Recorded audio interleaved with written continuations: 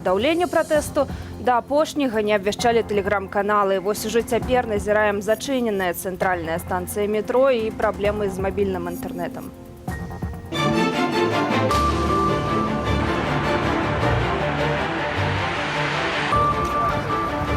На Варшаву работает.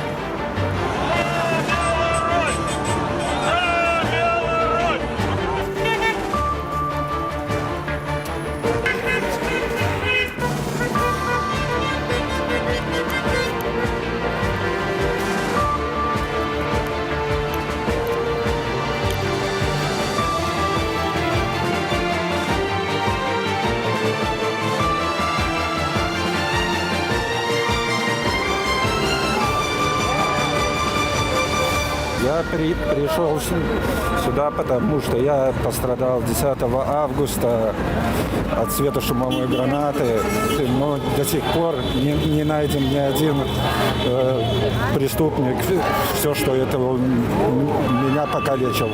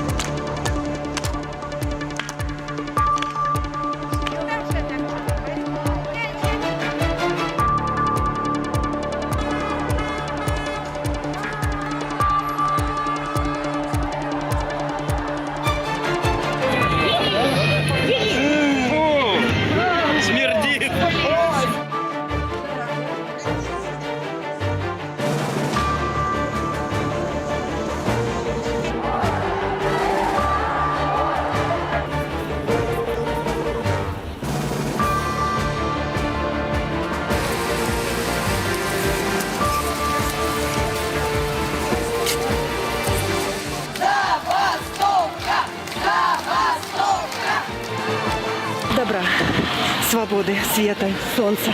Я ведаю ўсяго самага добрага.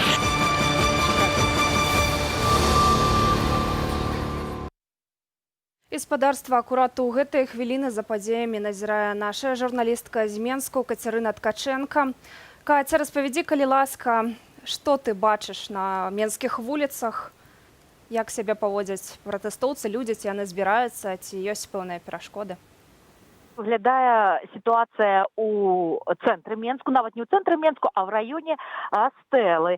Значыцца, Стэла, як вядома, сёння не з'яўляецца месцам збору, але яна по-ранейшаму, як і ў минулые выходныя, абнесена колючым дротам.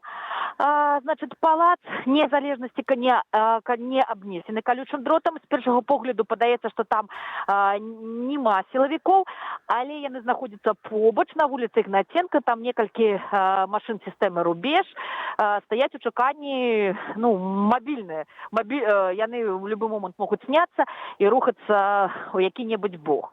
Я знаходжуся цяпер на вуліцы Старажоўская, уздоўж Свіслачы. Все сёння як і звычайна. Людзі збіраюцца ў дварах невялічкімі групамі, выходзяць на вуліцы і ўжо далей чакаюць астатніх, каб больш-менш спалучыцца і рухацца вялікай калоннай. Пакуль я не бачу нідзе вялікай калоны.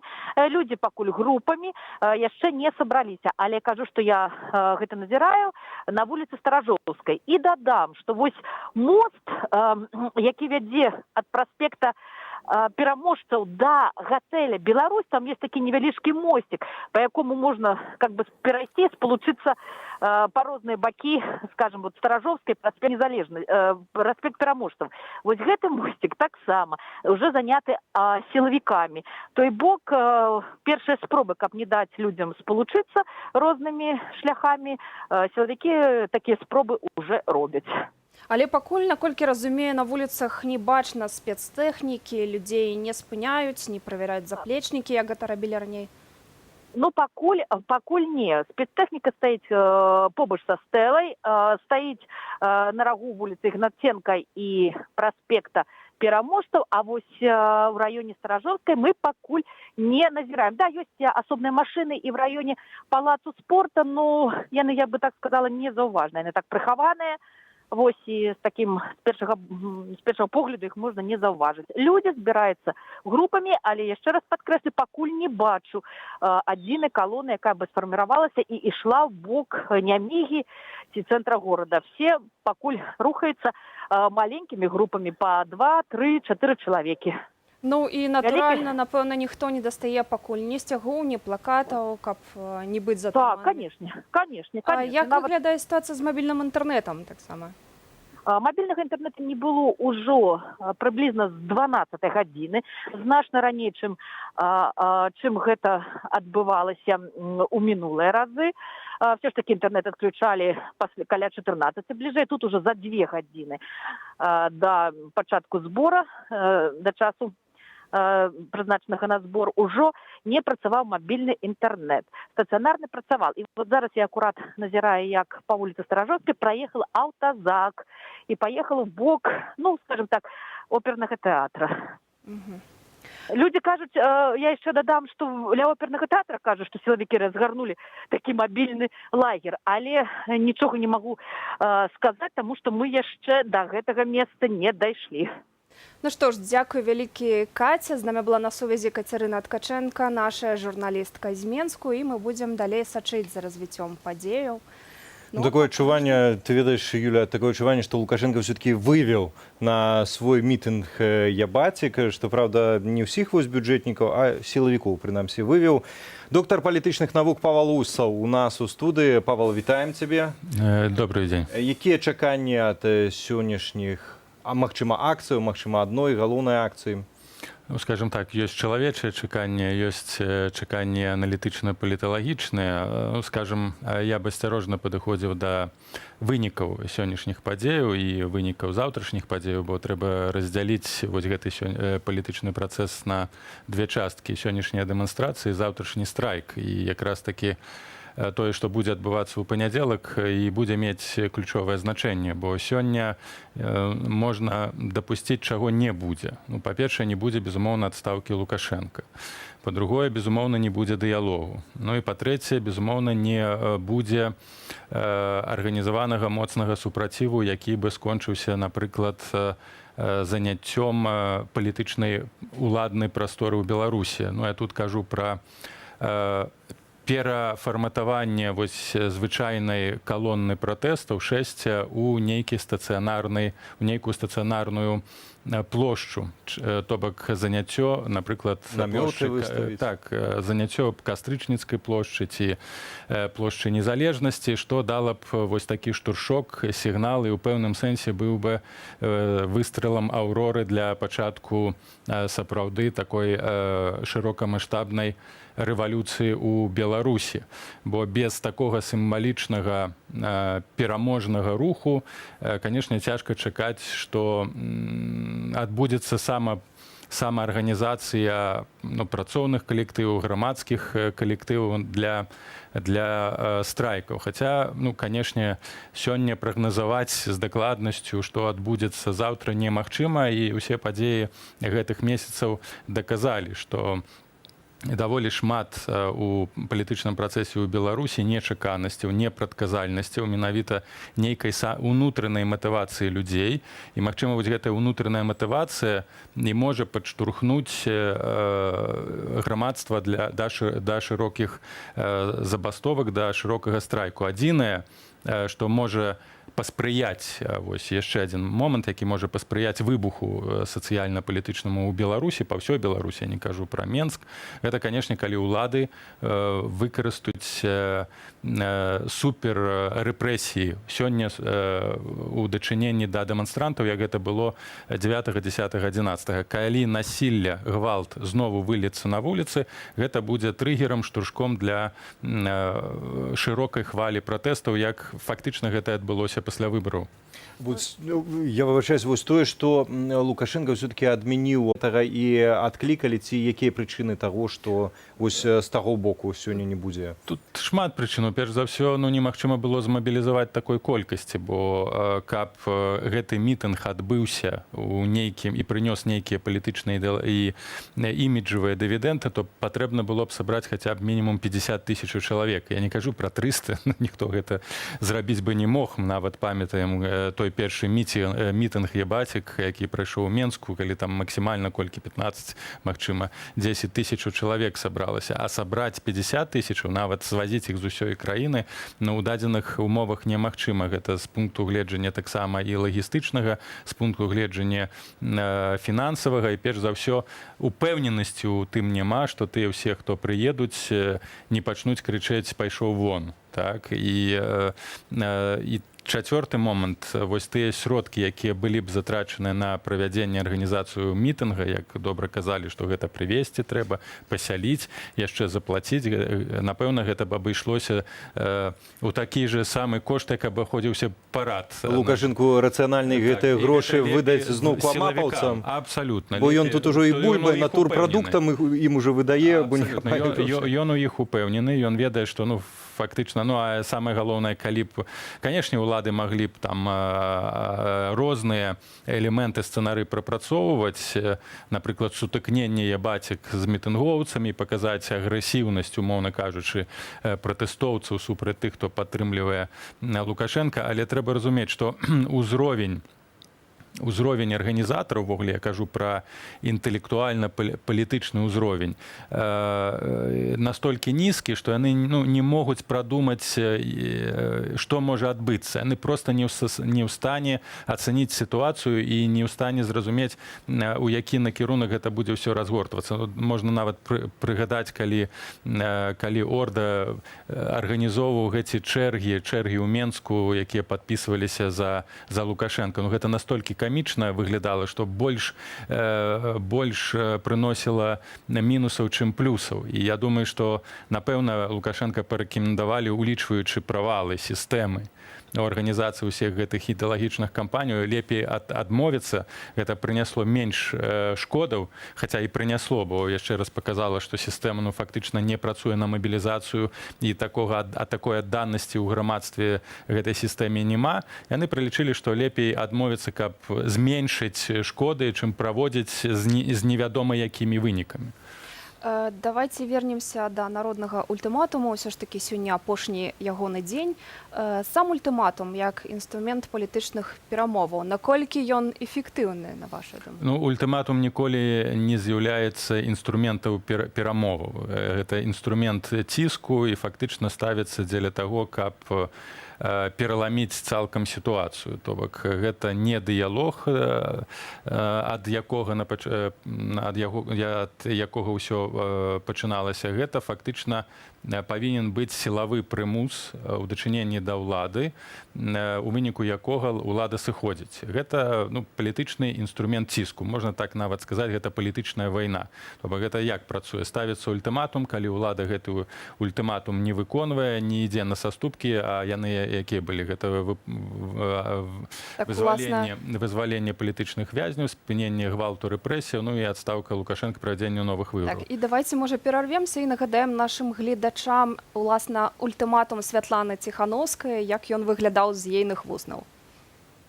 Вы саджалі нас заўсёды, а цяпер сталі саджаць яшчэ больш. Вы запалохвалі нас заўсёды, а цяпер сталі запалохваць яшчэ больш. Вы заўсёды білі мужчынаў, а цяпер б'яце яшчэ жанчын, дзяцей і старых. Не спрабуйце выдаваць гэта за дыялог. Гэта дзяржаўны тэрор. І кожны, хто яшчэ не прыняў рашэнне перайсці на бок народу, саўдзельнік тэрору. Заявіце публічна пра тое, што больше не падтрымліваеце рэжыму. Звярніцеся да нас праз фонды, лісты ці нават знаёмых. Калі вы не зробіце гэтага, значыць, гэта вашымі рукамі цяпер збіваюць нашых бабуль і дзядуляў. З нас хопіць. 25 кастрычніка мы аб'яўляем народны ультыматум. У рэжыму ёсць 13 дзён, каб выканаць 3 абавязковыя патрабаванні. Першае. Лукашенка павінен абвясціць аб сыходзе. Другое. Гвалт на вуліцах павінен спыніцца цалкам. Трэцяе. Усе палітвязні мусяць быць вызваленыя. Калі да 25 кастрычніка патрабаванні не будуць выкананы, уся краіна мірна выйдзе на вуліцы з народным ультыматумам. І 26 кастрычніка пачнецца нацыянальная забастоўка ўсіх прадпрыемстваў, блакаванне ўсіх дарог, абвал продажаў у дзяржаўных крамах.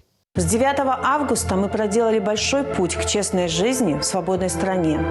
И обратно уже не повернем.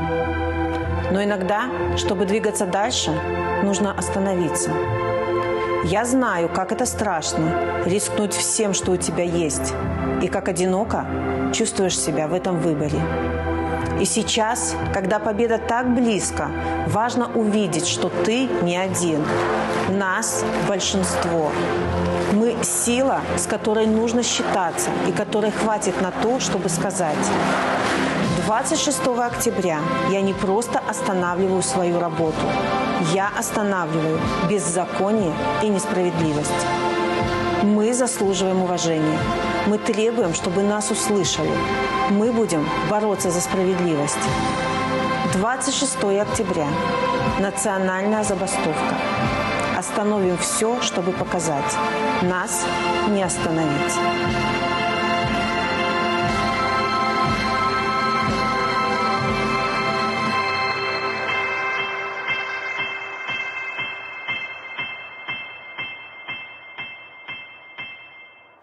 Вяртаемся да размовы ў студыі з доктарам палітычных навук Паўлам Усавым. Павал, ну вось калі з таго боку зразумела, дыягназ такі відавочны для ўсяго грамадства, то што наконт нас? Вось, калі класічныя браць рэвалюцыя, альбо хаця б апошнія прыклады ад нашых суседзяў, там быў лідар, там была свая плошча, да прыкладу Майдан, яшчэ было месца, вакол якога можна было сканцэнтраваць пратэст.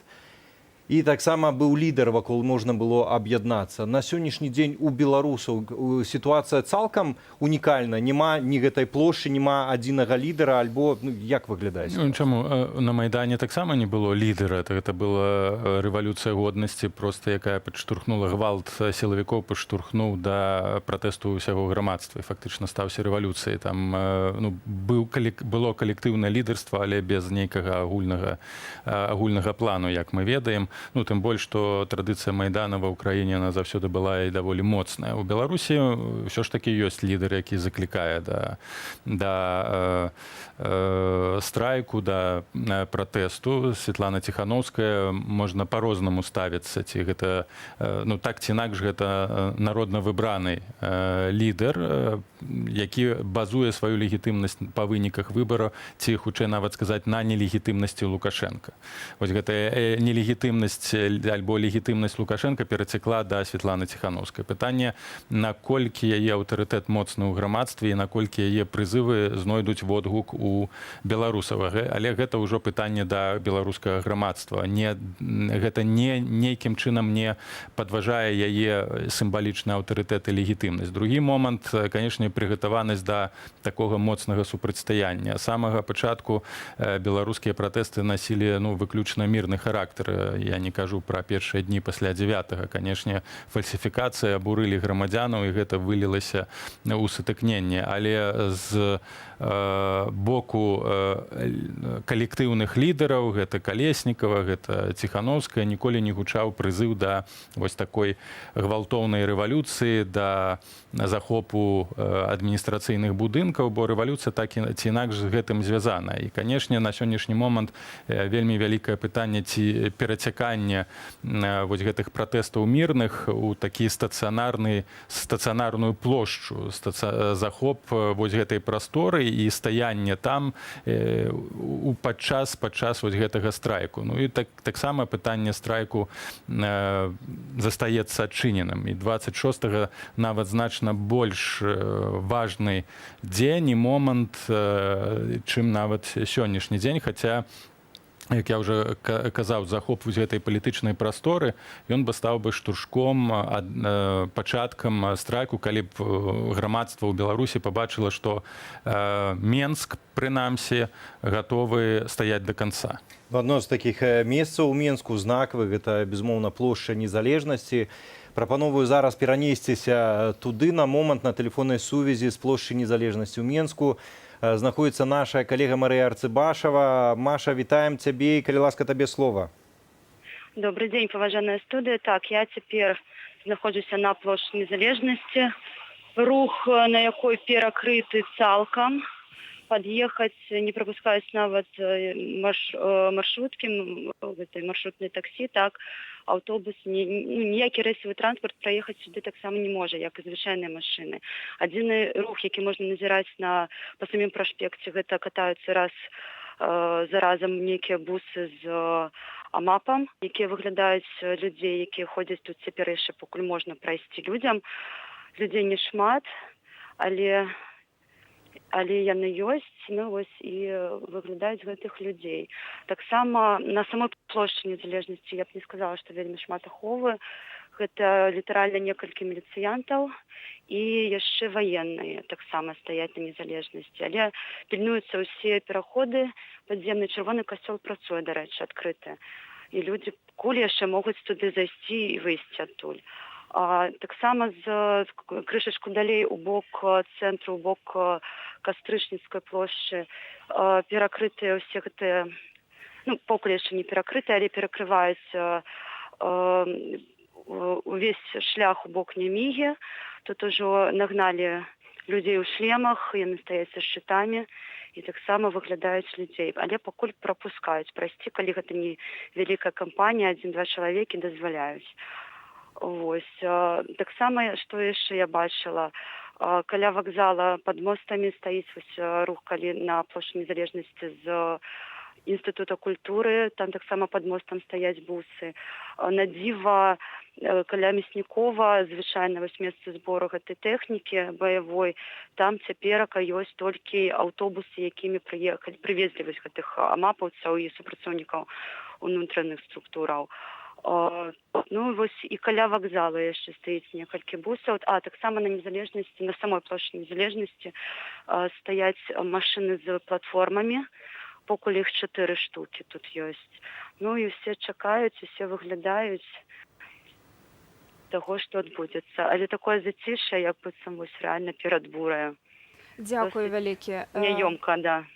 Дзякуй. З намі на сувязі була Марыя Арцыбашава, якая пільнавала сітуацыю на праспекце Незалежнасці і, власне, на плошчы Незалежнасці ў Менску. Гэтыя хвіліны таксама, як нам паведамляюць, затрымліваюць журналістаў.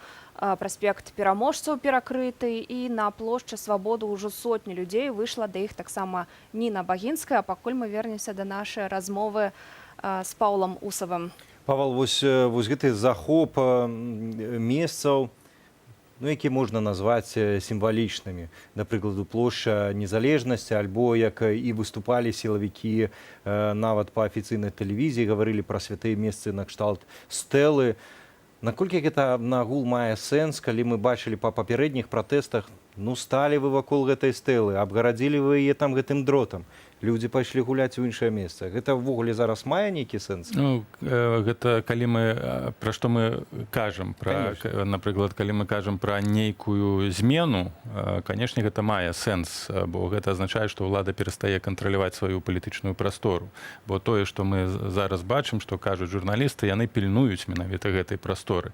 Бо калі пачнуць падаць сімвалы ўлады, нават вось палітычныя сімвалы, гэта будзе азначаць, што ўлада уже не в стане сябе бараніць, не ў стане сябе, не ў стане кантраляваць. І гэта будзе сігнал для ўсёй сістэмы, што ініцыятыва пераходзіць у іншыя рукі. Бо што мы бачым з пратэстамі? Так, гэта маршы, безумоўна, яны важныя для фарміравання нашай нацыянальнай культуры і свядомасці, але яны пераўтвараюцца ў пэўным сэнсе ў карнавал. Так? І яны не пагражаюць сістэме ў кароткасяжнай перспектыве. У далёкатэрміновай перспектыве так, гэта вычарпанне рэсурсаў для сістэмы, яна, безумоўна, жадае задавіць гэты пратэст, бо гэта прыносіць велізарныя кошты і ўтрыманне сілавога апарата, і ўтрыманне рэпрэсій на высокім узроўні.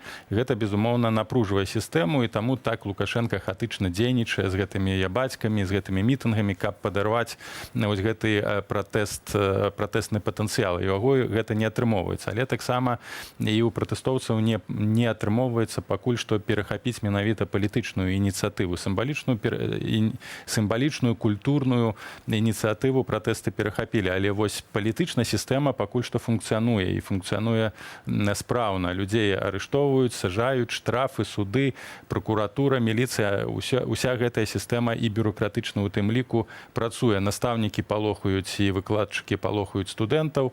Вось мне ўчора пісалі, тэлефанавалі адносна таго, што ў каледжах студэнтаў прымушаюць падпісваць згоду, што калі яны будуць удзельнічаць у школах, удзельнічаць у пратэстах, іх будуць выключаць. Яны падпісваюць і нават падпісваюць дакументы па неразгалошанні таго, што яны падпісваюць. То бок сістэма тэрору пакуль што працуе.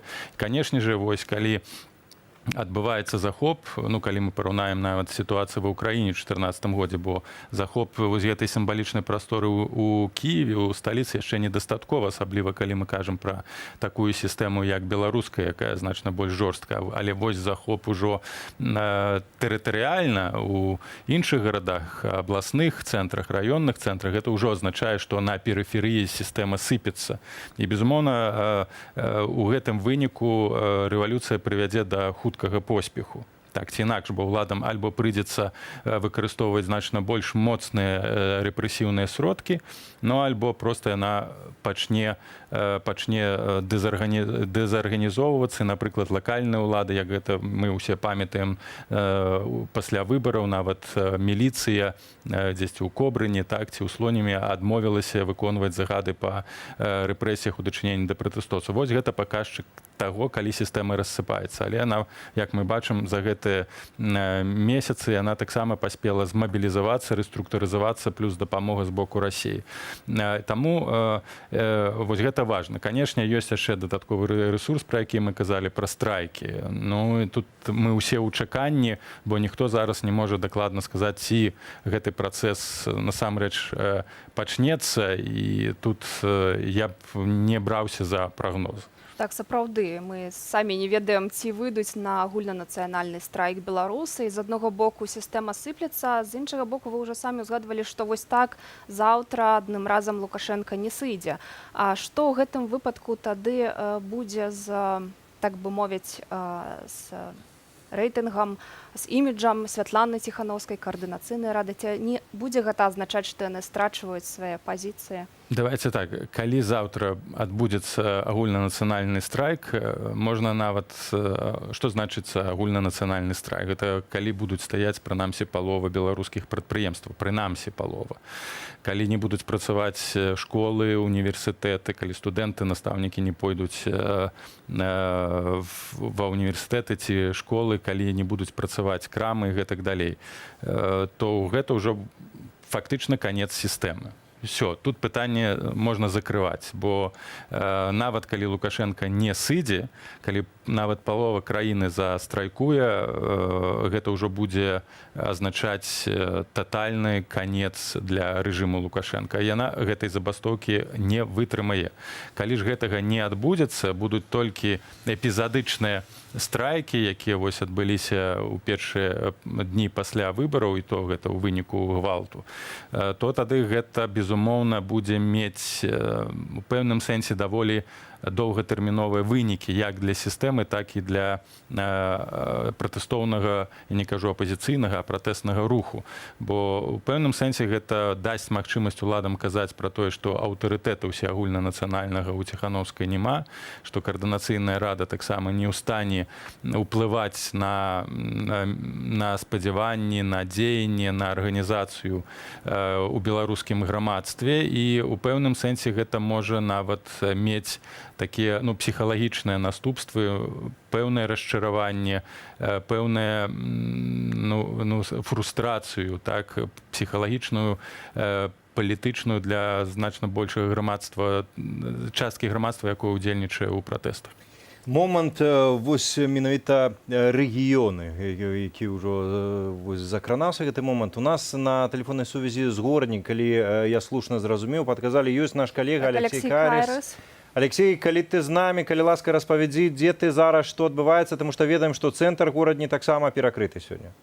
Добрый день, шановные коллеги, добрый день, шановные телеглядачи. Так, я зараз у городе назираю за ситуацией. Хотел бы отзначить, что сегодня у нас люди вышли, але планувалося гэта трошки інакш. Сегодня отбывается у нас футбольный матч Нёман супраць Славии, и люди збіраліся масава попросту скупіць квіткі, пайсці падтрымаць родную каманду, а пасля матчу пайсці маршам па горадзе. Аднак улады фактычна, я думаю, што спужаліся падобнай акцыі і зрабілі матч закрытым. То бок дзве каманды гуляюць цалкам без гледачоў. Матч транслюецца па тэлебачанню. Потым собираліся людзі на савецкую ісці плошчу, аднак савецкую плошчу перакрылі. Зараз людзі шпацыруюць уздоўж савецкай вуліцы, некалькі сотняў, скандуюць «Верым, можем, пераможам», хлопаюць у ладоні. Пакуль што даволі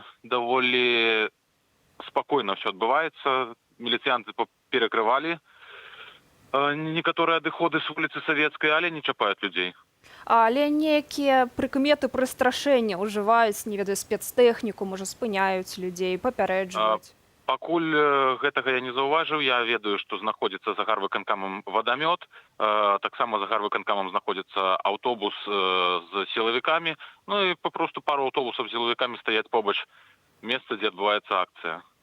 Дзякуй. Вялікі гэта быў наш карэспандэнт з горадня Алексей Кайрыс, і спадарства прапануе на хвілінку зазірнуць у Менск і паглядзець, як выглядае сітуацыя там.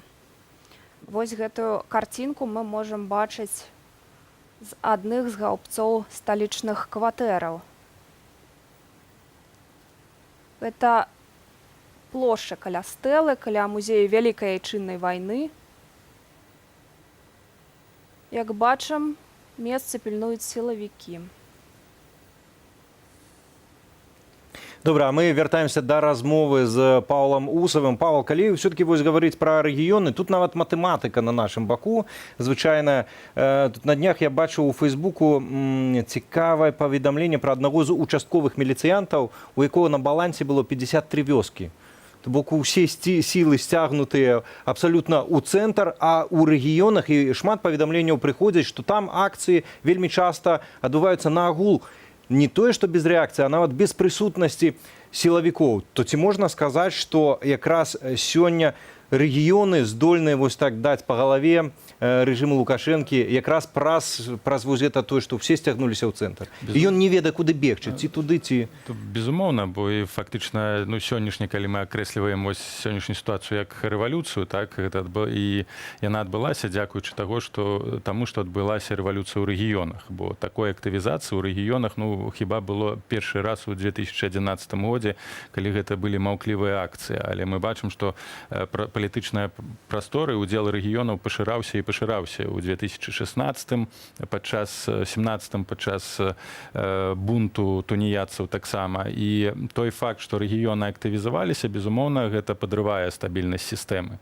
І, безумоўна, калі б, як я ўжо казаў, пачалася б актывізацыя, узнікалі б, скажем так, народныя мэры, губернатары ў рэгіёнах, гэта б падштурхоўвала да агульнай дэстабілізацыі сістэмы. Але тут асноўная праблема ў тым, што патрэбна самаарганізацыя, бо няма структурных сетак, няма актывістаў кансалідавана звязаных з сабою сістэмы, якая б каардынавала дзейнасць у рэгіёнах, а менавіта дзейнасць і актывізацыя ў рэгіёнах мае значэнне. Тэлеграм-каналы выконваюць ролю пераказу інфармацыі, у пэўным сэнсе каардынацыя месяцаў, але дзейнасць у канкрэтных сітуацыях залежыць ад канкрэтных актывістаў, ад канкрэтных людзей, якія могуць узяць на сябе адказнасць і быць лакальнымі лідарамі. І той факт, што лідарства сканцэнтравана перш за ўсё ў Менску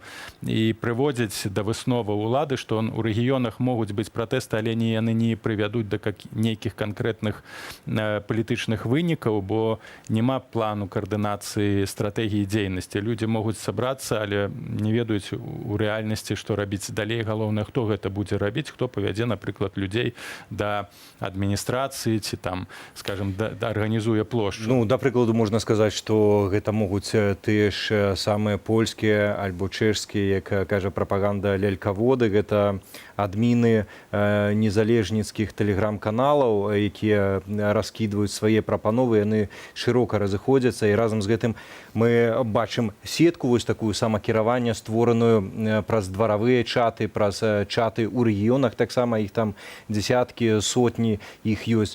То ці можам сказаць, што правобраз прынамсі у нас ёсць, касцяк вось гэты шкілет ёсць. Так, ёсць, але я не бяруся казаць за думкі, за матывы, за памкненне людзей, тым больш тых адміністратараў чатаў, і тым больш прызываць іх да нейкай канкрэтнай палітычнай дзейнасці ці так актыўнасці, бо гэта ўсё ж такі залежыць канкрэтна ад гэтых людзей. Але я кажу пра механізм, калі кароткатэрміновы, калі мы хацелі б сёння, заўтра сістэму знішчыць. Здаецца, ўжо ніхто не выказваецца, раней выказваліся пра то, што 100 тысяч выйдзе і рэжым абрынецца, аднак не адбылося, і пазней, здаецца, такія ўжо менш і менш выказваюць. Сам па сабе яшчэ не вырашальная сітуацыя. Што, калі не браць вось такі народны ўзровень, а калі ўсё-такі вяртацца да каардынацыйнай рады, бо калі гаварылі, што там жа некаторыя спробы стварыць палітычную альтэрнатыву ўсё-такі былі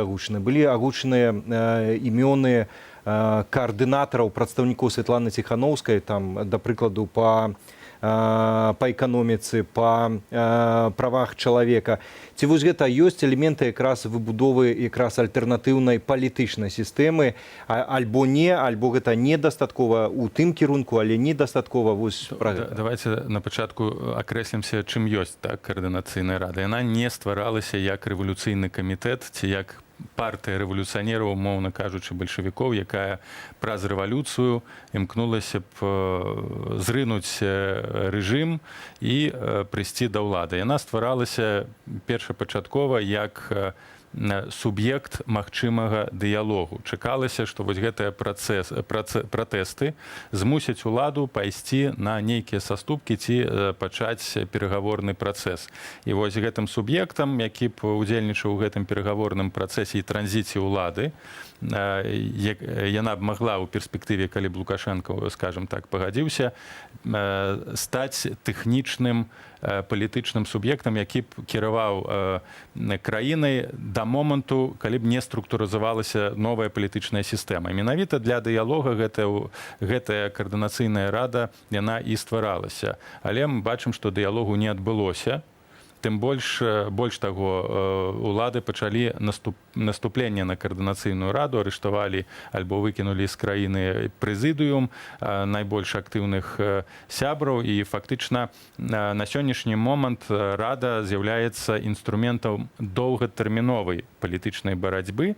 Яна можа стаць пачаткам часткова ураду ці протапарламенту, але гэта азначае, што гэтая пазіцыйная барацьба будзе цягнуцца год-два на далёкую перспектыву. І таксама з прадстаўнікамі Ціхановскай, з прадстаўнікамі па эканамічных справах, пытаннях, з амбудсменамі, з камітэтам па канстытуцыі. Гэта праца на перспектыву. Не на рэвалюцыю сёння, а на магчымыя эвалюцыйныя змены заўтра. То бок гэта, скажем так, з іншага боку, магчымасць працаваць, калі з усеагульнай нацыянальнай забастоўкай нічога не атрымаецца. Ну а пакуль у часе нашай размовы пратэст пачаў набіраць абароты, вось уже калона, у якой каля 7 тысяч чалавек рушыць у бок стэлы. За падзеямі назірае Кацярына Ткачэнка з Менску. Катя, прывітанне, распавядзі, калі ласка, што адбываецца каля цябе? Прывітанне. Мінулы раз при апошнім нашым спалучэнні я знаходзілася на вуліцы Старажоўскай. І я казала, што невялічкімі групамі людзі рушылі у цэнтр Траецкага прадмесця. Па вуліцы Янкі Купалы прайсці было немагчыма, і все паварочвалі вок Немігі. І я хочу сказаць, што мост, які быў прасвітлач, ён літаральна патруляваўся 4 касманаўтамі, 4 сілавікамі, якія нікога не прапускалі. І калі набралося, скажем так, крытычная маса, некалькі сотен чалавек, людзі просто выйшлі на праезжую частку, заблакавалі рух і змаглі прайсці. І частка людзей у той момент знаходзілася на супрацьлеглым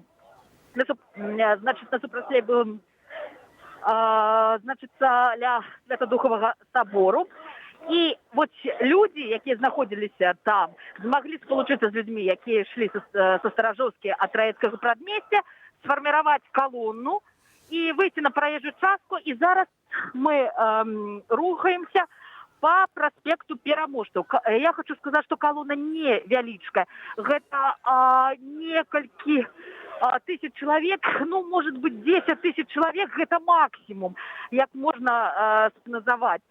Колонна уже пройшла палац спорта і рухаецца у бок стэлы. З'явіліся сцягі чырвона-белыя, з'явіліся сцягі, напрыклад, Малінаўкі, і ўжо ёсць плакаты. Конечно, плакату не так шмат, як на першых шэсцях, але, напрыклад, дзяўчынка выйшла з таким плакатом, я зараз яго просто зачитаю. Я парикмахер, и я выхожу, чтобы вы не стали ермошиной. Такий вот плакат. И что я еще могу додать? Вы можете на хвилинку послухать атмосферу.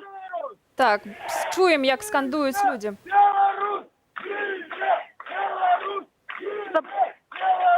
Чтобы было адчувальна, якая атмосфера цяпер тут. І навіть хіба що додам, я вот іду побач, бачу перед собою знакомитую Сашу Гущу. Вы, может быть, пам'ятаєте дзяўчыну, якую забирали на одним з жаночых маршаў. Ось вона вийшла з плакатом, що її сьогодні день народзінаў, і вона прийме у подарунок перемогу білорусів. На актуальных здымках мы таксама можем цяпер бачыць, як народ пакрысе збіраецца да стэлы. І, Кацярына, можа быць, у цябе атрымалася паразмаўляць з пратэстоўцамі? З якімі чаканнямі яны сёння выходзяць? На што гатовыя?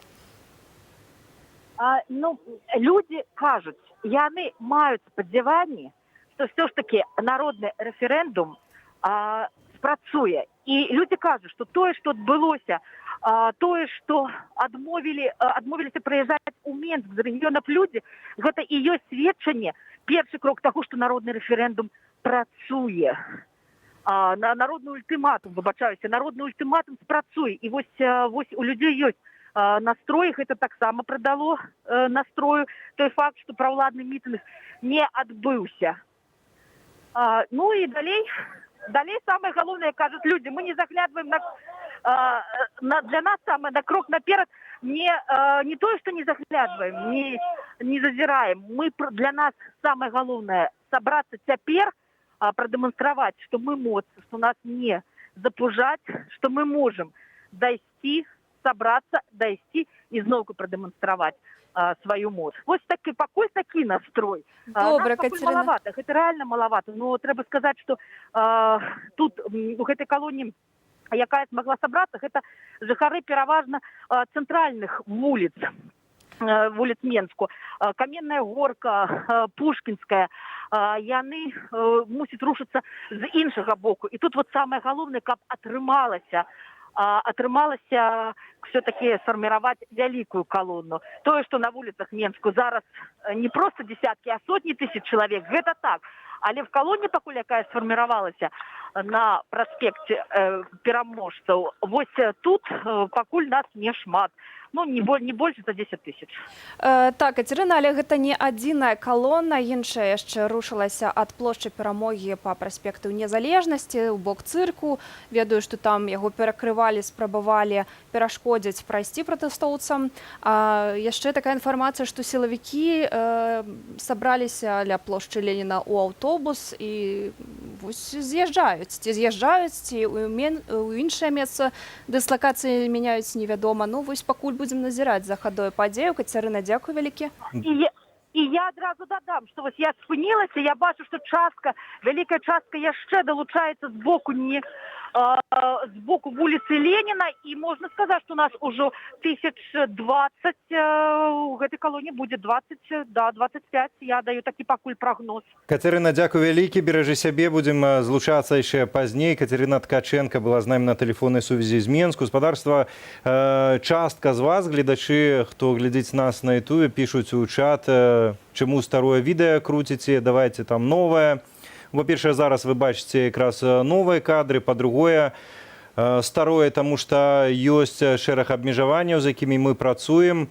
Калі хочаце пабачыць, як здзяйсняецца гісторыя, ствараецца, папросту выходзьце на вуліцы, уставайце са сваіх канапаў і пабачыце на свае ўласныя вочы самыя новыя здымкі. Заадно, магчыма, штосьці дашліце нам, а мы пакажам усім астатнім гледачам. Вяртаемся да размовы з Паўлам Мусавым, доктар палітычных навук у нас у студыі. Павал, вось яшчэ гаварылі мы калі пра тактыку, пра тое, што улады зараз вырашылі не рызыкаваць моцна, яны адмянілі свой мітынг. Ці азначае гэта, што ў прынцыпе адзіная тактыка, якую аднолькава абралі як і бок Лукашэнкі, гэтак і бок беларусаў, гэта якраз чаканне, хто у каго хутчэй забракне сілаў, рэсурсаў, наколькі слушны гэты выбар, калі гэта сапраўды так, і альбо, магчыма, чагосьці яшчэ не хапае і варта штосьці дадаваць у гэтую тактыку. На сённяшні момант, безумоўна, прырысоўваецца менавіта такая сітуацыя. І калі мы кажам пра адмену гэтага мітынгу, то мы ўсе ведаем, што для гэтых сістэмаў аўтарытарных лепей атрымоўваецца махаць дубінкамі, чым лозунгамі ці сцягамі. Гэтыя маршы заўсёды пераўтвараюцца ў пахаронныя маршы. Просто мы бачылі гэта па першых мітынгах і потым па гэтых 6 ябацік па розных гарадах. То бок гэта настолькі выглядае мрочна, маргінальна, як я ўжо казаў, у гэтых арганізатараў у іх не працуе, у іх не творчае мысленне, там проста няма творчых людзей.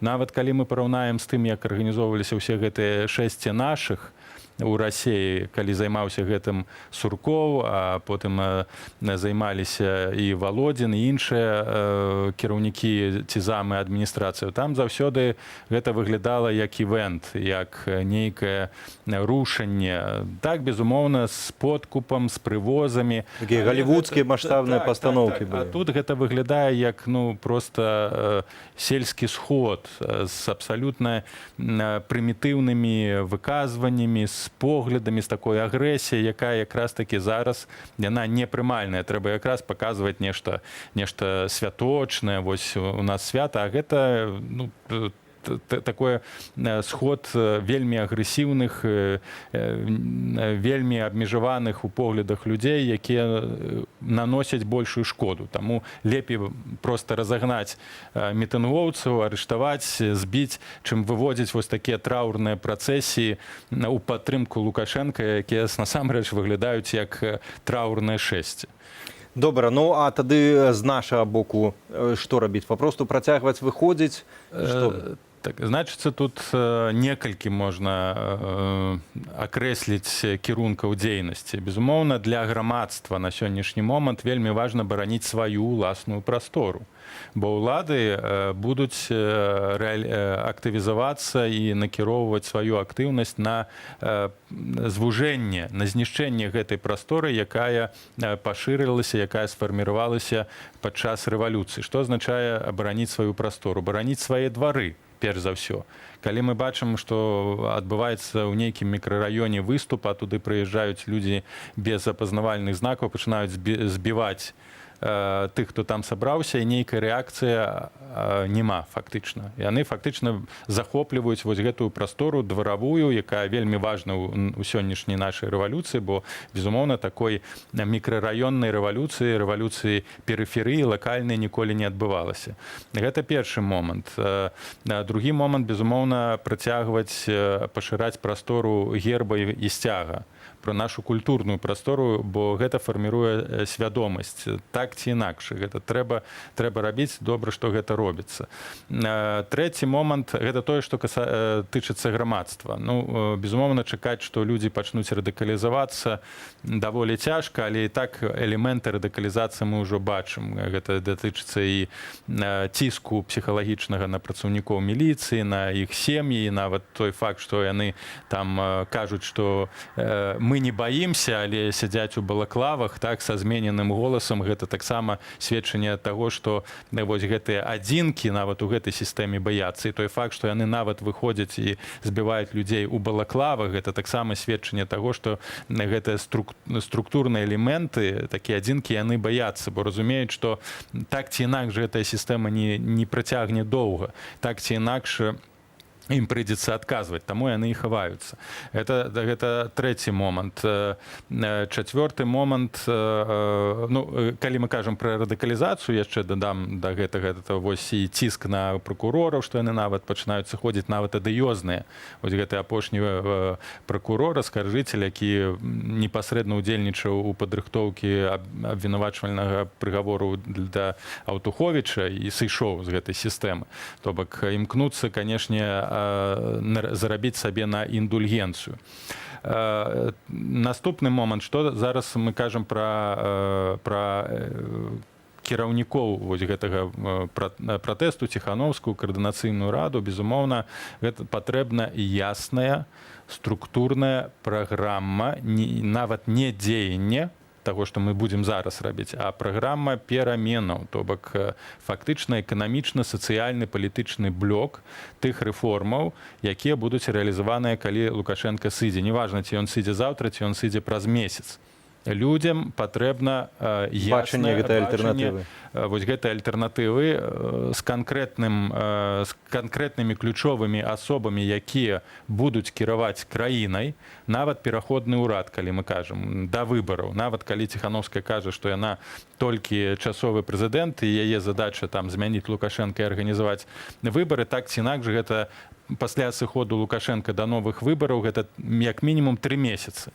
Трэба стварыць цэлую новую сістэму, тому што сістэма Лукашэнкі ж застанецца. На працягу 3 месяцаў трэба краінай неяк кіраваць, нейкія рэформы рэалізоўваць, рэформу кіравання адміністрацыі, мясцовага самакіравання. Гэта нельга перакладаць на новага прэзідэнта, бо 3 месяцы гэта фактычна чаканне, гэта хаос палітычны, эканамічны, і якім могуць скарыстацца нават вонкавыя сілы, калі мы кажам пра Расію. Гэта тое, што павінны зрабіць зараз і Ціхановская, і каардынацыйная рада, лепей усім разам. І чым больш кваліфікаваных прафесійных людзей будуць у гэтай, скажем, протаўрадзе, ці электронным урадзе, ці сеткавай дзяржаве, чым больш яна будзе прадстаўнічая, тым лягчэй і хутчэй мы перайдзем ад перыяда непэўнасці да стабільнай дэмакратыі. Бо вельмі галоўнае гэта пабудаваць грамадзянскую супольнасць і эфектыўную дэмакратычную дзяржаву. Інакш мы апынемся вось у такім крузе хаоса, у пэўным сэнсе, які меў месца ва ўкраіне і які мае месца ў Кіргізстане, дзе чарговая 4-я рэвалюцыя адбылася, але дэмакратычнай дзяржавы пабудаваць не змаглі. То бок атрымліваецца час не толькі змагацца, але і час будаваць. Павал, дзякуй вялікі за размову. Павал Усаў, доктар палітычных навук, быў спадарства госцем у нашай студыі. Ну а беларусы ўсцяж хочуць зменаў пацверджаннем агульнанацыянальных настрояў у нашай краіне з'яўляюцца шматлікія звароты прадстаўнікоў самых розных частак нашага грамадства. У тым ліку не засталіся ў баку і беларускія навукоўцы, якія апублікавалі свой зварот у тэлеграм-канале «Научнае мнение».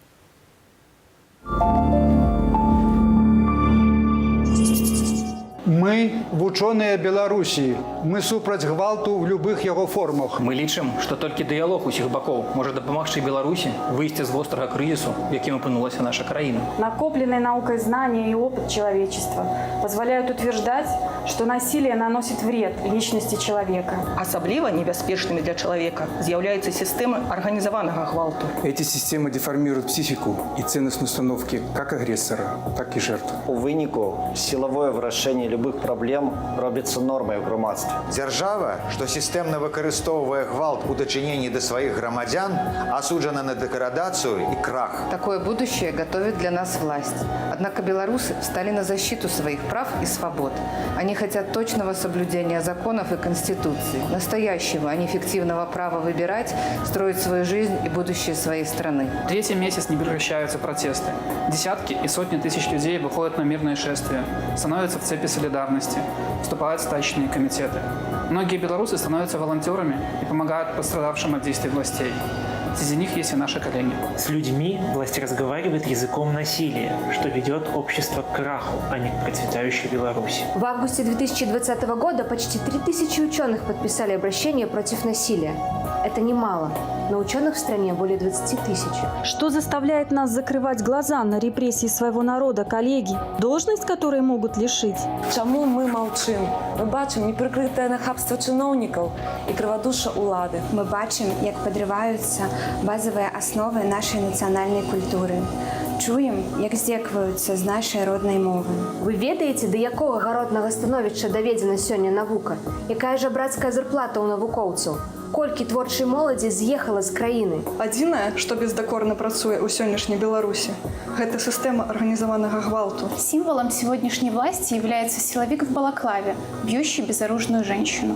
Но это не символ Беларуси. За 26 лет нас обманывали уже 1000 раз. Режим понимает, кредит доверия народа исчерпан. Не маючы магчымасці сілавым шляхам зламаць мірны народны супраціў, улада будзе выкручвацца і хлусіць, а потым помсціць. Ужо зараз улада заявляе, што знойдзе усіх удзельнікаў пратэстаў. И уж если власть вступила на этот путь, то логика событий обязательно приведет ее к каждому из вас. Но это будет ваша личная встреча с безликим режимом. Раз сейчас вы смотрите это обращение, значит, вы уже понимаете, что нынешняя власть аморальна и отвратительна, она коварна и лжива. Сегодняшняя борьба и сегодняшний протест – это не только вопрос политики и экономики. Это вопрос будущего общественного устройства. Вопрос культуры и цивилизации. Вопрос человечности, чести и гуманизма. Вопрос нравственности каждого.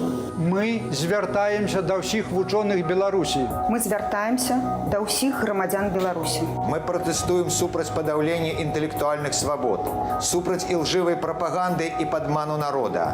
Мы супраць ідэалагічнай цэнзуры ў інфармацыйнай прасторы. Я протестую, потому что я не хочу, чтобы избивали, истязали, насиловали и сажали в тюрьму моих сограждан.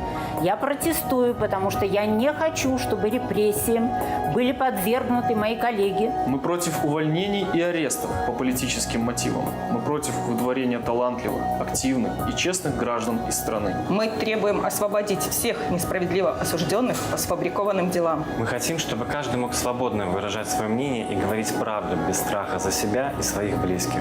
Мы, вучоныя Беларусі, людзі розных поглядаў і перакананняў, захапляемся мужнасцю наших шахцёраў, самаадданасцю наших медыкаў, рашучасцю наших рабочих. Мы солидарны з усімі, хто абараняе грамадзянскія свободы, моральность и гуманизм. Мы знаем, что наша борьба не напрасна, что режим, теснимый гражданами изнутри страны и блокируемый извне, скоро падет. Так всегда было в истории. И на его месте скоро возникнет свободная и демократичная страна. Наша новая Родина. Живе Беларусь!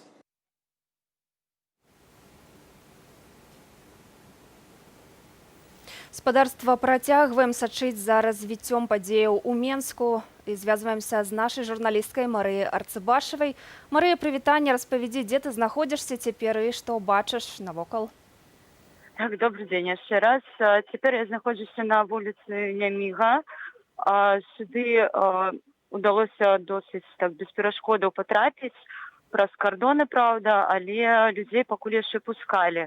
І уже на Нямізе народ спрабуе збірацца ў калону Усе рухаюцца ў бок пераможцаў, у бок стэлы спрабуюць прайсці, таму што Леніна ўжо, можа быць, хвілін 10 перакрылі цалкам, нагналі вадамёты і баявую тэхніку, там усё перакрыта. Вось, але людзі, тут цяпер я бачу вельмі шмат людзей, якія ўсё роўна ідуць у бок пераможцаў. Таксама едуць машыны, якія падтрымліваюць тых, хто выйшаў на вуліцы. Адзінае, я не магу сказаць, што я тут бачыла шмат сцягоў, калі толькі з маленькімі сцяжкамі ідуць, і яшчэ некалькі кампаніяў неслі свой сцяг. Ну, быццам бы неяк так. Бусы, таксама праехала некалькі калонаў бусаў у розныя бакі. Адна калона паехала ў бок Богдановича, другая звярнула ў бок Пушкінскай. На жаль, невядома, куды яна далей рухалася. Ну, пакуль тут на Нямізе не было бачна, каб гэтыя бусы спыняліся і адбываліся затрыманні. То бок вуліца Леніна перакрытая. Якія падыходы, можа быць, да праспекту пераможцаў тады застаюцца свабоднымі, адкуль ідуць людзі? Людзі ідуць па Нямізе з боку гарадскога валу у бок акурат праспекту. Адзінае, як мы ведаем, што там натуральна ўжо чакаецца, як я чула ад людзей, якія праходзілі, што там у дварах ужо пільнуюць і чакаюць таксама бусы, сілавікі. Но людзі пакуль таму рухаюцца збольшага рухаюцца па цэнтральных дарогах, нікуды не сыходзячы ў двары. Ну і калона, я так разумею, збіраецца ля стэлы і тут чакае астатніх, ці ўсё ж такі галава рушыцца кудысьці наперад, можа, да палацу незалежнасці? Пакуль з таго, што якая інфармацыя праходзіла, калона чакае людзей, якія спрабуюць да іх дабрацца, таму што яны не бачаць сэнсу на тое, каб рухацца, гэта відавочнае затрыманні і больш нічога хіба. Таму пакуль калона чакае. Адзінае, што туды ўжо ў бок калоны з усіх бакоў пад'язджаюць сілавікі, таму, магчыма, гэта будзе падобны да пазамінулой нядзелі разгон. Дзякуй вялікі. Цяпер таксама спрабуем прасунуцца туды, так, і глянуць, што адбываецца на самой стэле. Дзякуй вялікі. З намі была Марыя Арцыбашава, наша журналістка з Менску. Марыя, беражы сябе таксама і звернемся да Менску крыху пазней. Ну, а я зараз на момант ашчасліўлю ўсіх ябацік. Нам з Юляй все-таки давядзецца паразмаўляць са следчым. Ну і на гэтым шчасце для ябацік скончыцца, таму што гаворка пра не пра служку Лукашэнкі, а пра адэкватнага следчага. Андрей Астапович, былы следчы, координатор инициативы «Байсол» у нас у студии. Вітаем. Байпол. Байпол, выбачайся. Здравствуйте. Очень рад встрече. Уласна пра инициативу вашу. Что гэта, як гэта працуе? Инициатива возникла совершенно случайно, то есть никаких планов не было для ее организации. Так случилось, что после своих высказываний пришлось в срочном порядке покидать и страну, и возвращаться потом уже принудительно, и пытаться выбраться через сложные, скажем так, испытания в Европу, чтобы не быть задержанным и так далее. И здесь уже, когда оказался, начал думать над тем, что делать дальше. Какой вклад, то есть так просто уже оставлять не хотелось. И основная проблема здесь изначально стояла, куда идти, куда обращаться. В принципе, с теми, кто вступил в эту инициативу, было то же самое. То есть люди были вынуждены после своих высказываний с семьями и так далее выехать срочно, и никто не знал, как скоординироваться и объединиться, и в каком направлении дальше двигаться. И я, к счастью, нашел в Инстаграме случайно Центр белорусской солидарности, обратился туда. Ситуация вся развивалась довольно быстро. Сначала мне оказали необходимую медицинскую помощь, с жильем помогли. Ну и уже хотелось, восстановившись, какой-то свой вклад делать. Придумал эту инициативу «Байпол». Сначала просто для помощи тем сотрудникам, кто вынужден бежать. Когда мы уже набрали большую силу, большее количество вступило нас, мы начали думать на дальнейших действиях. То есть друг другу помогать это хорошо, что делать дальше. Возникло, и этот запрос имелся еще до возникновения самой этой инициативы, спрос на проведение независимого расследования. И постоянно он развивается. То есть выросло с того, что почему такое происходит, почему нас по одному начинают отлавливать и все остальное. То есть мы тоже, в принципе, не защищены точно так же, как и граждане. Если ты как-то свой путь изменишь, вроде бы ты в силовом блоке, ты сам силовик, но один ты ничего не сможешь сделать, сам себя защитить. И так система вся выстроена силовая, что, в принципе, никто там ничего говорить не будет. Ну, вось, а калі вы самі разумелі, што будуць наступствы за ваше выказванне, за вашу пазіцыю, чаму вы ўсё ж такі вырашылі не маўчаць? Што сталася, можа, той кропкай, пасля якой вы вырашылі сысці? Ситуация была такая, что я в первую очередь принял решение уйти. Наверное, вот в таком, это было именно на моем дежурстве с 15 на 16 августа. Я просто принял решение, что, столкнувшись уже с этой историей много раз обсуждалось, принял решение, что нет, я не буду оставаться, потому что меня начнут привлекать к тем вещам, к которым я не хочу быть причастен. Я принял решение уйти. Когда уже начал ночью писать, у тебя начинаешь писать этот текст, и начинает как бы подниматься адреналин, злость, и ты начинаешь уже описывать все, как на самом деле было.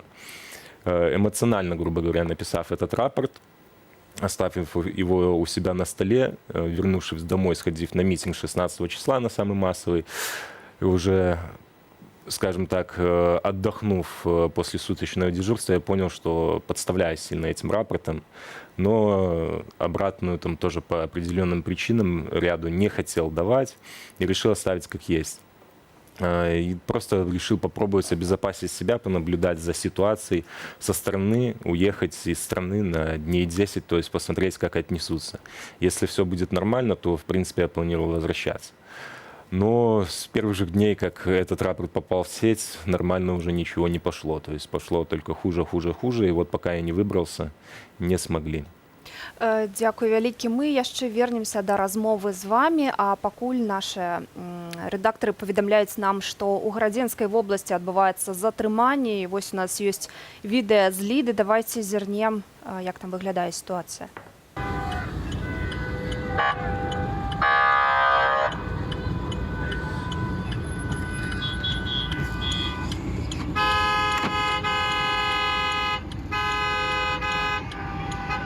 Пиздец. Это пиздец. Это пиздец.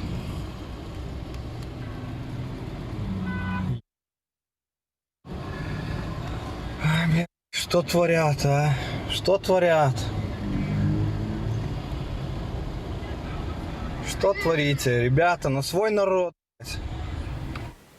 Гаспадарства, затрымання таксама сёння, прынамсі, акружалі пратэстоўцаў у горадні, і некаторыя сутычкі ёсць у Пінску. Давайте звяжемся з нашым карэспандэнтам, мы даведаемся уласна з месца, што там адбываецца. Толькі мы не ведаем... Андрэй Якімуш, наш карэспандэнт, мае працаваць на месцы. Андрэй, прывітанне, ці чуеш ты нас? Распавядзі, калі ласка, што ты бачыш? Здравствуйте, студия Белсат. Сейчас в Пинске нахожусь в центре города. Массовые задержания вокруг происходят. Людям просто даже не дают спокойно погулять по пешеходной улице. Стоят очень большое количество милиционеров, снимают с камерами всех проходящих. Даже тех людей, которые даже близко не относятся ни к какому движению, просто люди гуляют по 3-4 человека компанией. Всех абсолютно останавливают, предупреждают об участии в несанкционированных массовых мероприятиях, снимают на камеры со всех ракурсов. Стало известно, что в районе магазина «Радуги» задерживали юриста Супрановича Сергея с его девушкой Бенкевич Анной, а также Наталья Басовая, по-моему, фамилия у нее, тоже такие местные наши активисты, уже неоднократно они привлекались. Просто люди шли, просто их остановили и закрыли милицейский автомобиль, увезли на Кирова 53, это местное отделение милиции наше. А так в целом обстановка очень неблагоприятная. спокойно вообще абсолютно сейчас. Даже некоторые шутки ходят на то, чтобы уже можно было улицу Ленина с 14:00 до 15:30 по воскресеньям вешать знак, что движение пешеходов запрещено. Настолько просто здесь обстановка просто угнетающая. Вокруг милиционеры, вокруг ходят, просто их все в масках, балаклавах с видеокамерами. Обычным людям просто даже спокойнее не дают погулять. А як виглядає ситуація людям усё ж таки атрымалася сабрацца? Ці затрымліваюць асобных пратэстоўцаў, якія проста выходзяць і ідуць у кропку абвешчанага збору? Тут точки сбора как таковой, она как бы является в принципе вся улица Ленина, пешеходная. Ну, ее протяженность около 1,5 километра. Люди здесь просто именно протестующие группками по 3, по 4, по 5 человек, по 6 человек собираются, где-то стоят возле какого-то кафе, специально берут кофе или что-то перекусить, стоят, просто принципиально боятся просто какое-то движение создавать, чтобы их не забирали. В разных уголках улицы Ленина именно вот такие вот группки, именно вот активных жителей города Пинского. Вот как-то сейчас так выглядит это все. А як виглядають самі затримання? Ці вживають силу? Есть видео, возможно, там будет опубликовано в дальнейшем, как задерживали Супрановича возле магазина «Радуга». Ну, вроде силы никакой не применяли, но оснований для задержания, на самом деле никакого абсолютно не было. Человек просто шел со своей девушкой из магазина, вышел, его просто задержали, посадили в машину. И самый интересный факт, то что когда его задержали, у него забрали один мобильный телефон, второй мобильный телефон он, видимо, не отдал и сразу мне набрал. И получается, я слушал полностью весь разговор, который происходил именно в момент его задержания. Что ему предъявляли, что ему говорили. Ну, основания абсолютно никакие. Они просто какие-то выдуманные факты придумывают, чтобы просто человека с собой забрать и его допросить каким-то образом.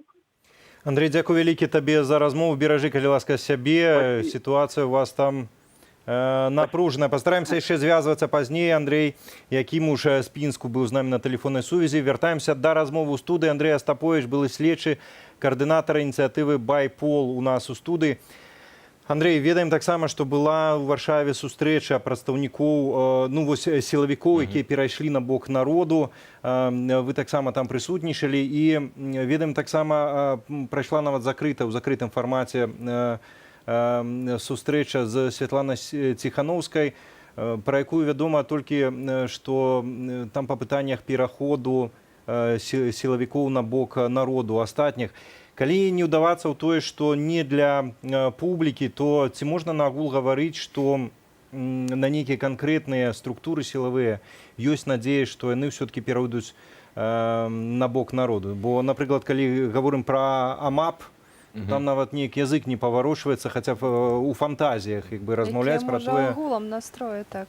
Ситуация была, первая встреча, первое знакомство, то есть там не могли присутствовать все наши сотрудники, мы не будем это показывать. Вот тот состав, который был продемонстрирован, он, наверное, и будет на виду пока. Мы не хотим, чтобы видели всех наших сотрудников, кто включился с нами в работу, потому что сразу же, допустим, после этой встречи было возбуждено уголовное дело в отношении тех 4, кто на видеокамере показался, о чем нам стало известно на следующий же день. Но ситуация вот такова.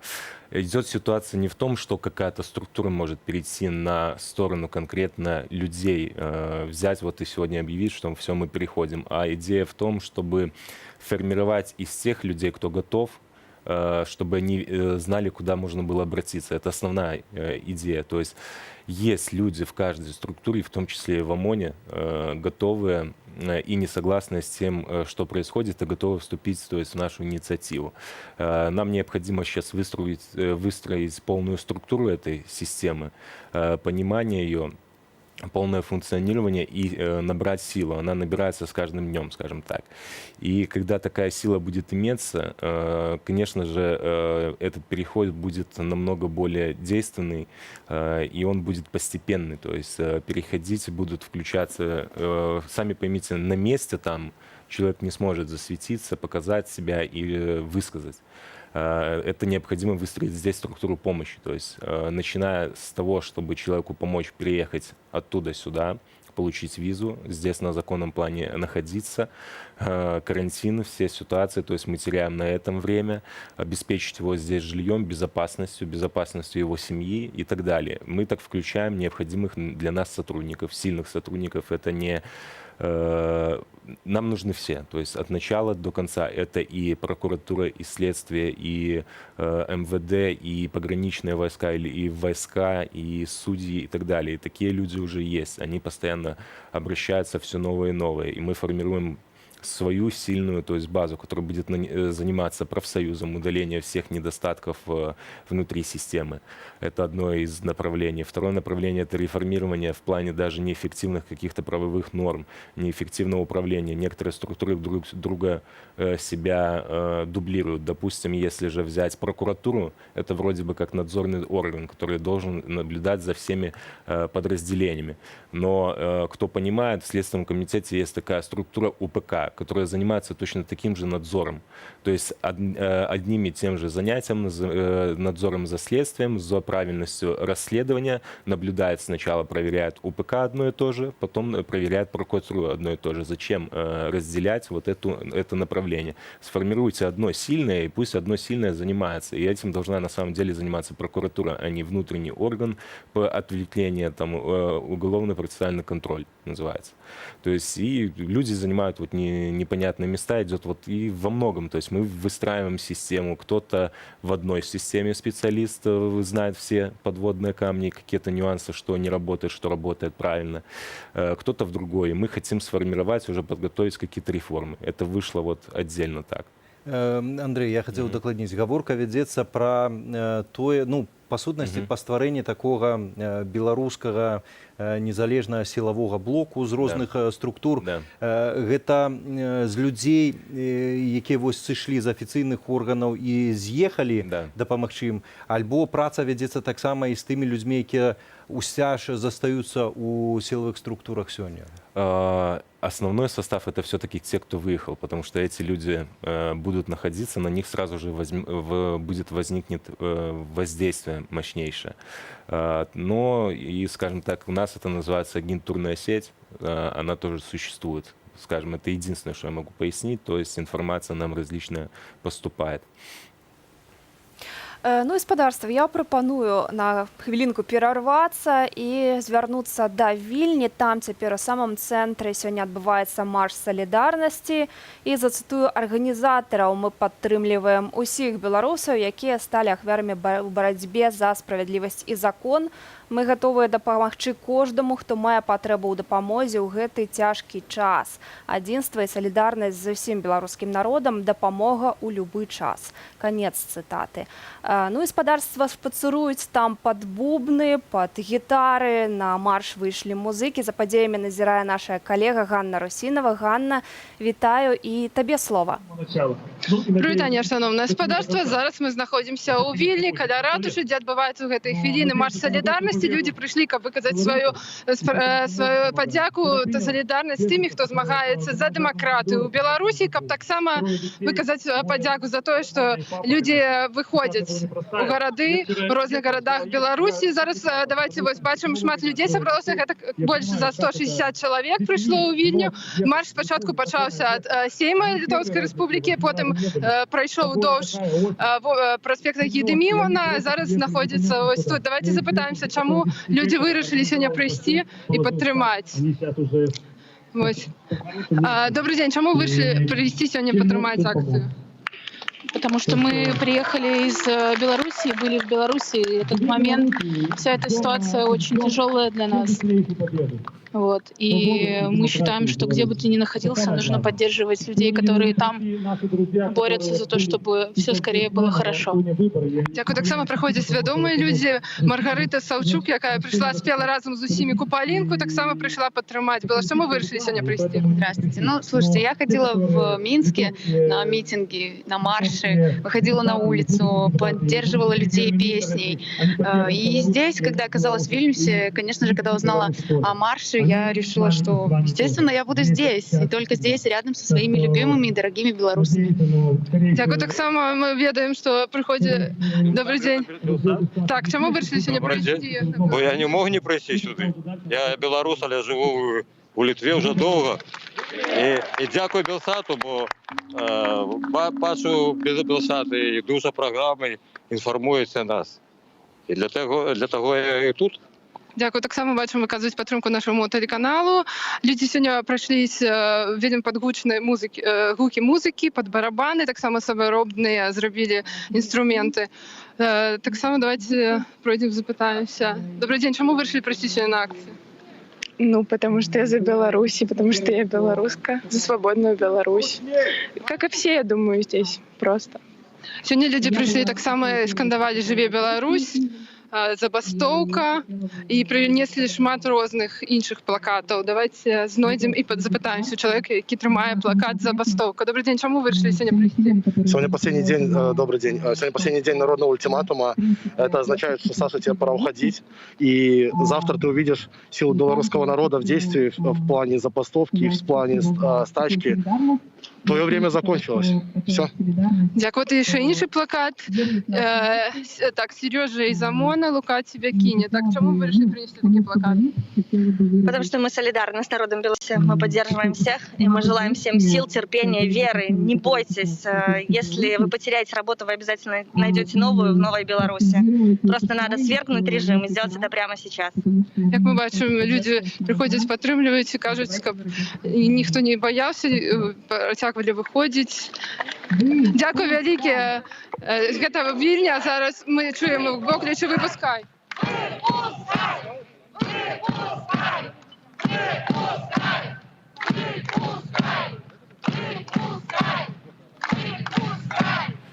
Господарства гэтак у гэтыя хвіліны адбываецца акцыя салідарнасці ў Менску. Словы падтрымкі гучаць і за межамі нашай краіны. На месцы працавала Ганна Русінова, дзякуй ёй вялікі.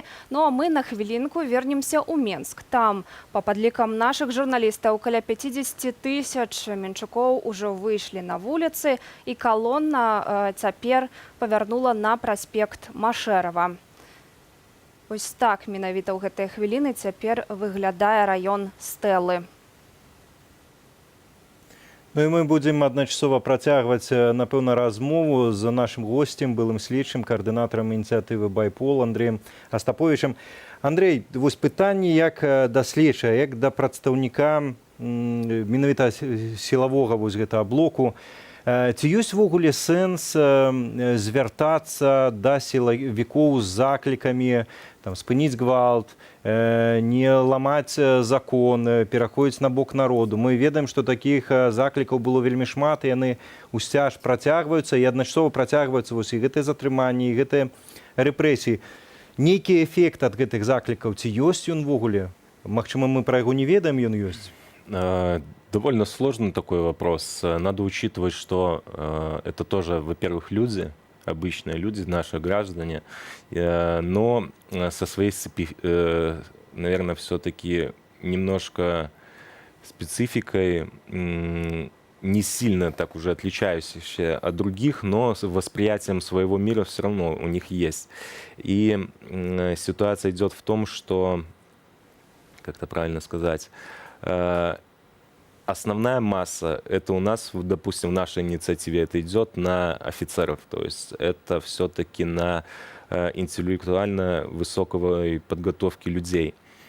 Их намного сложнее, скажем так, идеологически подавить и все остальное. И они всю ситуацию понимают и видят незаконность сами. И сами, я думаю, что те именно, кто готов перейти на сторону народа, они сами не согласны с тем, что происходит, и сами хотят перемен.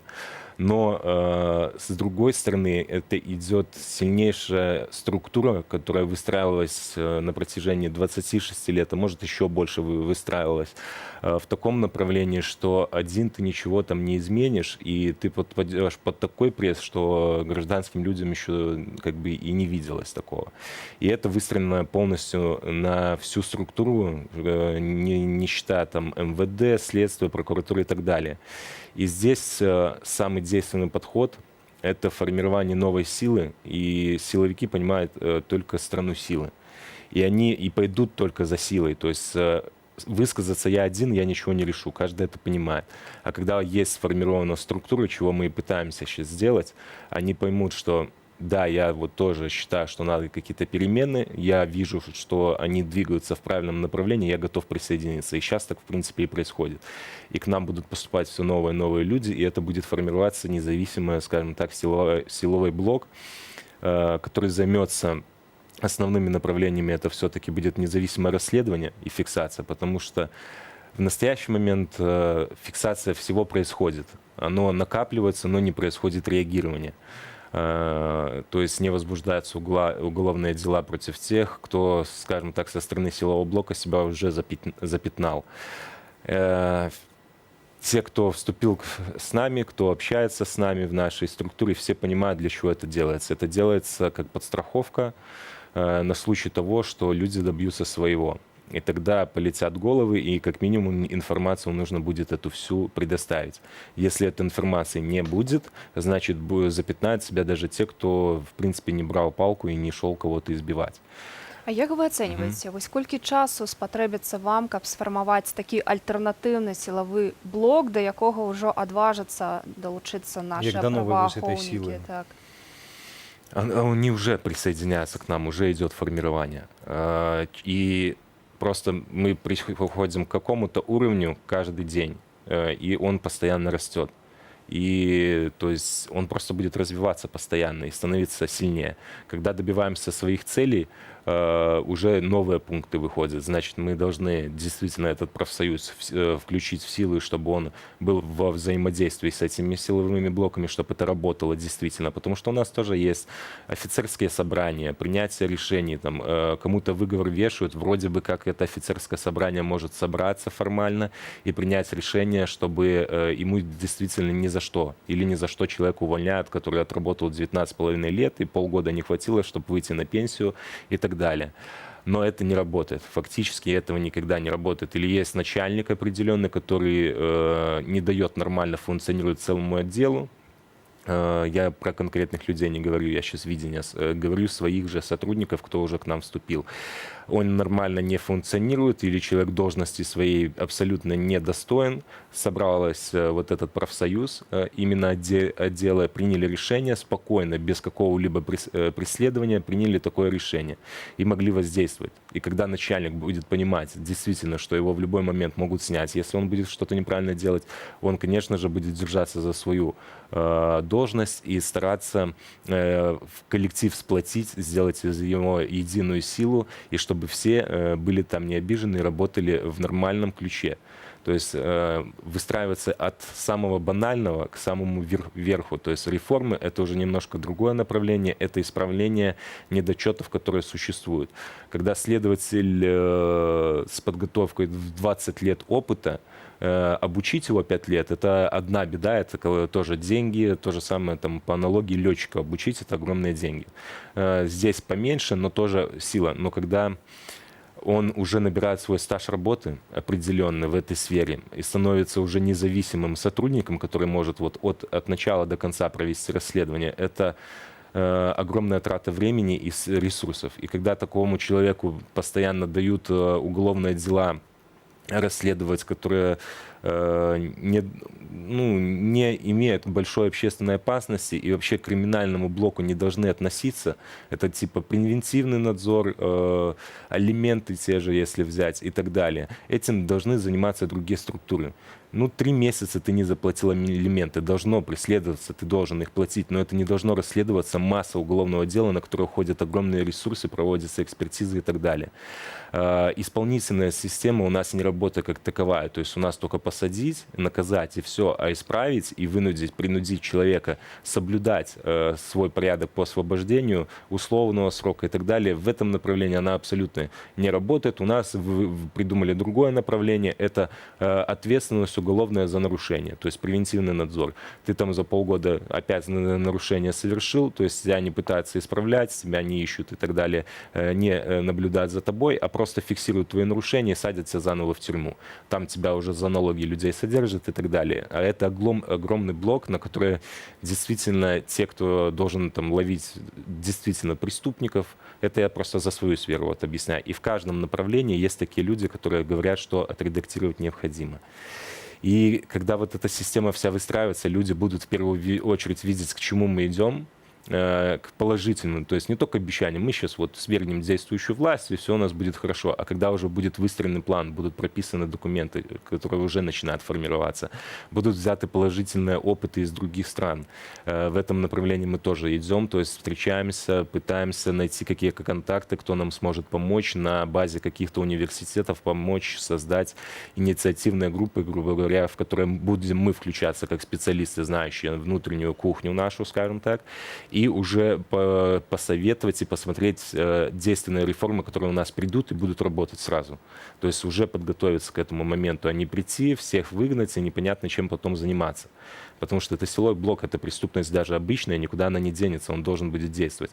И очень важное направление – это все-таки верификация тех, кто себя запятнял. То есть если вы знаете, что такое Моссад, то, грубо говоря, он сейчас уже выстраивается на нашай базе. Вось пра гэта яшчэ пагаворым. Неўзабаве на момант прапановую перанесціся зноўку ў Менск, гаспадарства ў калоне дэманстрантаў ідзе наша калега Александра Дорская. Ужо зараз тэлефонная сувязь з Александрою ёсць. Александра, вітаем цябе і адразу табе слова. Прывітанне. Сапраўды мы знаходзімся у раёне Стэллы. Калона досыць вялікая, людзей змагла сёння сабрацца. І людзі дайшлі амаль што да Стэлы, там было перакрыта, і яны павярнулі на праспект Машэрава. Увесь праспект, нават не змяшаюцца людзі на праезнай частцы, ідуць і па тратуары, і па праезнай частцы таксама. Ну, гэта тысячы людзей. Таксама тут сёння людзі з сцягамі раёнаў. З'явіліся нейкія новыя лозунгі, напрыклад, забастоўка. Постоянно люди нагадывают про завтрашнюю забастовку, постоянно скандуют это. Вот. Ну и в принципе, пакуль такая атмосфера вельмі бадзёрая. Наколькі нам паведамляюць, вось, напрыклад, на праспекце Незалежнасці гучыць музыка, якая атмасфера там, дзе ты цяпер знаходзішся? Ну так, на вось гэтым скрыжаванні каля Стэлы там гучала музыка, і там таксама паведамлялі гэтыя просьбы разысціся і пра тое, што там забаронена насіць маску і гэтак далей. Ну, гэта стандартнае паведамленне. Людзі асвіствалі і крычалі ў бок дынамікаў. Ну і тут ўжо на праспекце Машэрава у людзей ёсць з сабой, яны ставяць музыку з тэлефонаў, ёсць студзяць дудкі, ёсць барабаны, ёсць нейкія самаробныя інструменты, там хтосьці прыйшоў з бутэлькамі з вадой, грыміць імі, хтосьці нават з рондалямі, з барабанамі. Так што, ну, атмасфера такога вялікага сапраўды і мітынгу, які сёння атрымаўся. Александра, дзякуй вялікі табе за злучэнне, беражы сябе, нават калі там сітуацыя зараз выглядае мірна, у кожным выпадку беражы сябе. Дзякуй вялікі. Александра Дорская была на тэлефоннай сувязі гаспадарства з намі з Менску. Мы працягваем размову з Андрэем Астаповічам, былы следчы, каардынатар ініцыятывы «Байпол» у нас у студыі. Андрей, уласна вось наконт вось гэтай ілюстрацыі для злачынцаў. Вось гэтага моманту хацелася запытаць, таму што нас і у чаце на Ютубе пішуць нам таксама пра гэта, пра тое, колькі можна трываць людзей, вось злачынцаў у балаклавах. І мне памятаецца, што яшчэ нейкі час было такое дастаткова распаўсюджана хваля, калі зрывалі сціхароў, да прыкладу, вось гэтай балаклавы. наколькі гэта важныя дзеянні якраз для верыфікацыі гэтых злачынцаў, наколькі яны вам дапамагаюць, альбо не варта людзям рызыкаваць сабой, бо ведаем, што вось на падобныя дзеянні сілавікі вельмі так агрэсіўна рэагуюць. Можа, не варта так рызыкаваць, у вас ёсць нейкія іншыя крыніцы, у тым ліку ваша агентурная сетка, про якую вы распавядаеце? Я вам просто объясню ситуацию, что мы против насилия, потому что мы не хотим уподобляться действующей власти. Почему против нее выступают? Потому что они применили насилие в отношении своего народа. Эти же сотрудники, если к ним применять насилие, они будут отвечать только этим же. То есть есть другие действенные способы. Какие конкретно, я объяснить не могу, но могу привести пример. Каждый действующий ныне сотрудник знает очень много, около, я думаю, как на своем примере смотря, от 500 до 1000 каких-то вот коллег именно он пересекался в плане, смотря сколько ты проработал. Мне на это хватило 10 лет, допустим, да? Количество людей, кто смотря как общается. И, грубо говоря, я находился на работе иногда с 6 до 11 вечера, иногда там вообще с понедельника по пятницу и так далее. И когда ты с такими людьми встречаешься, пересекаешься на такой постоянной работе, или там обучаешься с ними в Академии МВД 5 лет вообще вместе в казарменном положении живешь. По коридору я узнавал, не выходя на коридор, по звуку шагов людей, а не то, что уже когда на видеокамеру кто-то попадает в маске, не в маске, по его движению, по его телосложению, поведению, голосу и другим направлениям. Если вот вдруг, знаете, была такая информация, обещали там от 5 до 10 тысяч долларов за полный список на канале Нехта. ГУБОПа. Мы работаем в другом направлении. То есть мы не хотим там публиковать, чтобы ходили каких-то дачи сотрудников, полили, разрисовывали там судьи или кого-то еще машины. Мы в этом направлении не работаем. Мы собираем доказательства вины людей, вычисляем определенных людей, которые потом сработают. И это будет намного более действенно, когда человек знает, что он совершает что-то неправильное, что каждый из них под сомнение не ставит того, что в данный момент происходят такие волнения, которые не проходили у нас в истории никогда. И шанс того, что люди добьются своего, рано или поздно, очень велик. И они должны понимать, что ответственность пойдет. Ну вот для примера я вам скажу, этот список у нас весь есть полностью. Мы его никуда не публиковали, мы за деньгами не гонимся, у нас свои цели. И напротив каждого человека прописывается, где он замрался. Не каждый там есть, не каждого узнали, не каждый может себя заморался, и каждый другой может заниматься там другим направлением. Но те, кто участвовал на эти видеозаписи, даже в том же канале Нехта попадал, человека в маске, без маски узнали. Кто взламывал офис Бабарика, точно так же узнали. Кто задерживал Тихановского, узнали. Им эти маски не помогают, потому что с ними точно так же работают те же люди, которые знают этот объем. Вот. Андрей, дзякуй вялікі за размову, таксама за вашу працу, а таксама за вашу грамадзянскую пазіцыю. Дзякуй вялікі. З намі спадарства Андрей Астапович, былы следчы, координатор инициативы «Байпол», был у студыі. Ну, а мы перанесемся на акцию солидарности, якую зладзілі беларусы Варшавы. Зацитую организаторов. Беларусы Варшавы и целые Польши выказывают свою солидарность с нашими земляками и падтрымліваюць народный ультиматум, а при национальной забастоўцы готовы падтрымліваць бастуючых беларусаў. Конец цитаты. На месцы працуе наш коллега Вітаўт Сіўчык. Вітаўці, вітаем цябе и даем табе слово. Ну что? Прывітанне, шановная студыя, прывітанне, шановнае гаспадарства. Сёння пад амбасадай Беларусі ў Варшаве сабралася каля 150 чалавек, нягледзячы на абмежаванні, звязаныя з COVID-19. Вось гэтыя тры патрабаванні народнага ультыматуму. Лукашенко павінен сысці, таксама павінен спыніцца гвалт на вуліцах, і таксама перадусім таксама і іншыя таксама пункты. Вось побач са мною арганізатар мерапрыемства гаспадар Максім Хамета. Хацеў вас таксама запытаць, вось што што людзі вось сюды прыйшлі пад амбасаду, чаго яны патрабуюць? Так, добрый день. На самом деле я один из организаторов. Я первоначально задумывал это как акцию солидарности студентов Беларуси в Польше с студентами Беларуси в Беларуси, собственно. Вот. А потом мы сконтактовались с Центром белорусской солидарности, подумали, что можно сделать и такое большое мероприятие для всех белорусов в Варшаве. Вот. Люди пришли поддержать белорусов. Сегодня день народного ультиматума. Я считаю, что его, скорее всего, Лукашенко не исполнит, и завтра должна начаться забастовка, общенациональная забастовка. И студенты, и рабочие, и все должны просто остановиться и не пойти на работу, учебу и так далее. Яшчэ раз нагадаем, першы пункт это Лукашенко павінен сысці, другі пункт гэта таксама яшчэ вызваленне палітвязняў. Побач з намі Алесь Лапко, адзін з арганізатараў ініцыятывы Байсол. Алесю, вось як беларусы замежжа падтрымоўваюць сваіх землякоў уласна у Беларусі?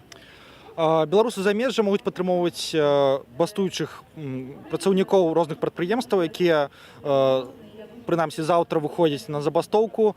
Яны могуць пералічыць заробак свайго аднаго працоўнага дня на фонд Байсола, які падтрымлівае гэтых работнікаў і можа выплаціць ім заробак за той час, калі яны бастуюць. Таму гэта вельмі важна, каб беларусы замежжа маглі гэта зрабіць і адчувалі сваю датычнасць да таго, што адбываецца ў Беларусі, каб беларусы з Беларусі пачулі тую салідарнасць, тую падтрымку беларусаў, якія з-за мяжы чуюць, ведаюць і дапамагаюць ім у іх змаганні за свабоду. Таксама сапраўды вельмі важна, каб беларусы ў Беларусі, вось рабочыя, якія будуць страйкаваць, пачуваліся, што яны не самыя, што ў іх ёсць вось гэтая падушка бяспекі, што іх калі што падтрымаюць у тым ліку матэрыяльна, каб мець вось гэтыя сродкі для існавання замест заробку. Між тым, спадарства, толькі звярніце ўвагу, колькі тут людзей. Як я ўжо гаварыў, больш за 150 чалавек патрабуе адстаўкі Лукашэнкі, спынення гвалту на вуліцах, а таксама неадкладнага вызвалення ўсіх палітвязняў. І не ўсе нават умяшчаюцца каля амбасады. Паліцыя прасіла не стаяць шчыльна праз каронавірус, абавязковыя маскі. А вось, напрыклад, з таго боку дарогі бачым таксама яшчэ одну асобную групу, якая літаральна нядаўна падышла з расцяжкай «Бастуй, Беларусь». Вось так, спадарства, беларускі народ адзіны, незалежна ад таго, дзе ён знаходзіцца, ці ў Беларусі, ці за мяжою. Практычна ўсё беларускае грамадства цяпер аб'яднанае вось адзіным такім пасылам, каб жыць проста годна, сумленна, каб Беларусь была вольнай дэмакратычнай краінай. Ну што ж, масава падтрымліваюць нас таксама беларусы замежжа. На акцыі ля беларускай амбасады ў Варшаве пабываў наш журналіст Вітаўт Сіўчык. Дзякуй, Вітаўт, вялікі. Я зачитаю одно поведомление из нашего чату. Алан Лашло пишет: здоровья Александру Григорьевичу, выпьем за его победу, потому что протест уже сдулся. Ну что ж, Алан, выпейте побольше. Тут, это одно, что можно вам пожадать, такая хвилинка веселая. Однак вертаемся до размовы у студии. Олеся Зарембюк, кіраўнік беларускага дому у Варшаве, з намі у студии. Вітаем тебя. Прывітанне. Калі ты з'яўляешься у нас у студии апошнім часам, то говорим про солидарность. З апошня твайго візіту до нас, наколькі вось можна говорить про размах, про рост, ці зараз больш гэтая праграма набіраюць масштабу? Наадварот, менш людзей прыязджае ў Польшчу, якім патрэбна медыцынская дапамога. І рэабілітацыя гэта звязана з аднаго боку, што менш людзей зараз атрымліваюць траўмы, хаця 2 тыдні таму былі вельмі жорсткія разгоны. А з другога боку гэта звязана з тым, што Александр Лукашенко скараціў сваім рашэннем колькасць польскіх консулаў у Беларусі, і калі раней візу можна было зрабіць за 1 дзень, то зараз візы робяцца мінімум 2 тыдні. І вось апошні спісак 20 пашкадаваных беларусаў, якімі выслалі 2 тыдні, вось людзі атрымаюць візы толькі пасля выходных вось на гэтым тыдні. Таму зараз такога ўжо потока, як быў напрыканцы жніўня і на пачатку верасня, і ўвогуле ў верасні, ужо няма. Але гэта не значыць, што заўтра ён з'явіцца. Мы не ведаем, як зарэагуе сёння міліцыя, ОМОН лукашэнкаўскі, і што яны будуць рабіць. Разам з гэтым мы ведаем, што за апошнія 2 месяцы, нават паводле афіцыйнай статыстыкі, прыехала больш беларусаў, у прыватнасці ў Польшу, чым за ўвесь мінулы год. Вось гэтыя аб'ёмы людскія, наколькі атрымліваецца дапамагчы ўсім, Як выглядае сітуацыя з нашай? Беларускі дом дапамагае толькі і выключна тым людзям, якія патрабуюць медыцынскай дапамогі, рэабілітацыі, псіхалагічнай дапамогі. Мы аказваем таксама юрыдычныя кансультацыі, і мы дапамагаем тым, у каго ёсць крымінальны пераслед, і хто таксама адседзеў сотні у Беларусі і патрабуе вось нейкай такой перадышкі рэабілітацыі. Наша дапамога, яна комплексная, пачынаючы ад візавай дапамогі, працягваючы тут ковіднымі тэстамі. Пасля мы людзей накіроўваем на аперацыю альбо нейкую дапамогу, якая ім трэба, таму што былі людзі з запёкамі, былі людзі з паломанымі нагамі і рукамі. Вось яны все лічыліся тут у шпіталі Міністэрства ўнутраных спраў у Варшаве. Ну і пасля вось мы іх накіроўваем на рэабілітацыю. Гэта горад-курорт, Душнікі-Здруй пад чэшскай мяжой в Ніжняй Сілезіі. Там людзі маюць вельмі добрыя ўмовы. Каштуе суткі пражывання і харчавання нашых пашкадаваных беларусаў 160 злотых. На сённяшні дзень мы ўжо дапамаглі на 165 тысяч злотых. Еще не заплатили, еще винные вось гэтаму санаторыю. Таксама арганізавалі там на месцы людзям курсы польскай мовы. Вось. То бок гэта такая комплексная дапамога, але таксама здараюцца сітуацыі, калі людзі не цэняць. Ёсць шэраг беларусаў, якія лічаць, што ім все павінны. А нам, беларусам, так па-сапраўднаму ніхто нічога не павінен. Гэта наша краіна, гэта наша будучыня, гэта наша рэчаіснасць, за якую мы самі змагаемся. Таксама беларускі дом у Варшаве яшчэ да вось гэтых выбарчых падзеяў і вы самыя і іншыя называлі гэткай такой амбасадай незалежнай Беларусі тут у польскай сталіцы. Ці атрымліваецца так, што з змяншэннем як колькасці польскіх консулаў у Беларусі, вось ініцыятыва цяперашніх уладаў Беларусі, гэтак і з колькасцю пацярпелых, вызваляецца час на вашу папярэднюю дзейнасць, больш такую палітычную. Бо, напрыклад, ведаем, што зараз вельмі шмат патрабуецца такой дапамогі і праз палітычныя кантакты. Калі гаворка пра тыя ж гуманітарныя візы, каб можна было беларусам працаваць, мы ведаем, што зараз прынамсі разглядаецца такая магчымасць. Будзе вырашана на гэтым тыдні, спадзяюся, Сейм прагаласуе. Мы ўжо 2 месяцы ходзім і размаўляем прыватна з палітыкамі абсалютна ўсіх палітычных фракцый, і левіца, і грамадзянская платформа, і ўрадавая закон і справядлівасць. Хіба што толькі канфедэрацыя не падтрымае гэты закон. І тут мова вядзецца не толькі пра дазвол на працу ў рамках гуманітарных візаў, а пра дазвол на працу ў рамках усіх візаў. Таму што гэта ўжо архаіка. Беларусы прыязджаюць, і яны павінны мець права працы на любой візе. Ці гэта турыстычная віза, ці гэта нейкая іншая віза. І вось гэта пытанне трэба вырашыць глобальна, а не так, што вот зараз мы вырашым пытанне з гуманітарнымі візамі, а пасля будуць шэраг людзей. Вы сказалі, што прыязджае вельмі багата людзей. В асноўным гэта людзі прыязджаюць прыватна, таму што возьмем і узгадаем, людзям было 24 гады, на сённяшні дзень пасля 26 гадоў рэжыму ім 50 гадоў. Яны не хочуць такога самага лёсу альбо не вераць в тое, што будзе магчыма нешта змяніць, таму што ўжо амаль 3 месяцы адбываюцца пратэсты. Яны прыязджаюць сюды. Вось я хацеў сказаць, мы в прыватных кантактах толькі кансультуем юрыдычна, но мы не можам дапамагчы, таму што нашым прыярытэтам застаюцца людзі, якія з'яўляюцца для нас абсалютна героямі, якія рызыкуючы свабодай, рызыкуючы здароўем, рызыкуючы ўсім у Беларусі выйшлі, не пабаяліся і пратэставалі, і атрымалі усе гэтыя пашкоджанні, праблемы са здароўем, і многія з іх не могуць вярнуцца. Хаця шэраг людзей, якія ў рамках нашай праграмы ўдзельнічалі, яны вярнуліся ў Беларусь. Алесь, на момант перарвем размову на тэлефоннай сувязі з Менску. З намі наша калега Кацярына Ткаченка.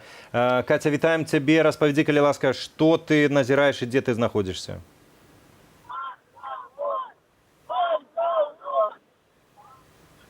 Катя, ты нас чуеш, калі ласка, табе слова? Я вас чую. Калі ласка, табе слова, што ты назіраеш, дзе ты знаходзішся? Я знаходжуся на пераскрыжаванні праспекта Машэрава і вуліцы Богдановича. Значыцца, колонна рушила ад стэлы по вуліцы Машэрава і далей павярнула, каб рухацца ў бок Нямігі. Але колонна вымушана была спыніцца, бо далей в районе оперного театра водометы.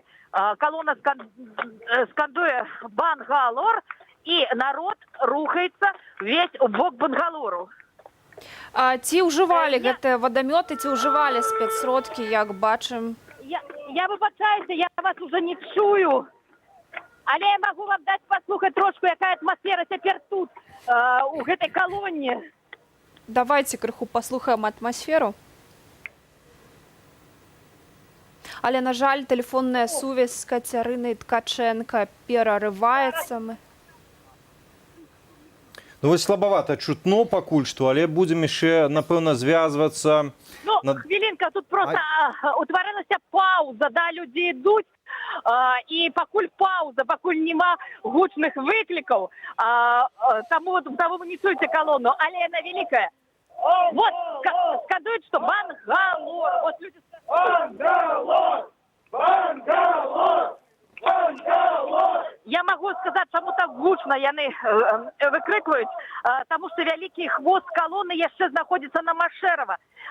И каб было чутно, было зразумела тым, кто ідзе з боку Машэрава, что не трэба сварочваць направо, а варта сварочваць, брать лево и ісці в бок Бангалору. Ну что ж, атрымліваецца, что не польскія, чэшскія лялькаводы, а вось галава колонны кіруе сённяшнім пратэстам у Менску. Кацярына Ткаченка працуе нават не глава колонны, люди, якія ў колонне, хто перадаюць інфармацыю, хто ідзе спераду, перадаюць усярэдзіну. І такім чынам колонна сама рэгулюецца. Бо цяпер голова колонны уже становится в середине сихвоз, бо колонну голову уже формируют, голову колонны тыя, кто поздней ішли по проспекту Машэрава ад сцэлы. Зразумела. Катя, дзякуй вялікі табе за злучэнне, за твою працу. Кацярына Ткаченка на тэлефоннай сувязі з намі. З Менску мы працягваем размову з Алесем Зарымбюком, кіраўніком беларускага дому у Варшаве. Мы закранули гэтыя гуманітарныя візы. Просто каб скончыць гэтую тэму, ці гэта ўжо па сутнасці вырашанае пытанне, што прагаласуюць, і гэта пытанне часу якога? Ёсць уступная згода фракцый польскага парламента, кажу, акрамя канфедэрацыі, якія абяцалі падтрымаць вось гэтае рашэнне. І я вельмі чакаю, што гэта будзе рашэнне не толькі па гуманітарных візах, а таксама па ўсіх іншых візах, таму што гэта пытанне трэба, так як я ўжо казаў, вырашыць глобальна, каб все беларусы мелі доступ да польскага рынку працы адразу, калі яны прыедуць. Таму што мы бачым, што людзі пачынаюць займацца невядома якімі рэчамі. Ёсць такія, которые не хочуць працаваць, ёсць такія, якія чакаюць, што ім тут дадуць кватэру і будуць падтрымліваць фінансава штомесяц, але такіх цудаў не бывае. Вось, і трэба з гэтым змірыцца і пачынаць шукаць тут магчымасці новага жыцця. Гэта і вучыць мову, і калі выключаны з універсітэта, звяртацца в праграму Каліноўскага і пасля працягваць навучанне. Таксама ёсць шэраг, вельмі шмат, в прынцыпе, месцаў працы. Праблема ёсць такая, што не ўсе адразу хочуць альбо не хочуць працаваць на такіх нізкакваліфікаваных працах. Но я, напрыклад, калі 10 гадоў таму прыехаў, я таксама займаўся абсалютна ўсім, і ў тым ліку і на будове тут пад Варшавай працаваў в Пясэчна, і ў тым ліку і перакладамі займаўся. Таму што калі ты прыязджаеш, першы час ты не можаш працаваць дзесьці на высокай пасадзе, таму што ты, нават калі ты быў вельмі круты менеджер, ты павінен вывучыць тут мову. Каб скласці нейкую канкурэнцыю на мясцовым рынку працы. Так. Яшчэ адзін момант важны, які здарыўся сёлета, гэта абуджэнне не толькі беларусаў у Беларусі, але і вось беларускай дыяспары ў свеце. Гэта папросту нейкі цуд быў, усе гэтыя акцыі салідарнасці, якія працягваюцца і зараз, і мы назіралі адну вось у нашым эфіры у Варшаве. Што датычна беларусаў Варшавы, ці можам мы гаварыць сёння, што вось гэтая дыяспара, якой шмат гадоў не было заўважна, прызнаем гэта. На сёння сфармавалася як вось пэўная з'ява, настолькі вялікая з'ява, што я нават ведаю, што беларускі дом не мае ніякага дачынення да арганізацыі сённяшняга марша салідарнасці. Так. Як можна ацэньваць гэтую дыяспору? Дыяспора фармуецца, яна в асноўным пачала фармавацца за кошт таго, што 3 гады таму пачалася вялікая хваля эміграцыі сюды, ў Польшчу, ў Варшаву, як адну з краін суседак, блізкую нам культурна, гістарычна, моўна.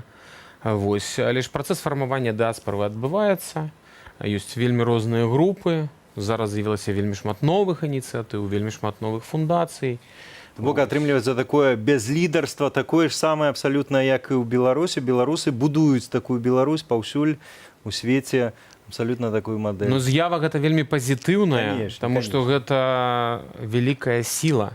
І дзякуючы акцыям салідарнасці, якія мелі вялікі сэнс в траўні, в чэрвені, у ліпені, калі беларусаў і нашу барацьбу за дэмакратыю, свабоду і незалежнасць не заўважалі, то ў жніўні, нават ужо напрыканцы ліпеня, пра гэта пачалі пісаць все вядомыя СМІ.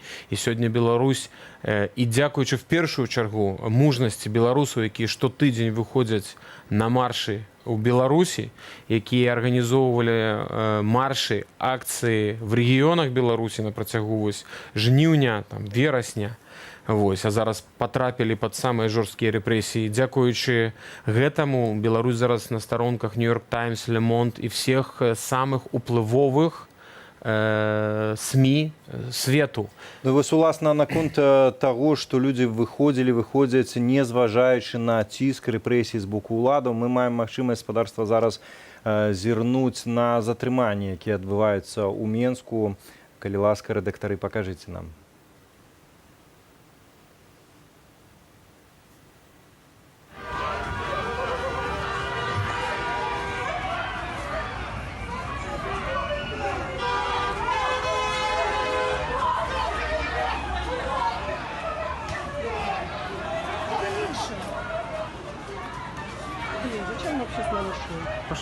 Фантомасы, блин!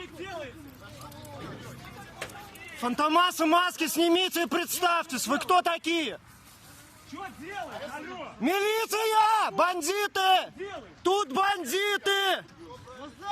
Бандиты, ребята! Милиция, вы где? Вы где, милиция? Снимите маски и представьтесь! Молодой! Маски снимите! Снимите маски, говорю.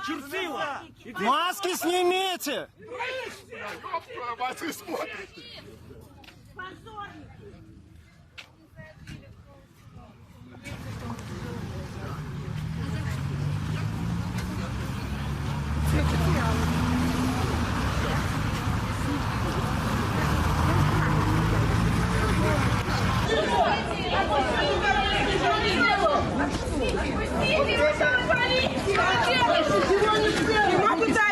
Женщину бьет! Лейтенант, что я сделал? Кричите, что я Беларусь! Фантомасы, блин! Фантомасы, маски снимите и представьтесь, вы кто такие?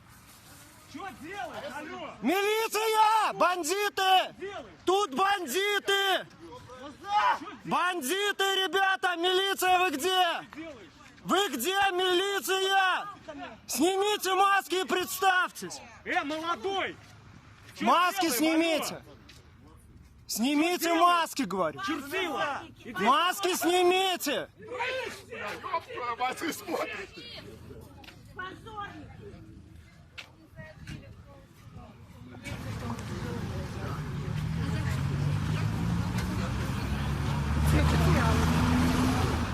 Гаспадарства, гэта былі затрыманні ў Менску, як бачым, выглядалі яны як выкрадання сярод белага дня. Ну, а ў нашай студыі мы сёння размаўлялі з Алесем Зарамбюком, кіраўніком беларускага дома ў Варшаве.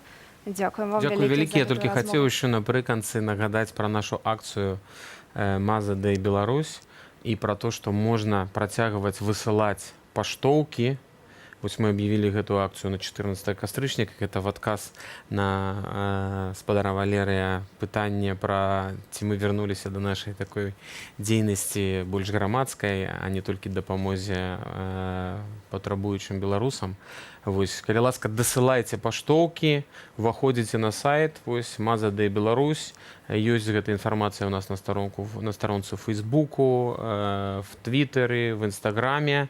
Кожная такая паштоўка вельмі важная, і гэта акцыя скіравана да таго, каб СМІ, сусветныя СМІ, якія зараз маюць праблемы ковіда, прэзідэнцкіх выбарах у Злучаных Штатаў, якія адбудуцца праз 2 тыдні, і ўсіх іншых праблемаў свету глобальных, каб яны не забывалі пра Беларусь, каб яны пісалі пра Беларусь, каб яны памяталі, што беларускі народ, нягледзячы на ўсе неспрыяльныя умовы, працягвае сваю барацьбу за дэмакратычную Беларусь і за незалежную Беларусь. Вельмі файная ініцыятыва, дзякуй вялікі. Дзякуй вялікі. Ну, а Дмітрый Строцаў, паэт, які цяпер адбывае 13-дзённы арышт у ізалятары на Акрэсціна, напісаў песню на верш Дмітрыя «Я людзей баюсь как чуда», запісалі літоўскія музыкі. Напрыканцы верасня з'явілася песня на Ютубе, а ўжо зараз яна вашай увазе.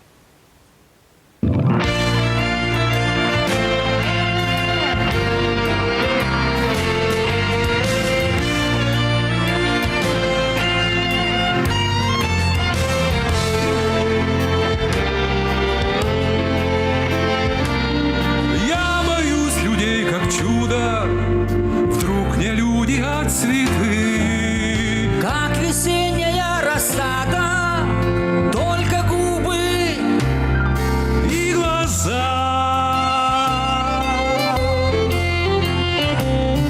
Завлекут неодолимо, только пить и целовать. Я хочу остаться дома, только падать и пьянеть.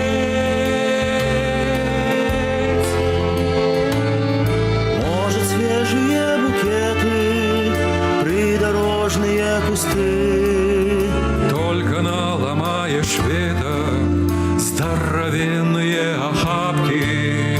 А они обратно люди, клювы, перья и хвосты. Из-за пазухи вспорхнули, полетели из-под шапки. Я боюсь людей как чудо, лучше птицы и цветы. Я боюсь людей как чудо, лучше птицы и цветы.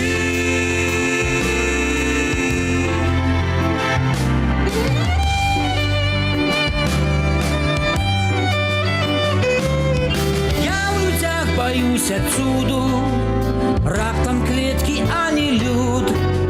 Як весновая рассада, толькі з вуснаў і вачэй. Так завабяць неадольна, толькі піць і цілаваць. Я хочу застаться дома, толькі падаць і п'янець. Може, свежие букеты, придорожные кусты. Только наломаешь ветця, здоровенные охапки. А яны знову люди, дзюбы, перья и хвосты.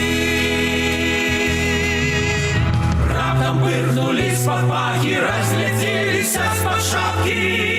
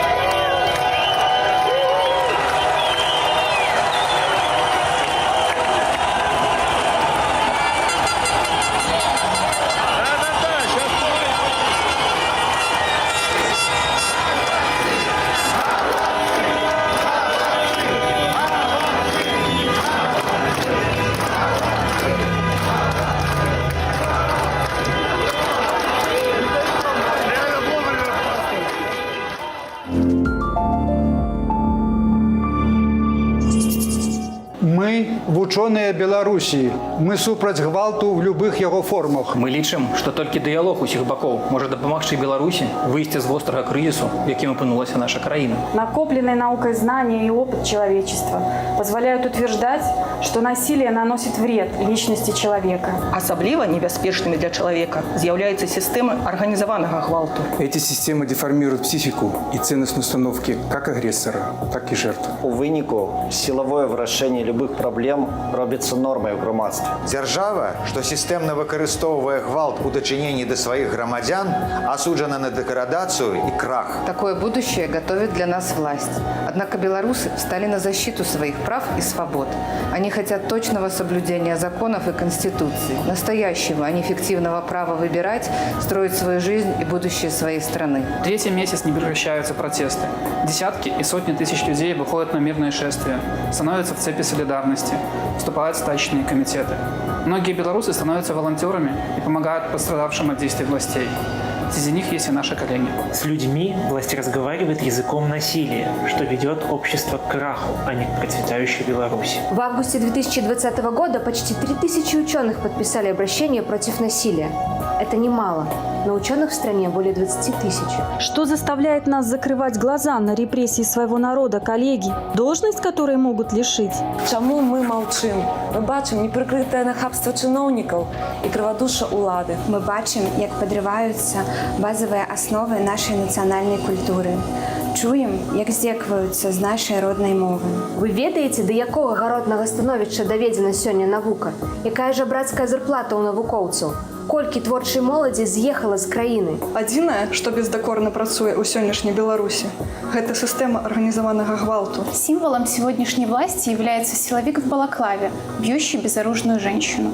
Но это не символ Беларуси. За 26 лет нас обманывали уже 1000 раз. Режим понимает, кредит доверия народа исчерпан. Не маючы магчымасці сілавым шляхам зламаць мірны народны супраціў, улада будзе выкручвацца і хлусіць, а потым помсціць. Ужо зараз улада заявляе, што знойдзе усіх удзельнікаў пратэстаў. И уж если власть вступила на этот путь, то логика событий обязательно приведет ее к каждому из вас. Но это будет ваша личная встреча с безликим режимом. Раз сейчас вы смотрите это обращение, значит, вы уже понимаете, что нынешняя власть аморальна и отвратительна, она коварна и лжива. Сегодняшняя борьба и сегодняшний протест – это не только вопрос политики и экономики. Это вопрос будущего общественного устройства. Вопрос культуры и цивилизации. Вопрос человечности, чести и гуманизма. Вопрос нравственности каждого. Мы звяртаемся до всех вучоных Беларусі. Мы звяртаемся до всех громадян Беларуси. Мы протестуем супраць падаўлення інтэлектуальных свабод, супраць ілжывай прапаганды і падману народа. Мы супраць ідэалагічнай цэнзуры ў інфармацыйнай прасторы. Я протестую, потому что я не хочу, чтобы избивали, истязали, насиловали и сажали в тюрьму моих сограждан. Я протестую, потому что я не хочу, чтобы репрессиям были подвергнуты мои коллеги. Мы против увольнений и арестов по политическим мотивам. Мы против выдворения талантливых, активных и честных граждан из страны. Мы требуем освободить всех несправедливо осужденных по сфабрикованным делам. Мы хотим, чтобы каждый мог свободно выражать свое мнение и говорить правду без страха за себя и своих близких. Мы, вучоныя Беларусі, люди розных поглядаў і перакананняў, захапляемся мужнасцю наших шахцёраў, самаадданасцю наших медыкаў, рашучасцю наших рабочих. Мы солидарны з усімі, хто абараняе грамадзянскія свободы, моральность и гуманизм. Мы знаем, что наша борьба не напрасна, что режим, теснимый гражданами изнутри страны и блокируемый извне, скоро падет. Так всегда было в истории. И на его месте скоро возникнет свободная и демократичная страна. Наша новая Родина. Живе Беларусь!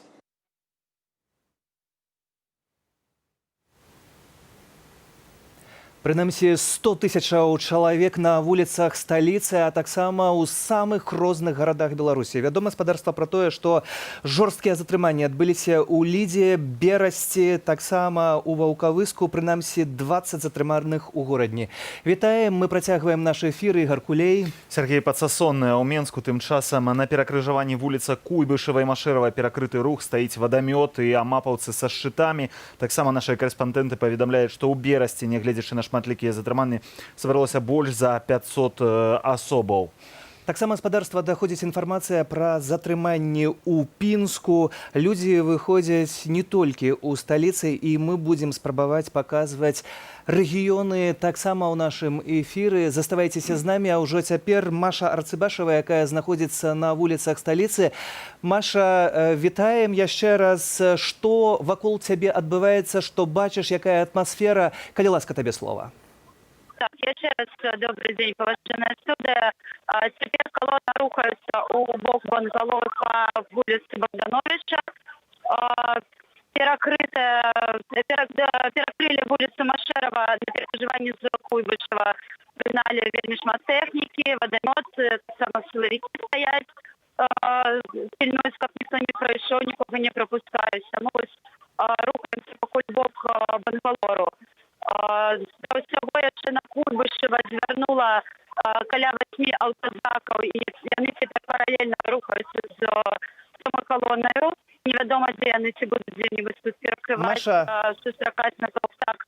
Маша, на жаль, вельмі дрэнная якасць сувязі. Мы будзем паспрабуем яшчэ раз звязацца, бо вельмі слаба чуваць цябе.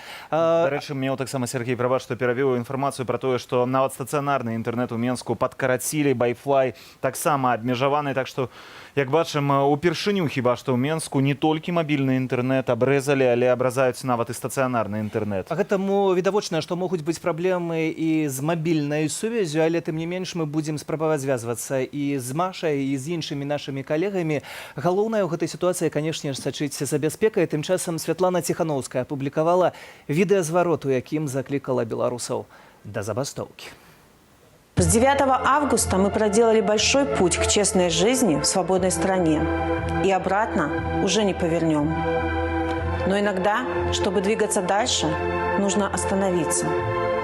Я знаю, как это страшно – рискнуть всем, что у тебя есть.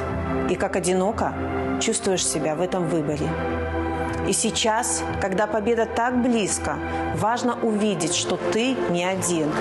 Нас большинство. Мы сила, с которой нужно считаться и которой хватит на то, чтобы сказать: 26 октября я не просто останавливаю свою работу. Я останавливаю беззаконие и несправедливость. Мы заслуживаем уважения. Мы требуем, чтобы нас услышали. Мы будем бороться за справедливость. 26 октября. Национальная забастовка. Остановим все, чтобы показать. Нас не остановить.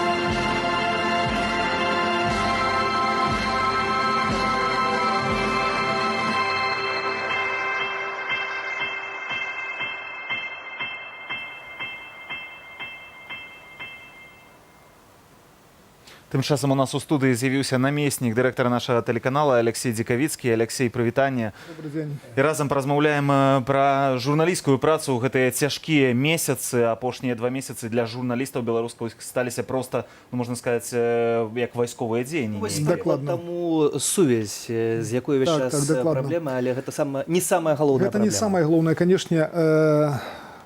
Мы бачым, што у прынцыпе журналісты Белсату заўсёды працавалі ў цяжкой сітуацыі, у цяжкіх умовах, бо ў нас няма акрэдытацыі.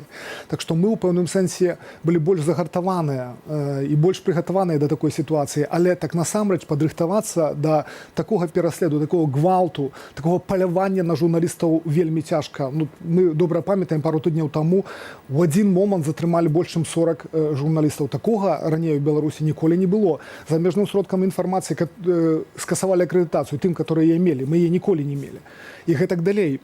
Затрымліваюць нават калег з зарэгістраваных паводле закону беларускага дзеючых, працуючых сродкаў масавай інфармацыі. Сітуацыя вельмі цяжкая, і я вось тут, рыхтуючыся да размовы з вами, падрыхтаваў крыху інфармацыі. Вот у 2018 годзе наши журналисты были вымушены заплатить 100 891 рубль штрафов за працу. 100 тысяч, больше, чем 100 тысяч. Это велизные гроши. У 2019 крыху меней, прыкладна полова. А сёлета я уже не змог, просто не было часу подлічыць, бо это так шмат, гэта інфармацыя ўвесь час змяняецца, гэта многія десяткі тысяч рублёў. Што тычыцца, але сёлета улады ідуць на тое, што проста масава садзяць нашых калег, не толькі белсатаўцаў, але белсатаўцаў таксама у турмы. Калі ў 2019 годзе летась такіх выпадкаў было даволі мала, то я падлічыў, што на сённяшні дзень нашыя калегі, толькі белсатаўцы, атрымалі ўжо 280 сотняў арышту. Але за што амаль год. калегаў і за што сажаюць? Сапраўды, справа ў тым, што паводле заканадаўства беларускага, то есть за працу без акрэдытацыі, за што масава штрафуюць нашых людзей, но нельга пасадзіць на сотні, так? Толькі можна штрафаваць. І гэта, ў прынцыпе, было нейкім такім выйсцем для нас. Вядома, што штрафы за нашых калег, за нашых журналістаў, которые працуюць у Беларусі, мы і так кампенсуем. Мы ці партнёрскія арганізацыі. Але зараз апошнія месяцы ўлады пачалі выкарыстоўваць іншы артыкул кодексу. Гэта значыць удзел у несанкцыянаваных мерапрыемствах, за што ўжо пагражае да 15 сотняў арышту, а нават у некаторых сітуацыях могуць быць больш цяжкія наступствы. Але нягледзячы на гэта, нашыя калегі працуюць у гэтыя хвіліны. Маша Арцыбашева з намі ўжо цяпер на сувязі, па гэтаму паспрабуем аддаць ёй голас. Спадзяемся, што ёсць гэтая сувязь. Маша, калі ласка, табе зноў слова і паспрабуем даведацца, што цяпер адбываецца і дзе ты.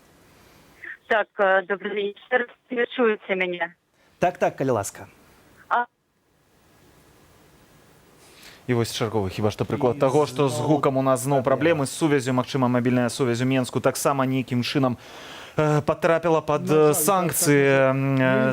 У такіх умовах працуюць нашыя калегі, не толькі нашыя, і калі раней, як вяртаючыся да размовы раней, нашы калегі атрымлівалі толькі штрафы, то цяпер іх проста кідаюць за краты за тое, што яны нібыта бяруць удзел у несанкцыянаваных акцыях.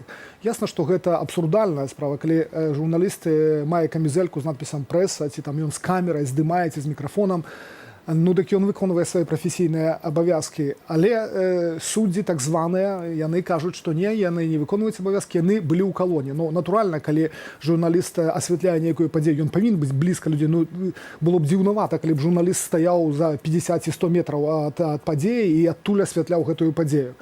Дык вось жа нашых калег кідаюць за краты менавіта за гэта. І быў пэўны момант пару тыдняў таму, калі адразу 7 нашых калег сидзелі за кратамі. Зараз іх толькі двое. Гэта Алесь Любенчук, который атрымаў 15 сутак. Гэта наш аператор. І Алена Донар, которая то ўвогуле нейкая зверская просто ситуация. Вельмі маладая дзяўчына, журналістка, которая пайшла выконваць рэдакцыйнае заданне, атрымала 15 сотняў, адсидзела это 15 сотняў, але яе не выпусцілі, далі наступныя 15 сотняў. Чалавек знаходзіцца, 23-гадовая дзяўчына будзе знаходзіцца за кратамі ўжо месяц практычна. І я вось тут хацеў бы проста пару разоў здарылася апошнім часам вельмі дзіўная сітуацыя, калі это 2 разы такое здарылася, што суддзі апраўдалі нашых калег за тое, што недастатковы быў склад, так сказать, злачынства ці правапарушэння. Але ёсць суддзі, которые не толькі ў Менску, але і ў Гомелі, там у Глыбокім, у іншых гарадах, у Магілёве, постоянно судзяць наших коллег и дают им штрафы, сотни. Я хотел бы вот гэтыя паўтараючыся прозвішчы все-таки зачитать. Максимович, Табола, Крашкина, Зарычнюк, Соколовский, Карманович, Шатила, Руденко, Загорская, Живица, Федосова. Вот гэтыя прозвішчы паўтараюцца ў нашай спецыяльнай табліцы. Мы про гэта все просто хочу, чтобы... Это прозвішчы суддзяў, якія даюць... І мы про гэта памятаем. Так, і абавязкова няхай наши гледачы таксама ведаюць пра... Вось у мяне ўзнікае іншае пытанне ў гэтай сітуацыі, бо вось кадры мы ўвесь час атрымліваем, і могуць нашыя гледачы бачыць і з Менску, там і з горадні, вось літаральна некалькі хвілінаў таму мы таксама паказвалі гэтыя кадры. Сёння ў кожнага ёсць тэлефон, сёння ў кожнага ёсць відэакамера, кожны можа зняць, даслаць у тым ліку і нам гэтыя кадры. Навошта ўвогуле тады прэсаваць так журналістаў? Затрымаць інфармацыю немагчыма. Гэта сапраўды цяжка зразумець. Мне падаецца, тут справа ў тым, што нашы прадстаўнікі ўлады, праваахоўных органаў, яны ментальна жывуць нават у мінулым стагоддзі. Бо калісьці, допустим, там у 90-х гады, ці нават на пачатку існавання Белсату, там з 2007 года мы працуем, да, што калісьці было так, што калі штосьці вот не будзе знятае прафесійнай здымачнай групай, камерай прафесійнай і не будзе паказанае ў тэлеэфіры, так як цяпер, то значит гэтага як бы і не было. Цяпер, натуральна, практычна кожны мае смартфон, і мы ж, і вы бачыце, што нават у часе нашага эфіра мы атрымліваем масу здымкаў.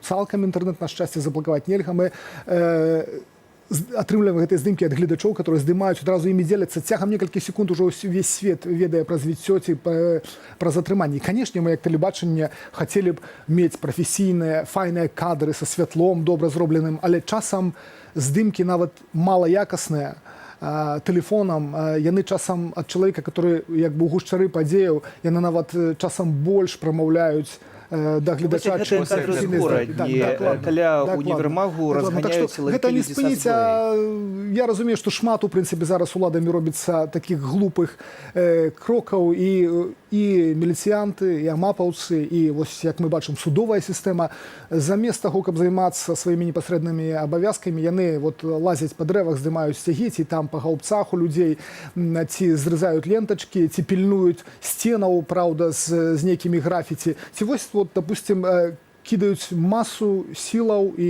людскіх і сілаў сістэм на тое, каб пераследаваць нашых журналістаў. Я спадзяюся, што гэта не правядзе да таго, што мы спынім вяшчанне. Гэта проста немагчыма. І сённяшні эфір хаця б гэтаму доказ. Цяпер на момант перанясемся ў Віцебск. З намі на сувязі наш калега Зміцер Казакевіч. Зміцер, вітаем. І сёння Віцебск таксама далучыўся да пратэстаў. Што адбываецца ў гэтыя хвіліны, што адбывалася раней некалькі гадзінаў таму? Вітаю, калегі, вітаю, гледачы. Так, Віцебск сёння ў апошні дзень ультыматуму выйшаў такі на вуліцу. Зараз вось я знаходжуся перад калонай, ну цяпер ужо ў хвасце, перад калонай. Яна налічвае каля больш за 400 чалавек, мы палічылі. Для Віцебска гэта, ну, такая добрая лічба ўжо. Вось, калона рухалася па Смаленскай, зараз на скрыжаванні з вуліцай Праўды перайшла на другі бок і зноў у бок Маскоўскага праспекту рухаецца. Асаблівасцю вось гэтага шэсця хіба тое з'яўляецца, што сёння у калоне мала сцягоў чырвона-белых, іх практычна зусім няма. Затрыманняў пакуль што не было, але калону суправаджае, я вот палічыў тут 2 міліцэйскіх аўтобуса, 4 мікрааўтобуса, глушылка і суправаджэнне такое ціхарскае, то бок яны ідуць невядома як, ззаді, з хваста калоны і паўсюль. Таму вось я баюся нават адрывацца зараз ад калоны, каб до мяне не падышлі. Вось. То бок затрыманняў пакуль, дзякуй Богу, не было. Я перабегаю вуліцу, бачайце. І вось нейкая... вось і пайшлі затрыманне. Я не магу зараз здымаць, але ціхары проста на маіх вачах зараз затрымліваюць чалавека, і калона адбівае яго. Калона адбівае і пырскаюць газам. Я не ведаю, ці здымаюць зараз людзі гэты момант. Але ну вось хіба першая сутычка адбылася, і яе справакавалі ціхары. Это адназначна. На пераходзе вуліцы Праўды. Ну, такая ситуация напруженная. Вот можете пачуць зараз, як скандуе калона. Адзін за ўсіх і ўсе за аднога. Але я трошки задыхаўся, выбачайце. Зміцер, мы бачылі ў горадні, што сілавікі ў форме і ўзброеныя ў аўтаматы, ці ў Віцебску таксама людзі са зброяй, ці гэта проста ціхары пераапранутыя ў цывільную форму? Так, на свае вочы я не бачу людзей у форме наогул сёння. Просто панатыкана ціхароў. З аўтаматамі таксама людзей не бачу, але напэўна, відаць, яны ездзяць вось у гэтых аўтобусах, якія заўсёды побач з намі, з калонай. Вось, з аўтаматамі пакуль не бачу, але бачна, што ціхары так настроены вельмі сурова. Забыўся сказаць, калі калона ішла па праспекце Фрунзе, нас здымала абласное віцебскае тэлебачанне дзяржаўнае.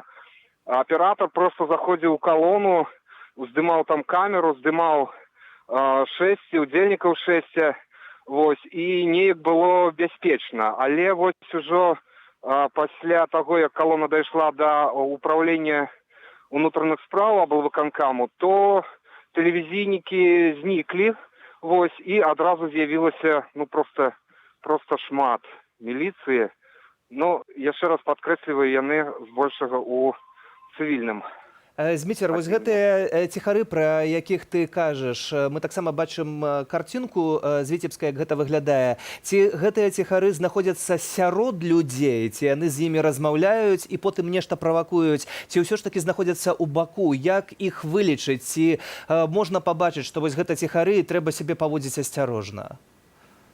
Ведаеце, як людзі дасведчаныя, тут просто па знешняму выгляду вызначаеш гэтага ціхара. Яны дзіўна, сёння яны вельмі блізка, яны як бы ўліваюцца ў калону, і бывае, што вельмі так цяжка разлічыць, хто гэта. Прычым усе амаль удзельнікі ў масках і ціхары ў масках, і такое напружанне існуе ў калоне, бо шмат падазрэння, ты ціхар ці не. То бок яны і ў канцы калоны, і наперадзе, наперадзе хутчэй не, а ў сярэдзіне я цяжка сказаць.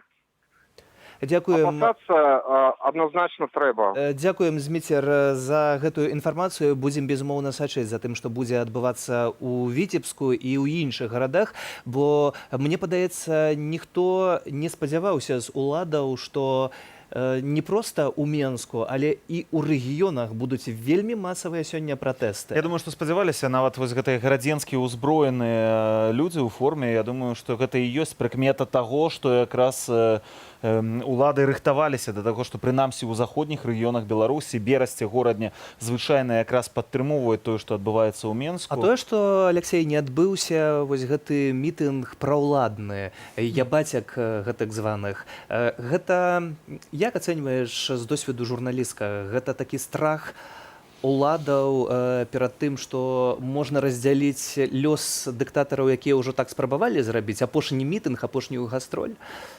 Мне падаецца, што зараз беларускія ўлады, у тым ліку і сам Александр Лукашенко, упершыню хіба адчулі, што вось гэтая сістэма, гэтая вертыкаль, которую яны будавалі столькі гадоў, што яна проста можа быць збой гэтай сістэмы.